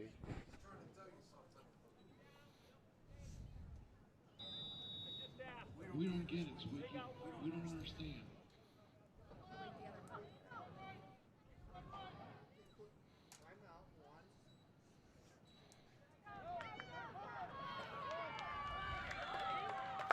And a drive forward by the Lions. Going to move the ball out to the 41-yard line. That's Neff getting up. He's going to have a timeout. 51.7 seconds left here.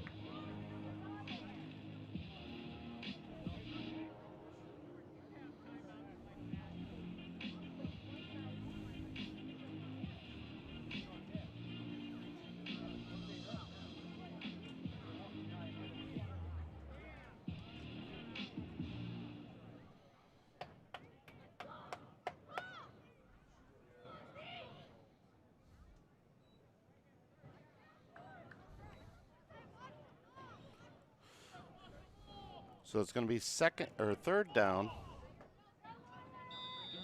and 5, or call it 4. Lions, 56 seconds left. Looks like a Colts blitz here.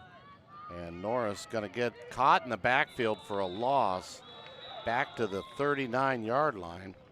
And another timeout with 49.2 seconds left. Meatball Klein with the tackle. And that's a timeout by the Colts. Wait a minute, correction. Timeout Lions.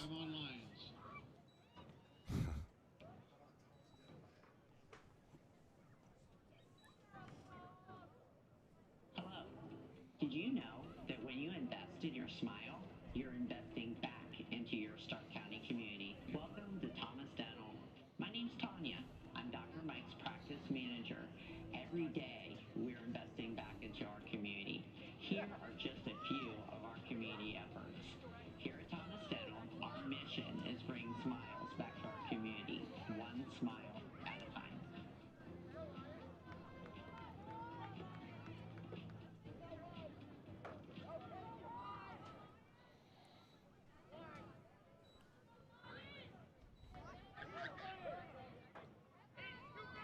So here we go, close in the shotgun. Norris on his hip, 3 receivers to the bottom, 1 receiver to the top. Snap back. They're going to throw it to the outside. Simpson's going to catch it. Spin move, and he's going to be brought down. And a loss of about a yard. That'll make it 4th down. Nice tackle on the play. Aiden Alex. And we've got a Lion that's down.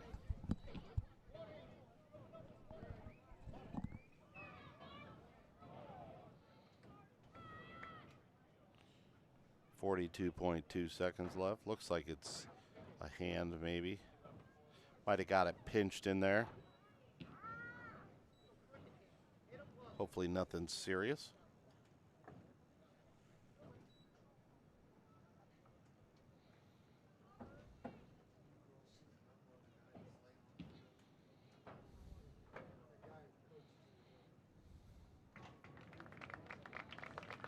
And it looks to be number 51. That's Leo French, nephew of friend Joe French, president of the Stark County Catholic Schools.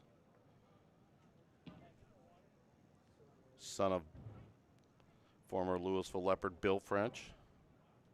May he rest in peace. Just all around good guy.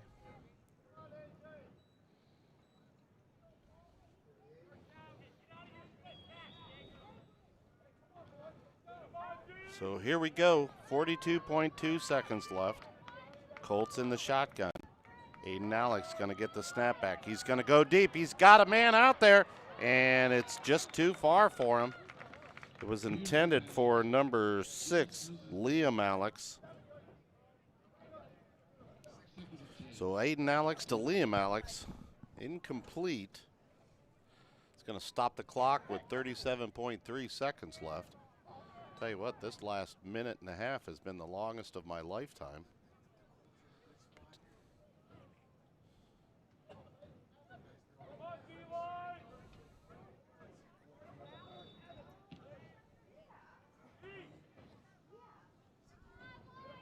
So 2nd down and 10. Back to pass. Alex going to pump fake. He's going up. He's got a man out there, and it's going to be incomplete. As it was intended again for Liam Alex. Pass falls incomplete. Bryson McKee on the coverage. 3rd and 10. So 3rd and 10, 31 seconds left here in the 2nd quarter.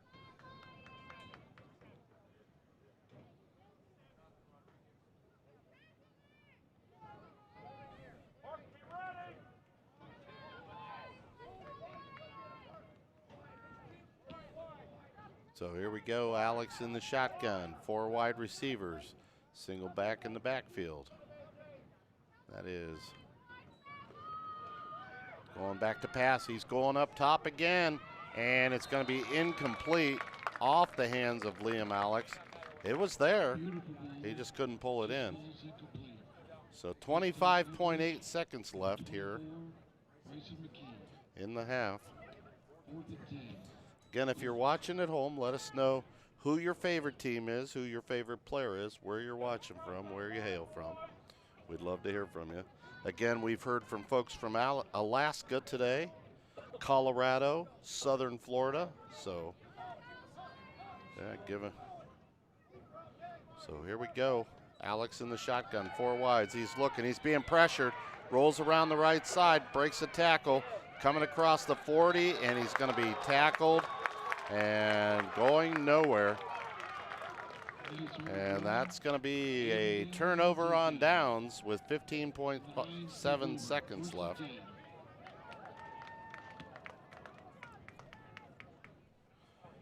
So the Lions will take over on downs. And you'll more than likely, they may even kneel the ball at this point, just in the hopes of no major foul up, fumble, or interception.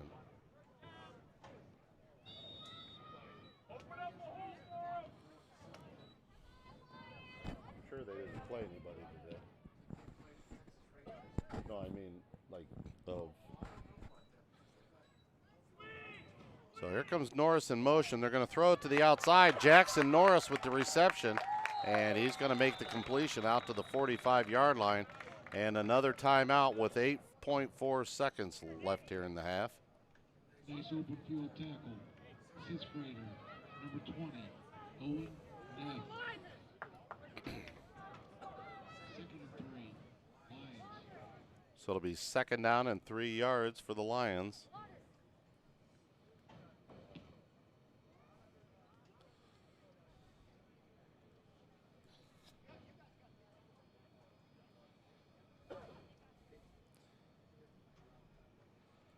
By the way, I want to say congratulations to the Louisville Rotary.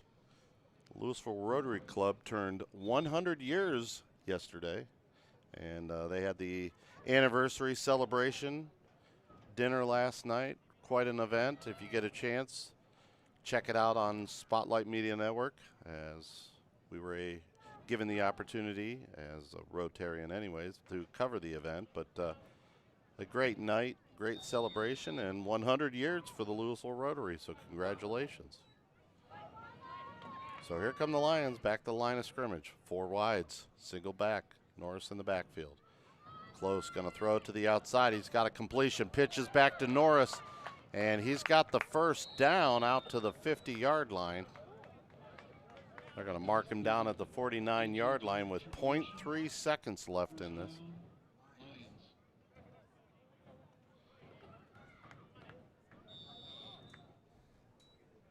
And that's going to do it as the half is over.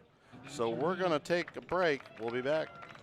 Sit back and enjoy Little Leopard Cheerleaders.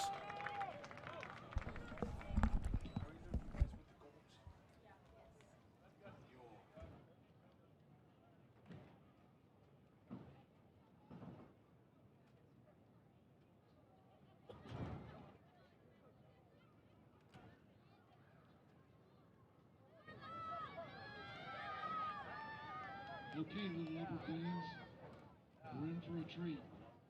The Colts Cheerleaders. Calling all Colts girls.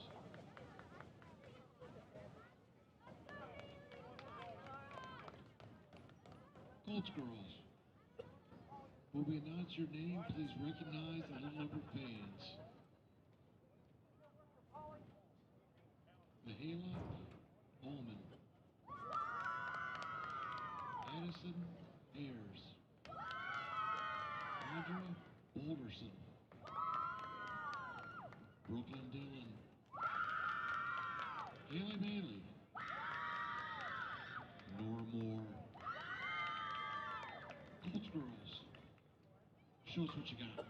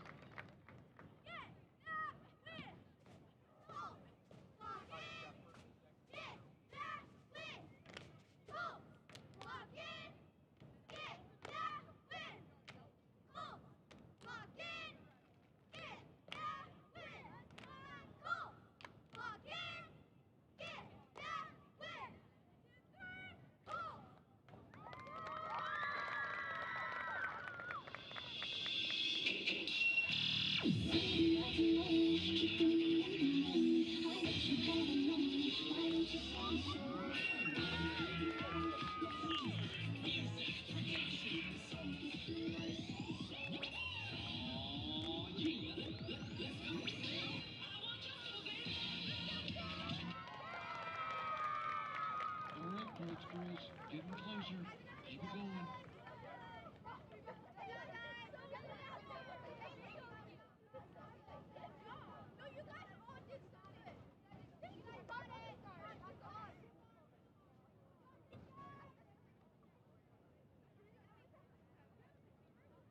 All right, Lions girls. When we announce your name, please recognize the Little Leopard fans. Brooklyn Barkheimer. Braylon Campbell. Layla Basenbaker. Josie Malcolmson. Layla Scott. Faye Schaefer. Lions girls. Show us what you got.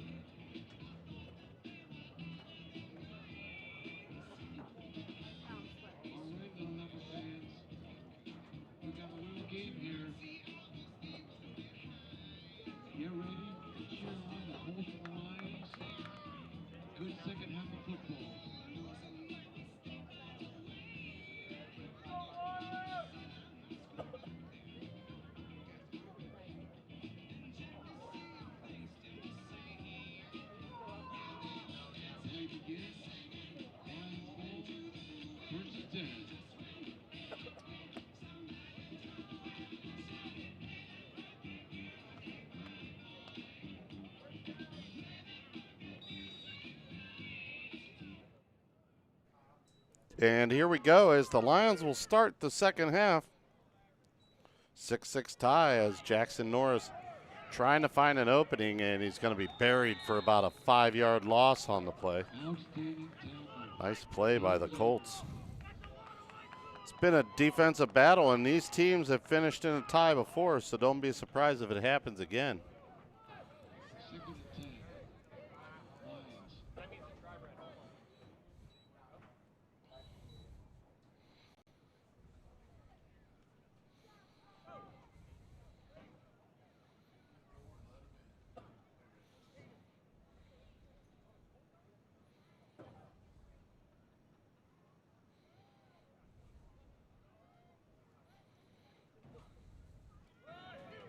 And again, the Lions go in the wrong direction.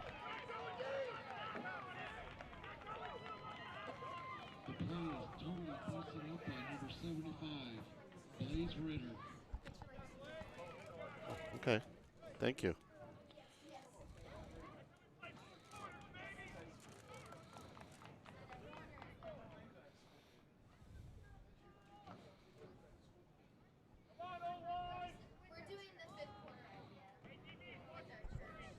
For the Louisville, yeah, they're holding a Bible study.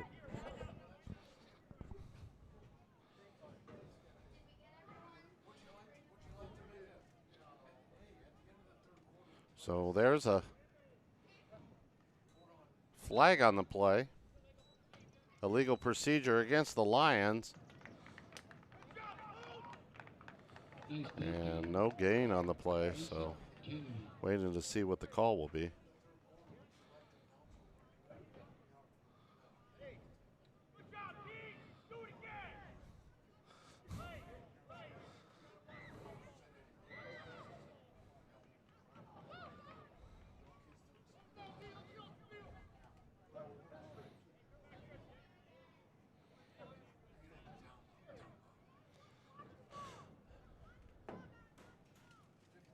So they're going to wave the flag off, and it'll be 4th down and a mile for the Lions. Looks like they're going to go for it.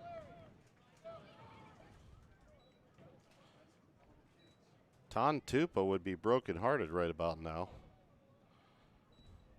As Close going to throw it to the outside to Simpson, and he's going to be stopped well short of the first down.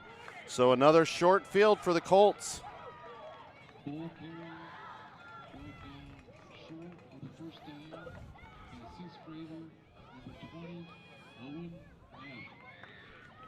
Colts take over. 1st and 10.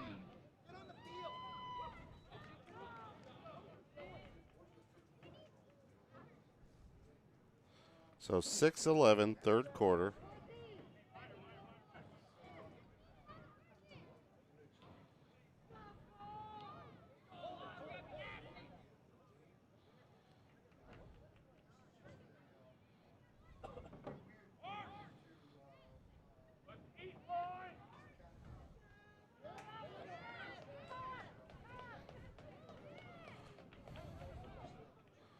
So Alex back to pass. He's going to throw it to the outside. That's Liam Alex.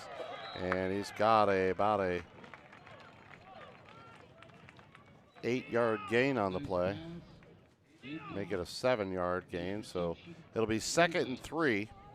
2nd and 3. Colts.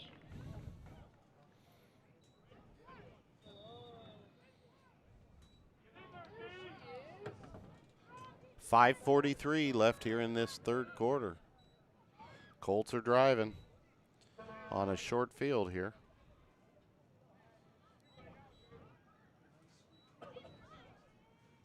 Four wide receivers, single back in the backfield. Alex in the shotgun. Snap is back. They're going to hand off up the middle. And the Colts are going to break a tackle up the middle and up over the 15, down near the 12-yard line. They're going to mark him at the 13. So nice run by Brandon Gear, a 7th grader, in the Lingenhole Real Estate red zone.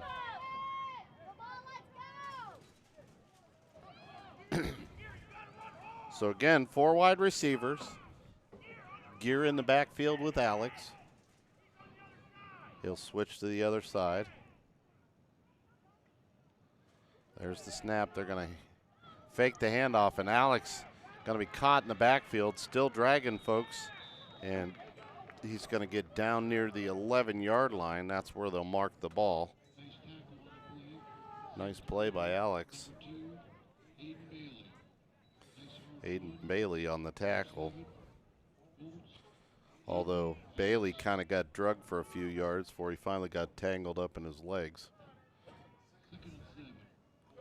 So it'll be 2nd down, 7 yards to go.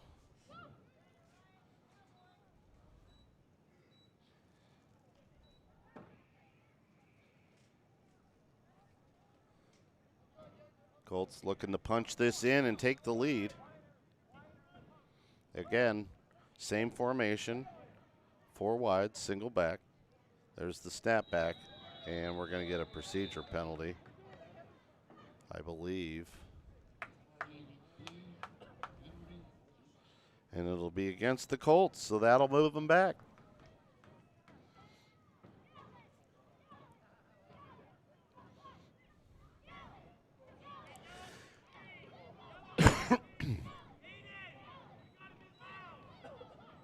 That'll move the ball back to the 16-yard line.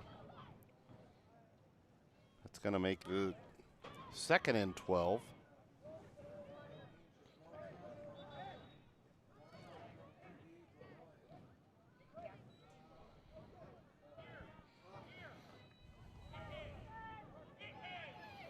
So 4 wides, trips to the left, single receiver to the right. Gear on the left hip of Alex. Shotgun snap, rolls left, throws it up in the air. It's going to be caught by Liam Alex. Breaking tackles and finally brought down at the 10-yard line.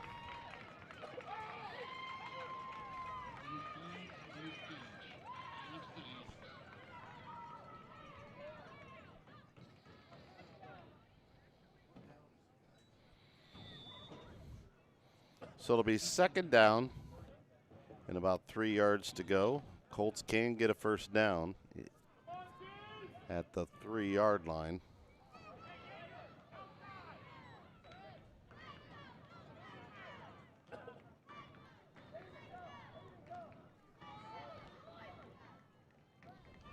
Snap is back. Alex going to pull it and keep it. He's going around the left side, and he's going to jog into the end zone for a touchdown. Aiden Alex with the nice run for a touchdown. That's going to make it 12.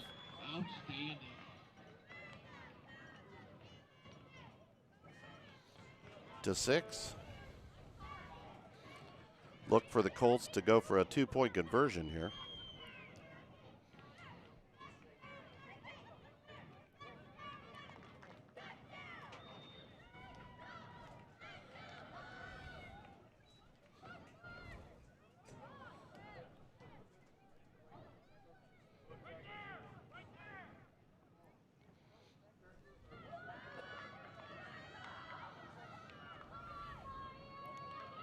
So 5 wide receivers, or correction, 4. Trips right, single receiver to left. Alex in the shotgun. He rolls right. He's going to throw, and it's going to be picked off. And there he is again, A.J. Simpson, having a big game this afternoon. Stepped in front of that pass by Aiden Alex and cut the route and took the ball away from the receiver. What a play.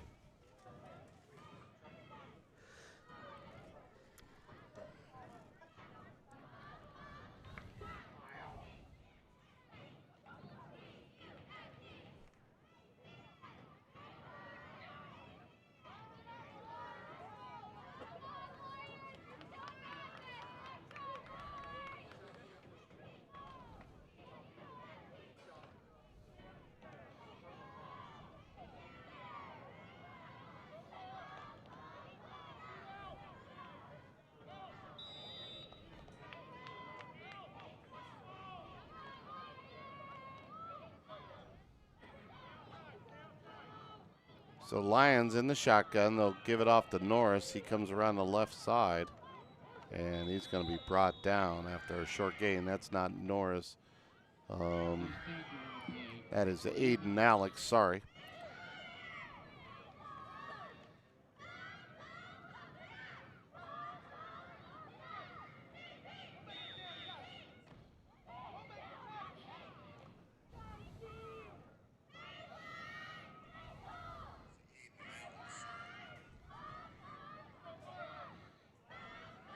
So Lions back to the line of scrimmage. 2:14 left in this third quarter. Lions, second down, 10 yards to go. Trips right. Now the receiver coming back in motion. That's Norris. They're going to pitch it out to the outside. That's Aiden Alex. And he's going down the right side across the 40 and finally brought down at about the 42-yard line. Or excuse me, the 38-yard line, going the wrong direction.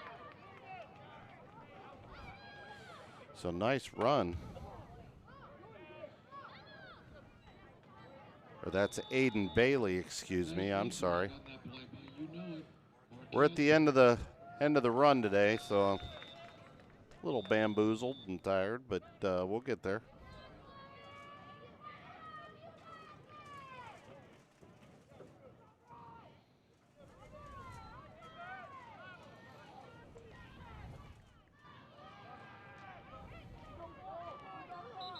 So there's the snapback. Whistle stops play as they were trying to get it to the outside to Simpson.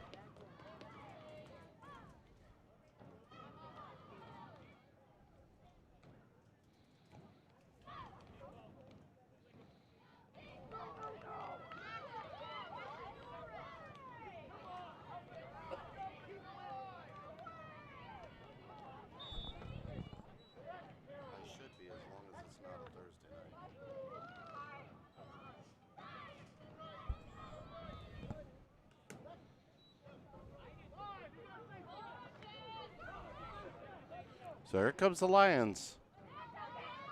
1st and 15.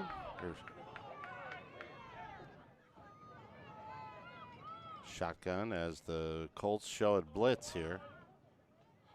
Receiver comes in motion. They're going to pitch to the left, and Bailey is going to be buried for a loss. Nothing doing. Nice takedown, number 20, Owen Nash. 3rd and 17, Lions.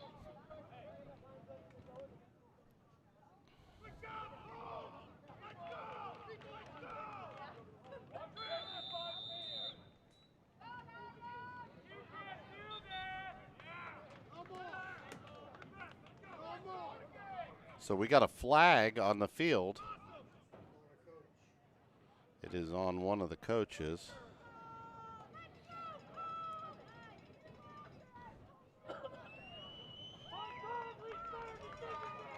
Unsportsmanlike conduct, and that's going to move it back 15 yards.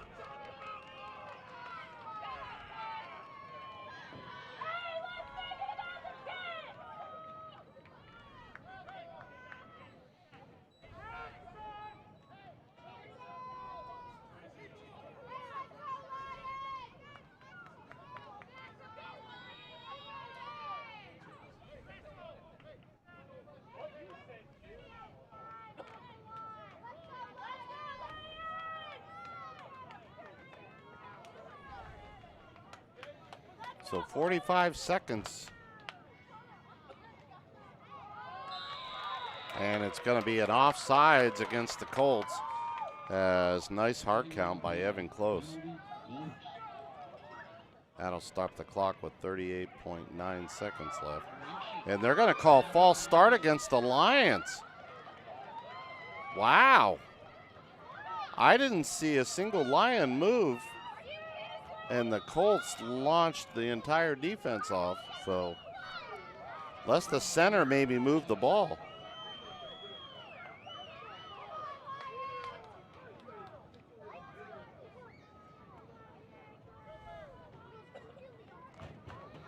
So the Lions with 3rd and 37 on the 35-yard line.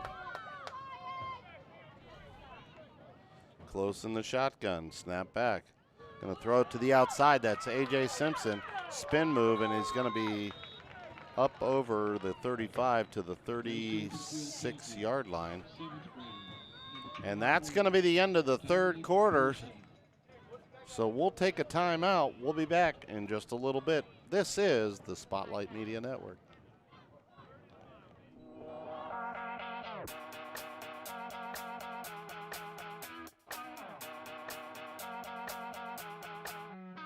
Hello everyone, I'm Tegan Evans. As many of you know, when the Louisville Herald moved on into retirement, the city of Louisville, Nimishillen Township, and all of its community members were left with a void. The community lost its ability to hear about local events, news, information, sports, and community projects. We lost the ability to come together for Louisville's betterment. Well, we have a solution for you, Spotlight Media Network. Spotlight Media Network is a place anyone can go, whether it be social media, YouTube, or our website, that will display information in different formats to show the best Louisville has to offer. One last thing, if you have something newsworthy or something you would like the community of Louisville to hear about, send us an email at spotlightlouisville1@gmail.com. So if you want to see what is happening in Louisville or the best Louisville has to offer, check out Spotlight Media Network, where we know Louisville is #1.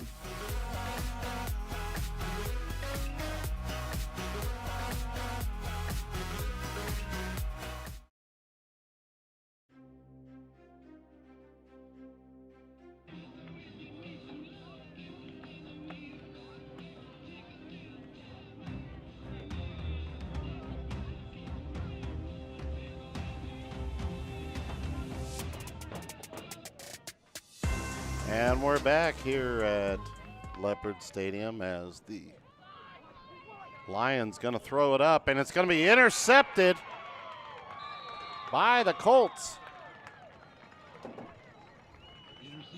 On 4th down. Number 20, Owen Neff. Colts take over. 1st and 10.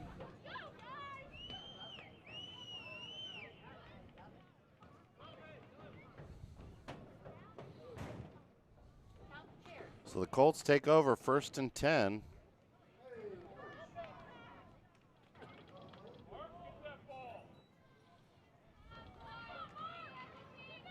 From the 45-yard line.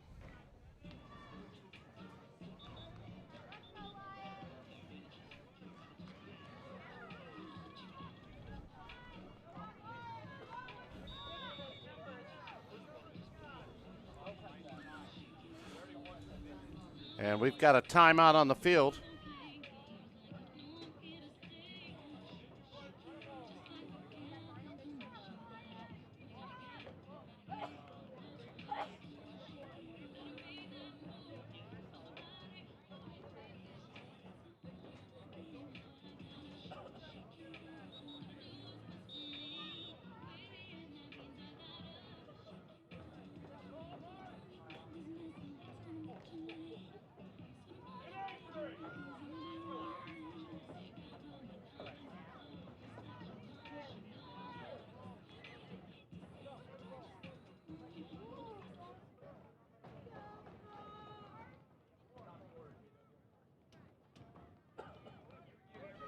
As we get started, Aiden Alex back to pass. He's going to step up in the pocket, breaks a tackle, splits the defenders, and brought down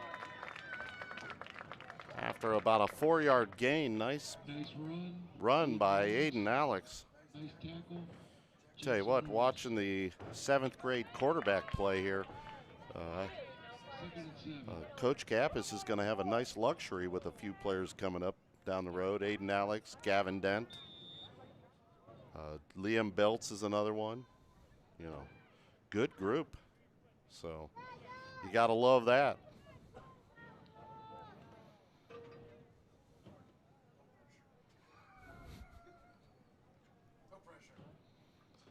So Alex back to throw, and their whistle's going to stop. We've got a procedure penalty.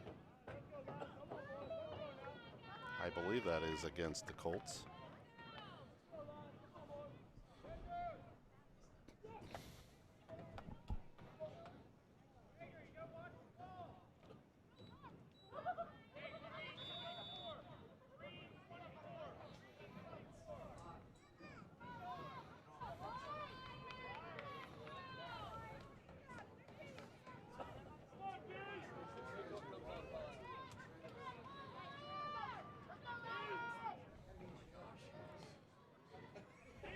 So here's Alex with the snap. He's going to hand it off up the middle. And nice run by number 2. That is Brandon Gear. Nice run, Brandon Gear. Nice takedown, Jackson Norris.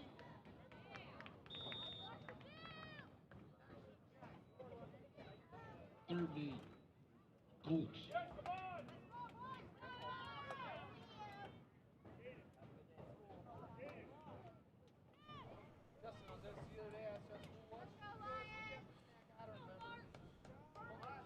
So Alex in the shotgun, 4 wides.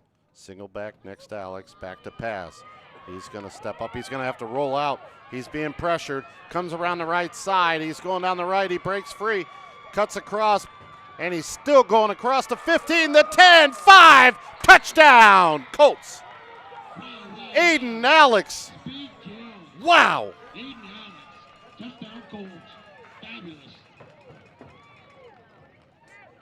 I'll tell you what, the one thing that I have to say about Aiden Alex is when he runs, he's just pulling away from guys. He doesn't look like he's got that old school Terrell Pryor type run where he just runs and just pulls away from people.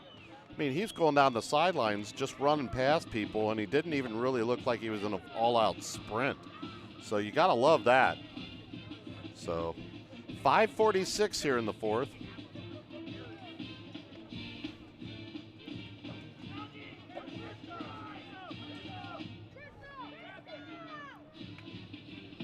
So 5:46, here goes the Colts. They're going to try to go for the 2-point conversion. 4 wides, trips right, single receiver to the left. Gear in the backfield. Alex back to pass. He's going to throw the slant, and it's going to be short, incomplete. So no 2-point conversion, but it is 18-6 Colts taking the commanding lead here in the 4th quarter.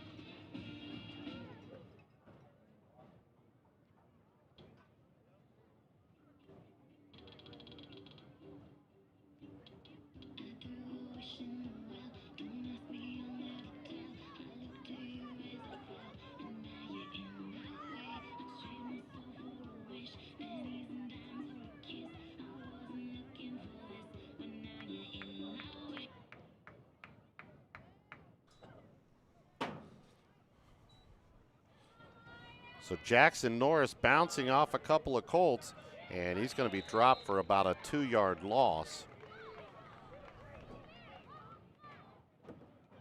Nice takedown of the play. Brandon Gear.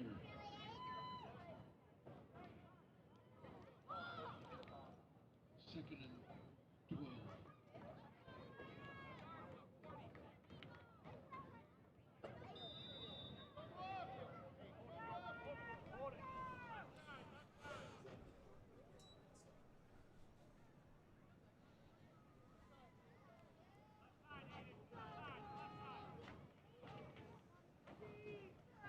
So Close going to throw it downfield and incomplete. 4:59 here in the 4th. Pass incomplete. Owen Neff on the coverage. 3rd and 12. Lions.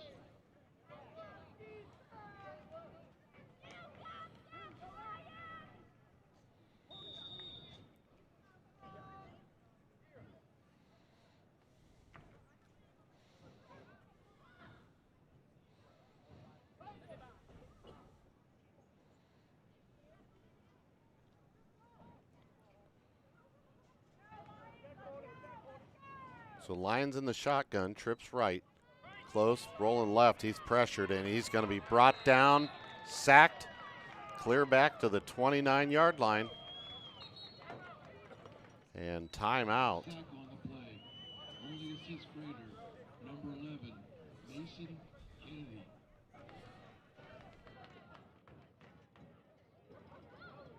Timeout, Colts.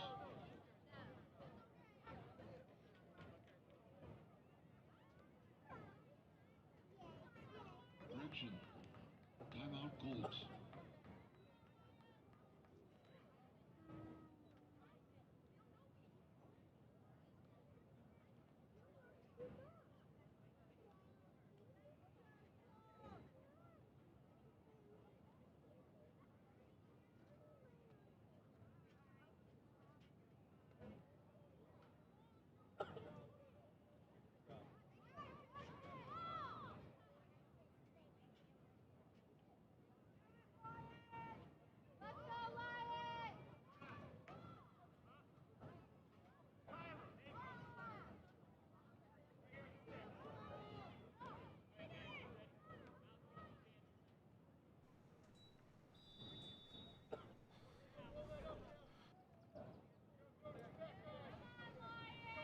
So here we go. Snap is back, throw to the outside. And the Colts are all over it as Liam Alex making the tackle on 4th and 16. So that'll give the Colts another short field here. Liam Yeager with the tackle. 4:29. The ball is going to be 1st and 10 for the Colts on the 20-yard line. Colts.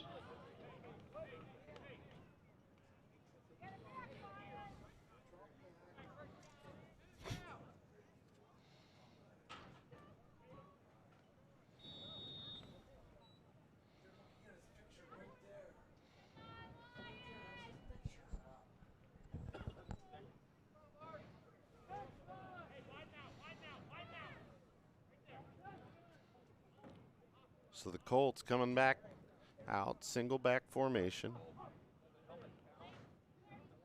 Alex, back to pass, gonna throw it up. He's got a man out there, it's caught.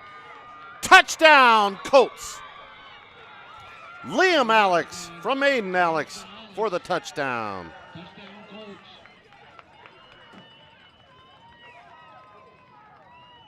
What a play as Aiden Alex tossed it up and Liam was wide open, and that's going to make it 24-6.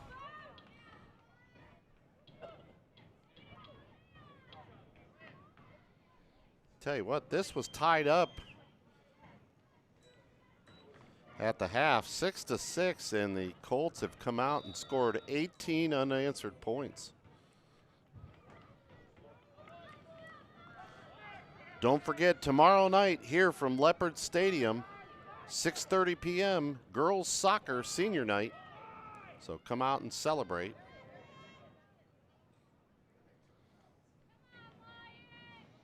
There's the snap. Alex back to throw. Pressured, he's going to step up, he's going to run. And can he get there? And he does. He has the 2-point conversion, making it 26-0. Making something out of nothing for the Colts extra point.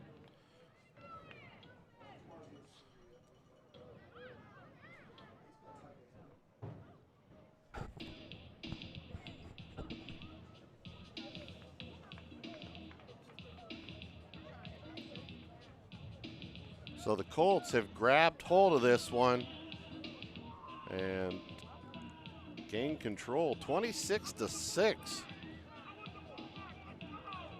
20 unanswered points by the Colts.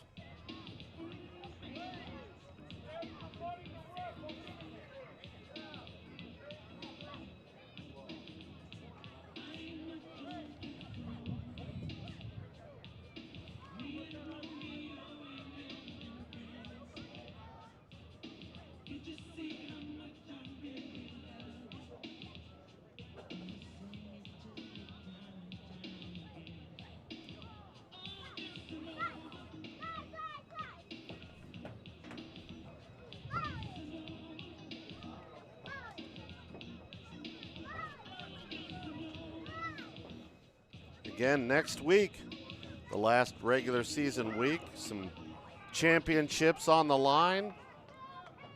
as the Rams came to play today, took down the Cowboys, tied things up. So if they can all take care of business as the Colts burying the running back in the backfield.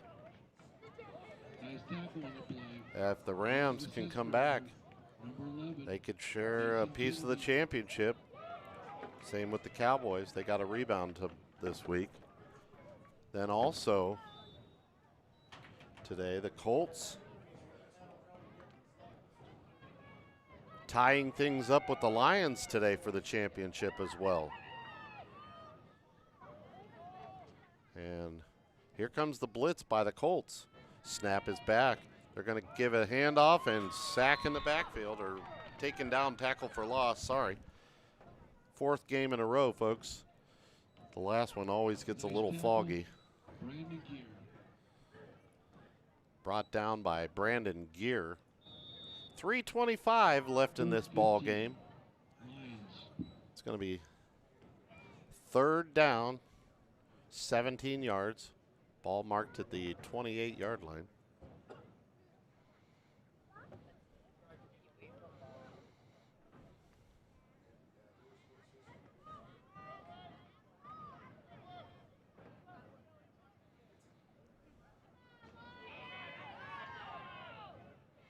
And brought down. It's going to make it fourth down at about the 29-yard line. Outstanding open field tackle. Also a sixth grader, number 23, Milo Maroney.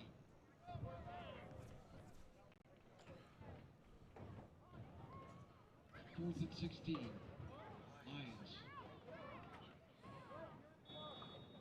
2:29. Correction. Last tackle, number 23, Dominic Pearson.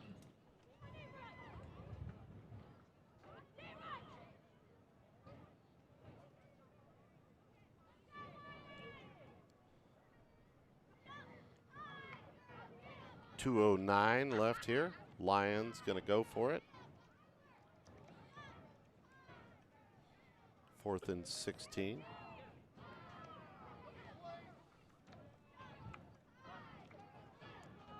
Correction, they're going to punt it. It's partially blocked.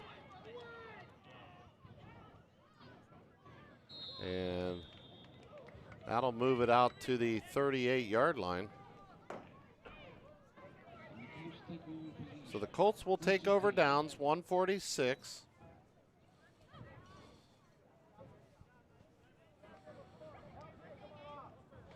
Good possibility you could see a couple of kneel downs here.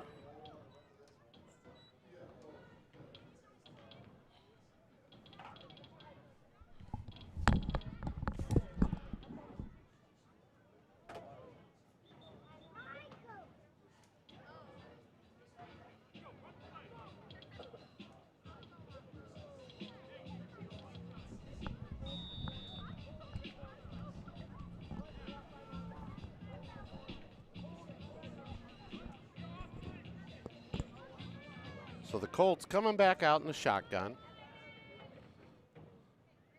New quarterback. It's number 5, Liam Yeager. Snap back. Yeager going to roll. He's going to be flushed out of the pocket, and he's going to scramble for about 2 yards. Nice run by Liam Yeager. Nice scramble, Liam Yeager.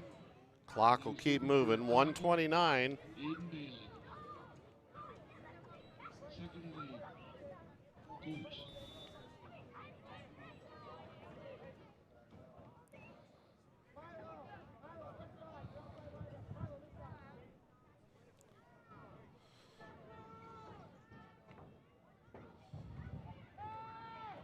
So Yeager back to pass. He's going to throw it up. It's going to be incomplete. And we've got a flag on the play with 1:02 left in this one. Pass incomplete. Coverage on the play, sixth grader, number 23, Milo Maroney. Flag on the play.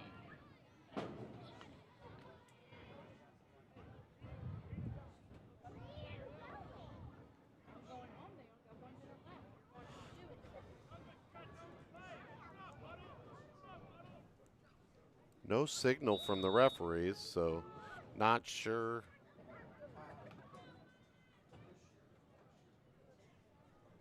What's that? Was it declined?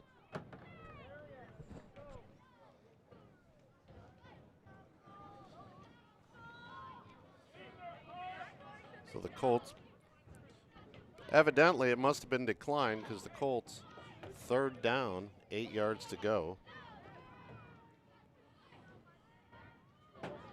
Snap is back. Yeager going to throw it up, and it's incomplete.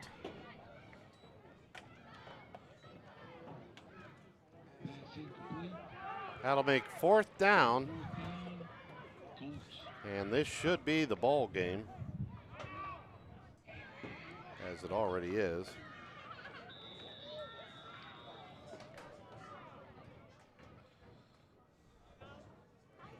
Timeout, Colts.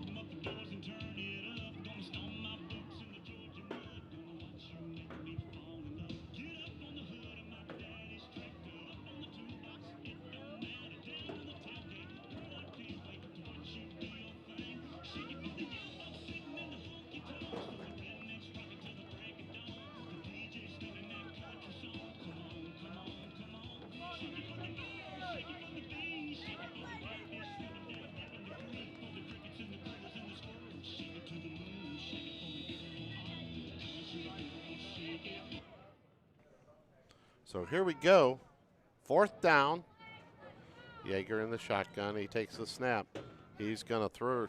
Well, he was going to throw it. Fumble. Ball's on the ground. It's going to be picked up. Still going. That's Aiden Bailey. He almost fumbled as well, and that's going to lose yards back to the 40-yard line with 36.2 seconds left. So the Lions will take over, 1st and 10. Shout out to Coach Kappas for stopping by. Checking on some future Leopards.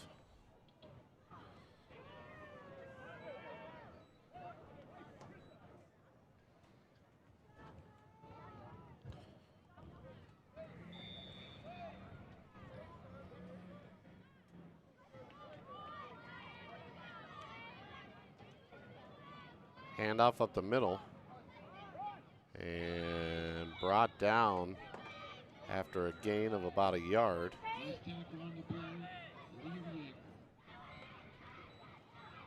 Liam Yeager with the tackle.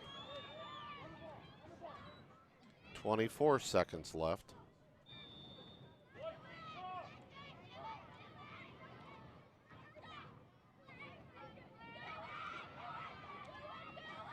Handoff up the middle again, and Yeager all over it again.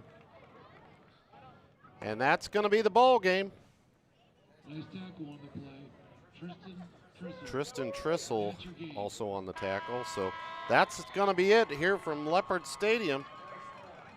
I want to thank everybody for joining us this afternoon for Little Leopards. It was a great afternoon, as it always is. And we're going to sign off here. We'll see you next week for week 6 and final week of the regular season. So we'll see you in a stadium or gymnasium near you. We'll see you tomorrow night over on YSN for Girls Soccer Senior Night. Have a great night, everybody.